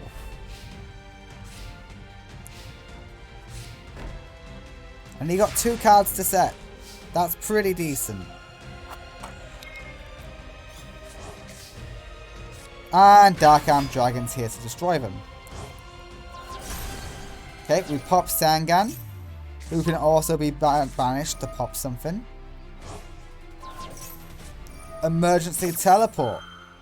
Okay, that's a bad target for Armed Dragon. You get the wheel. Throw away Catasta, we pop the wheel. Throw away the Sangan from earlier. We pop Negate Attack. The winner is Flower in game 1. The Dual Siren is singing her song. And it's time for you to go to sleep, Sid. We go to game 2. Very important game 2.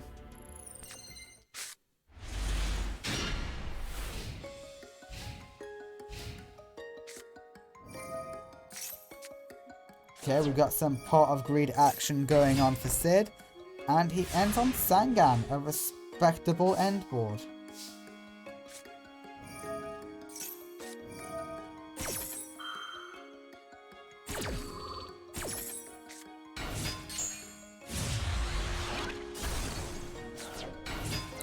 Okay, some pretty decent hits there. And this is Catasta again.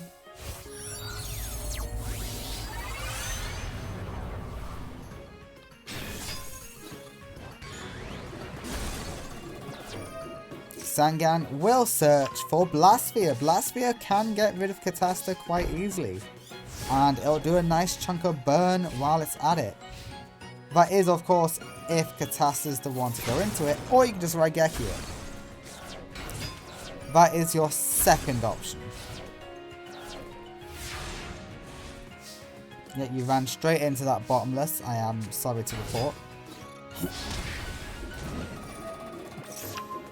What are we throwing away? Psychroid.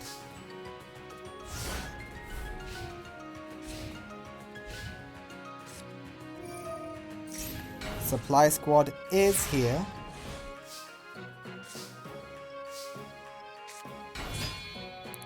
We synchro summon into level 6.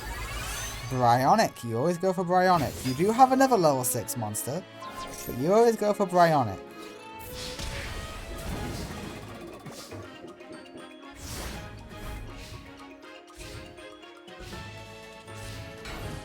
That is probably a Blastsphere. And it's actually going to get to go off. Oh wait, no, you get to discard and return to hand.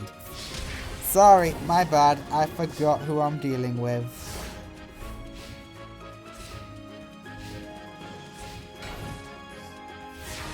And the gangs are out of here. Flower has made it so that semi-finals is between Hope and Arcadia. Sid, I hope you enjoy a prison cell for being a disgusting rebel against the New World Order. Alrighty. Flower 2-0 Sid. Congratulations, Flower. We have our semi-finalists. We got Hell Kaiser, Crow Hogan, Luna, MVP, new main character of 5D's alert. Well, it could be Crow too, but you know.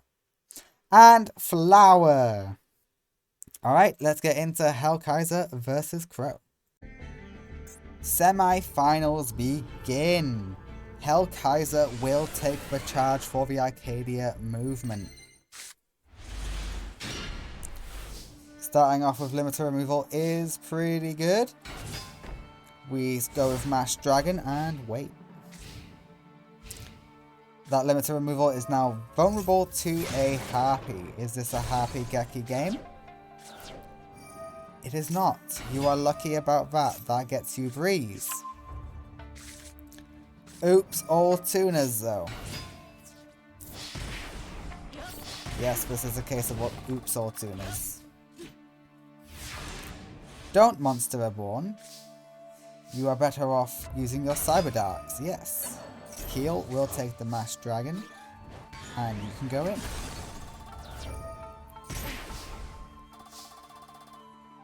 The passive burn is quite nice.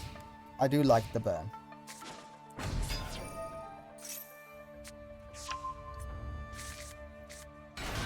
Alright, Gale will keep you safe.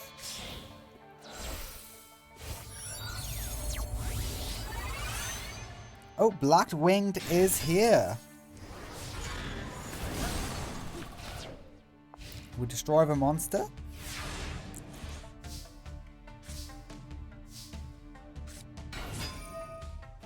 Alright, and we equip. Oh, that's brutal. Yeah, increase the attack. Limiter removal.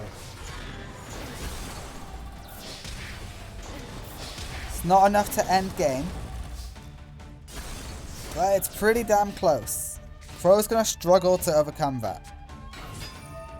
He's gonna struggle. Didn't say he's gonna fail. Crow never fails.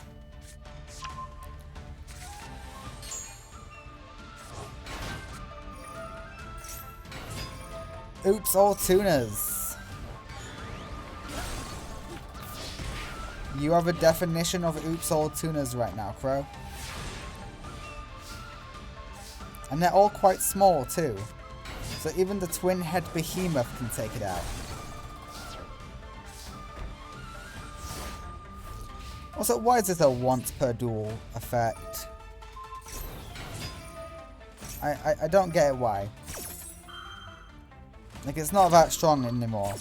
They should errata it so it's not that anymore. Errata to buff. Let's go. That's what I want. Okay. Hellkaiser is on the ropes, but the twin head does come back. It's a shame there's no XCs. Alright, Mash Dragon will come back. And the winner is Hellkaiser in game 1 from 50 life points. Hellkaiser loves that pain, and you took him so close to the edge. Oh, that's some good pain right there. That's the good shit.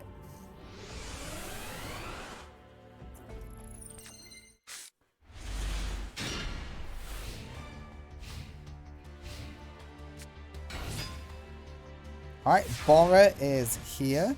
Not the best, especially up against a Cyber Dragon. Yeah, Cyber Dragon will destroy the Bora. You have 2 Power Balls? Damn. And we steal Bora. Yeah, okay. Crow, can you overcome? Crow, you do not do the T-set. That is not how you duel. 900 piercing goes through. Guys, I'm worried about Crow. I don't think he's got this. Okay, Harpies will take care of 1 Powerball. Powerball always gets Harpies. I rarely ever see it actually go off.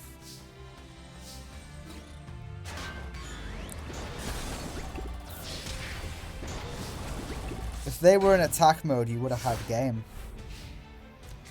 Hellkaiser could have finished it off. Hellkaiser gets a perfect victory on Crow.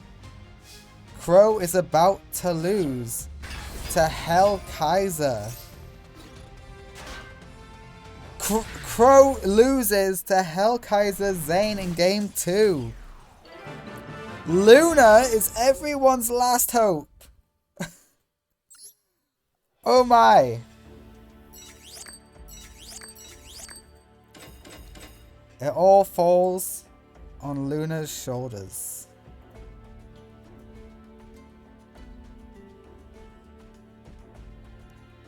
It is Luna versus Flower. Luna, you're the last hope we have for the satellite.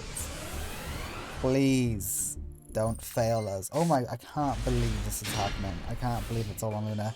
Oh hey, she got the spores. She only has 1 of this. So it is hard for her to get Fairy Life Dragon because she only has 1 level 1 tuner. Alright, we are starting off with Chicken Game. Not a bad start. We go straight into Ancient... No, we go into Circle of Fairies. Which, you know what yet, is a solid choice. Except we go to Defense mode. Call of the Haunted will be there for when this inevitably goes wrong. Flower uses Chicken Game to their advantage.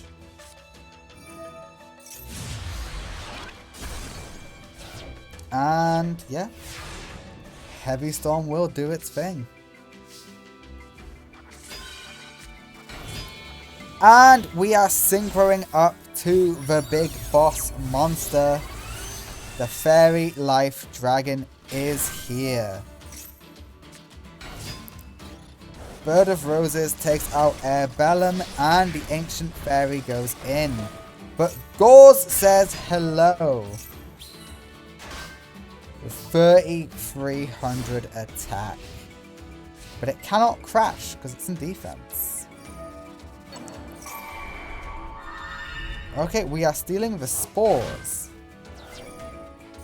Spores increases its level. Okay, you get to float some Rose Girls. There's no field spell, so Ancient Pixie does nothing in this scenario. Do you know who does? Circle of Fairies.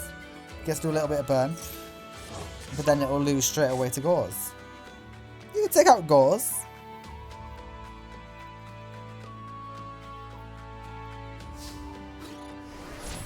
Yeah, Gauze is no more.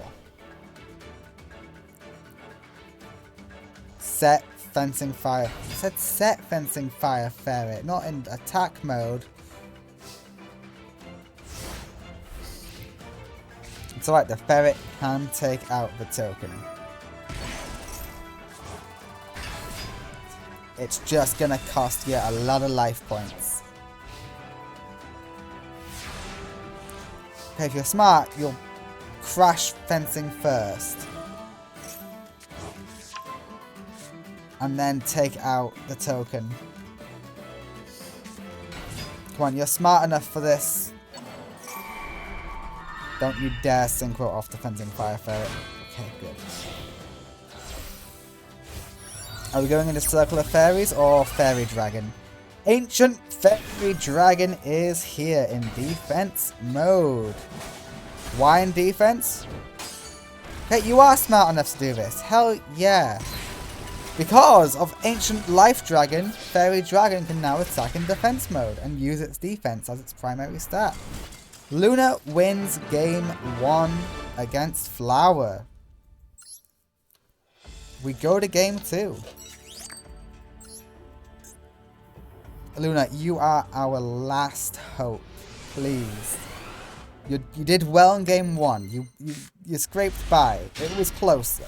It was close. I'm not gonna lie. You had me a little bit worried. Okay, this setup has me worried. There's no way that's not a bait. There's gonna be like a bottomless trap hole in there. Or just a TT. Yeah, Rose Girl can attack. I would swords. But you can't listen to me because you're an AI. And Rescue Cat will do its thing. Getting out Catasta, I imagine. No, it goes for Naturia Beast. Oh, that is brutal. Game 1 is going to Flower. No, you had to Fencing Fire Ferret first. What are you doing?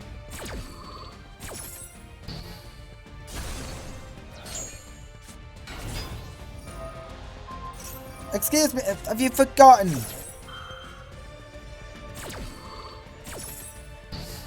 You have to crash.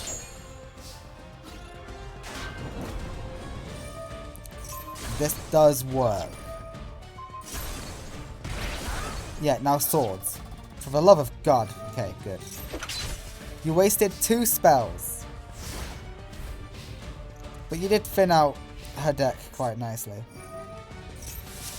Okay, swords is gone. So is your spell wall. But it might not matter.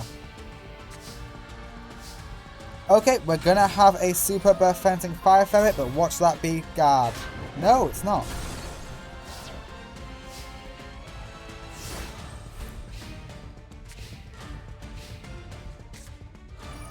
Okay, we're banishing. This is a good chance. Hopefully you draw a monster and can just do as much damage as possible. Heck, even another equip spell would be pretty nice. Yes, Reborn Tengu is an amazing pull. That is floating potential right there, baby. Holy shit, is Luna going to do that? Is Luna going to the finals again?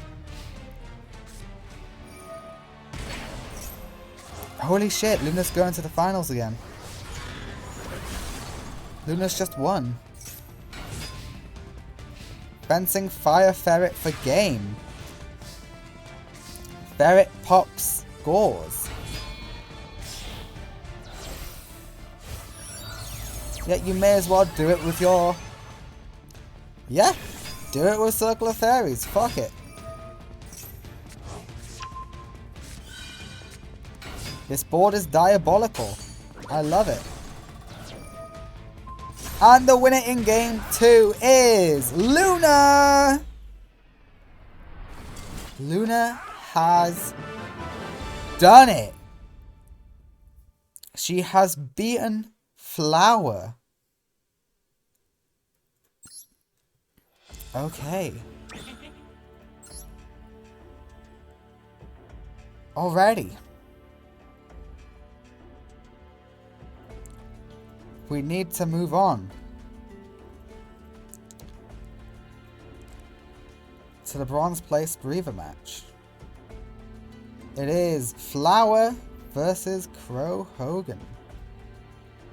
Let's see who wins. My justification for this is Crow got a bit groggy and woke up on his way to the prison, and Flower is looking to let out some steam. Okay, bronze place Breather. Who will take third? Will it be Crow Hogan or Flower? This is Flower's debut tournament and she has done phenomenal.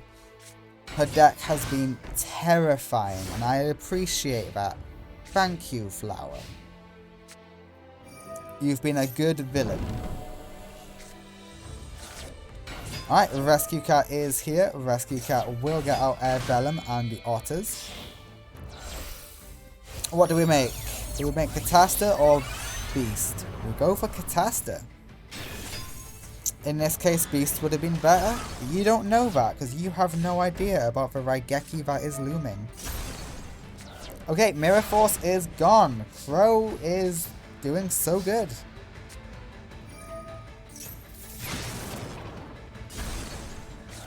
We do have a bit of an oops or tunas situation, but it's fine. It's not too bad. I've seen worse.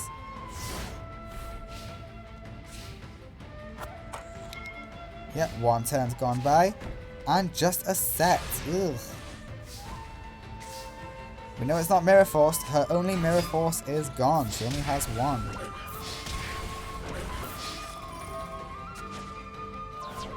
Okay, that is a bold move. I'm not too sure why you did that, since you already knew it was nothing.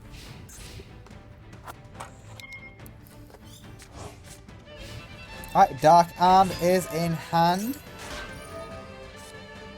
We throw away Cold Wave. We get the Rescue Cat. Rescue Cat will get us a lovely Synchro Summon.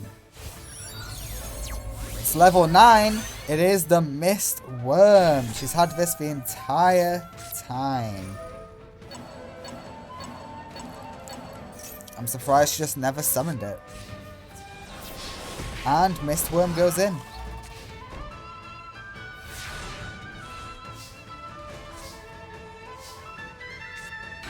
Alright, Gale is great here. We love Gale.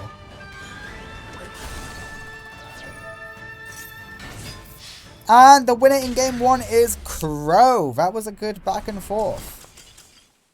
That was a good bronze place Breather match game 1. Now show me game 2, you coward.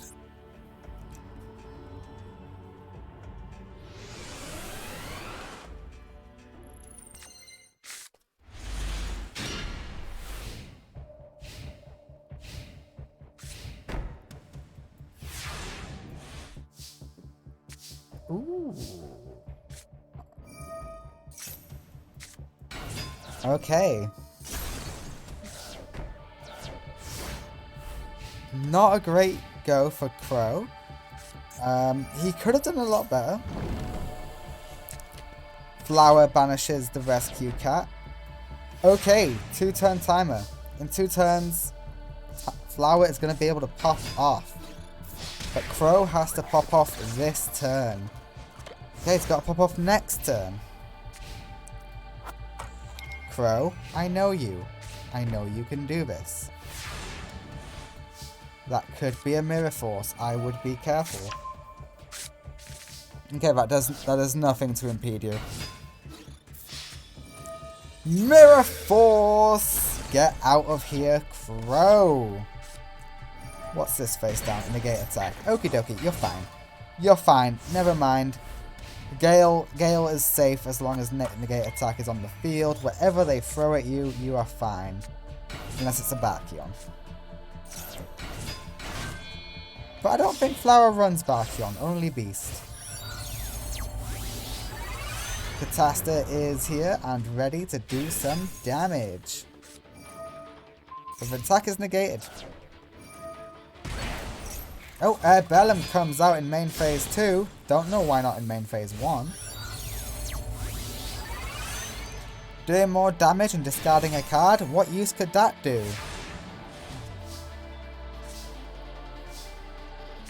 Okay, Monster Reborn comes in very handy for Catasta. But Stardust is a light monster, isn't it?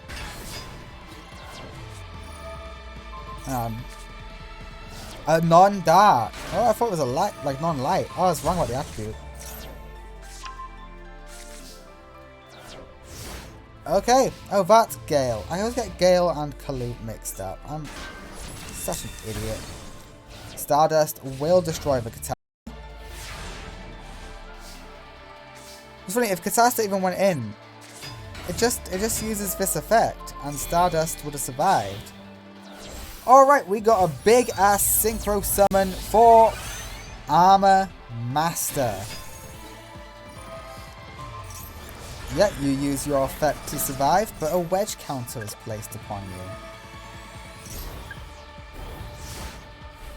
Oh. You kind of wasted that, didn't you? Armor Master is gone, and that's 3,500 to the face of Crow. You should have set that. You're an idiot, Flower.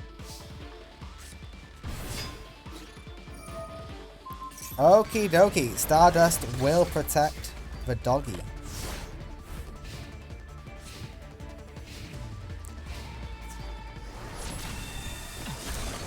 And we go in for damage. It's not a lot, but it's damage. That's all that matters. Okay, Spy in attack mode is always weird. Why would you summon these monsters in attack mode? Why are you keeping that in attack mode? It's just getting a lot of damage. I know you're protecting them with Stardust, but come on. Alrighty, level 7 is the Dark Strike Fighter. Okay, we are shuffling stuff back in the deck. Also, have you ever noticed, the dual Sirens, they have a lot of rare and powerful cards. They don't run Raigeki, and they don't run Harpies. They run like Heavy Storm and Mirror Force and TT, but not Raigeki and Harpies. I just thought it was a fun fact that they don't run those, whereas everyone else does run them. It felt like a fair trade. They got all these extremely powerful cards. I'll still give them their board breakers, because it's consistency and lets everyone have a chance. But I made it reliant on they have to set it beforehand, rather than just kaboom, letting it go as soon as they have it. Alrighty. And Crow is in hiding. Okay, we get Kalute in hand. You are Kalute. No, you're Gale! God damn it! My mind can't comprehend names. Alright, level 7. Dark Strike Fighter is back.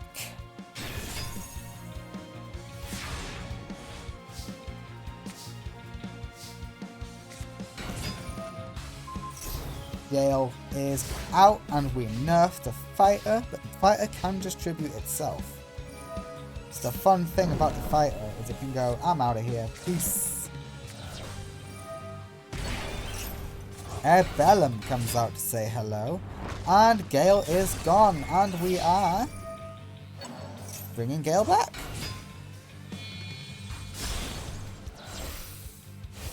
Okay, level 7 is the Dark Strike Fighter ×2.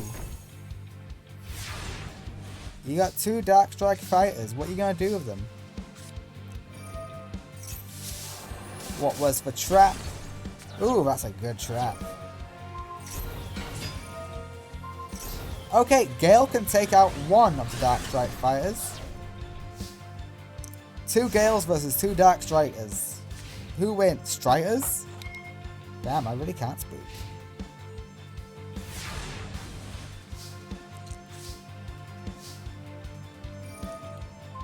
The Gales win. The Gales win easily, hands down, any day of the week. The ability to nerf is just too strong sometimes. Alright, Flower. It is your last turn.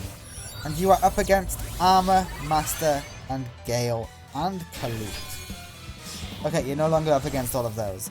But you are up against Armor Master and also Armed Wing. So don't you dare set anything in defense, because otherwise Armed Wing is going to fuck your shit up.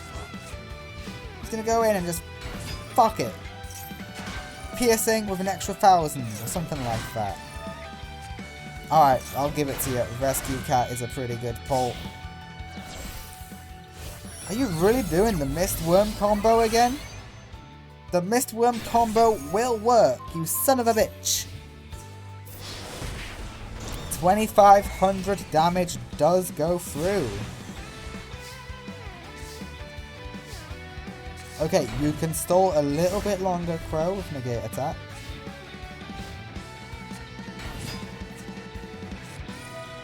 Yep, we negate.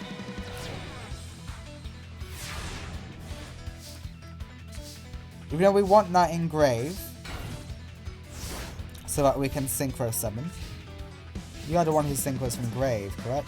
Yes. Alright, your comeback is now online, Crow.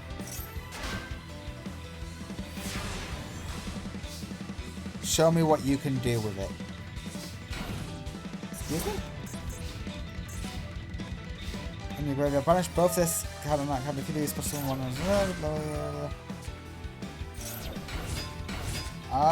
Do you not have the levels?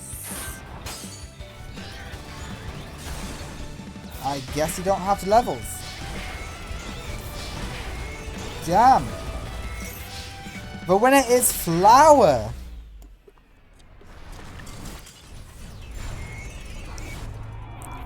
Crow, you really are going to prison. If Crow won, by the way, he got bronze, I would have let him escape and not go to prison. But alas, he did lose. So, off to prison you go. Crow, your last hope is... Can Luna save everyone by defeating Hell Kaiser? That is the only way Crow doesn't go to prison now. Alright. It is time for Grand Finals. Luna versus Hell Kaiser. Okay, it is Luna versus Hell Kaiser. I am happy regardless of who wins here. I have removed the score tracker up above for factions because it's fairly obvious. It's just these two. Luna is Hope. Hell Kaiser is Arcadia. Let's get to it.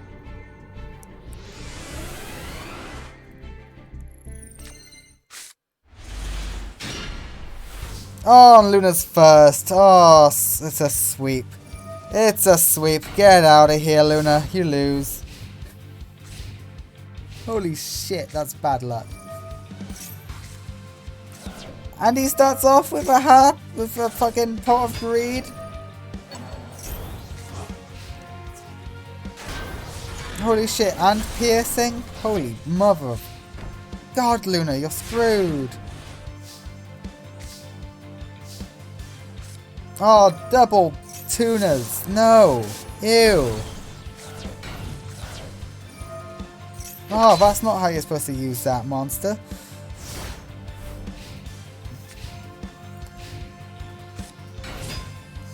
Exploder Dragon is waiting in the wings. Can you please draw a monster, Luna? You're everyone's last hope. Zane went from being a joke to legitimate biggest threat in the series. I hope you're smart enough to pop Explode a Dragon. I fear you're not, but I hope you are. Okay, 400 burn, 400 heal.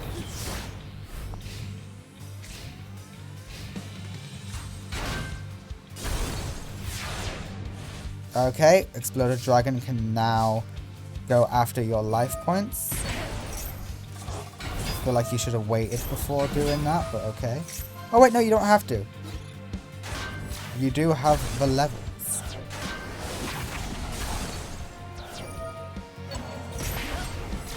And that's perfect. Luna finds a way to overcome Hell Kaiser. Cyber Dragon is a bit dangerous, but we negate the attack. It's going to be good burn from the Circle of Fairies.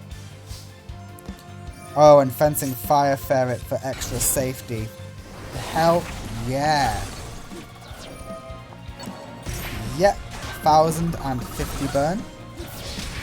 I find that 50 very funny.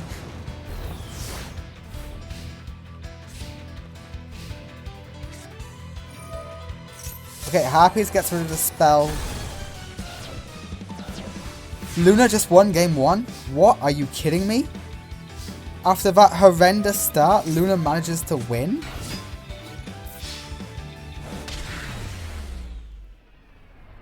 The only time Hellkaiser has lost this entire tournament, by the way, is to Officer Kaz, and he's just lost now to Luna. We go to game 2. Holy shit. I can't believe this. I was joking when I was saying Luna is the new main character. Hellkaiser, are you bricked again? What? Alright, Sorcerer's Spell Wall is here. Yeah, go in first. That's a good sign if he's setting the Cyber Darks.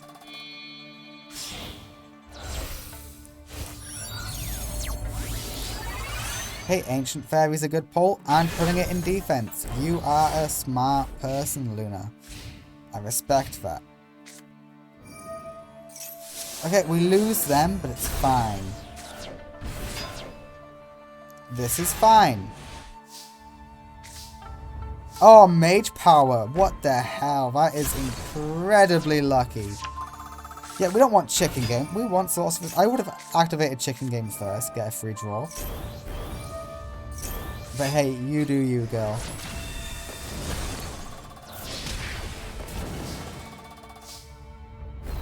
Is Luna really just going to dominate in the finals? Okay, Exploded Dragon goes not after Fairy Dragon. Is there a reason why? Can you not be destroyed or something by card effect? Yeah, no, I didn't think so.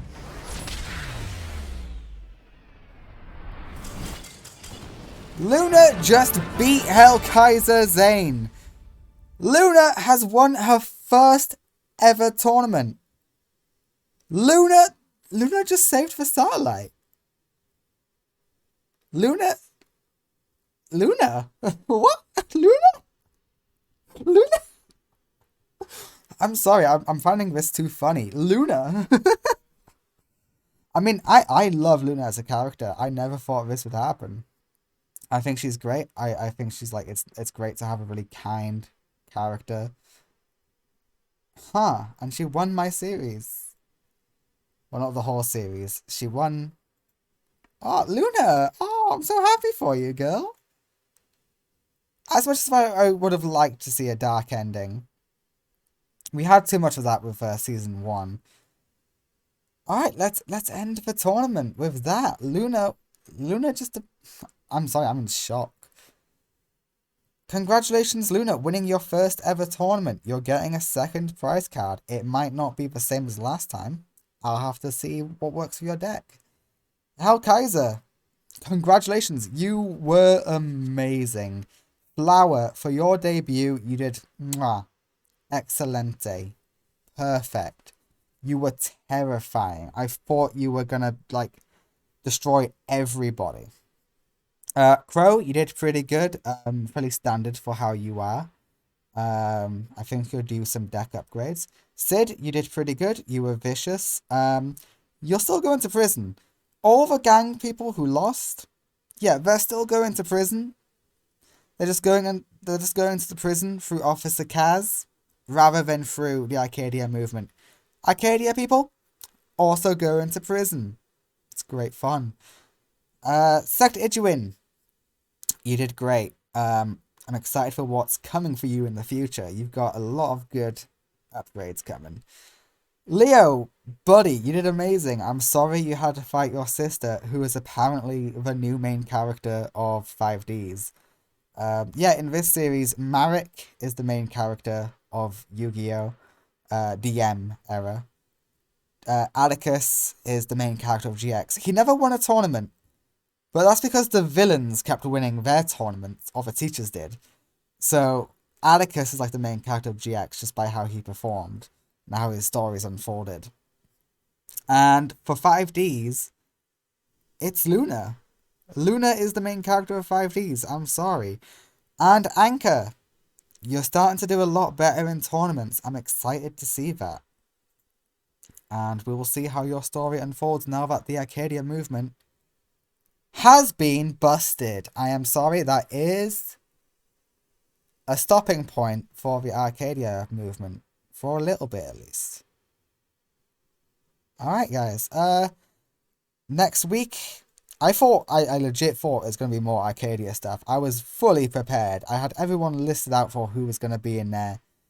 But no, we are not moving on to that. So instead, we got a nice light-hearted tournament where we will be looking at new teachers for Duel Academy.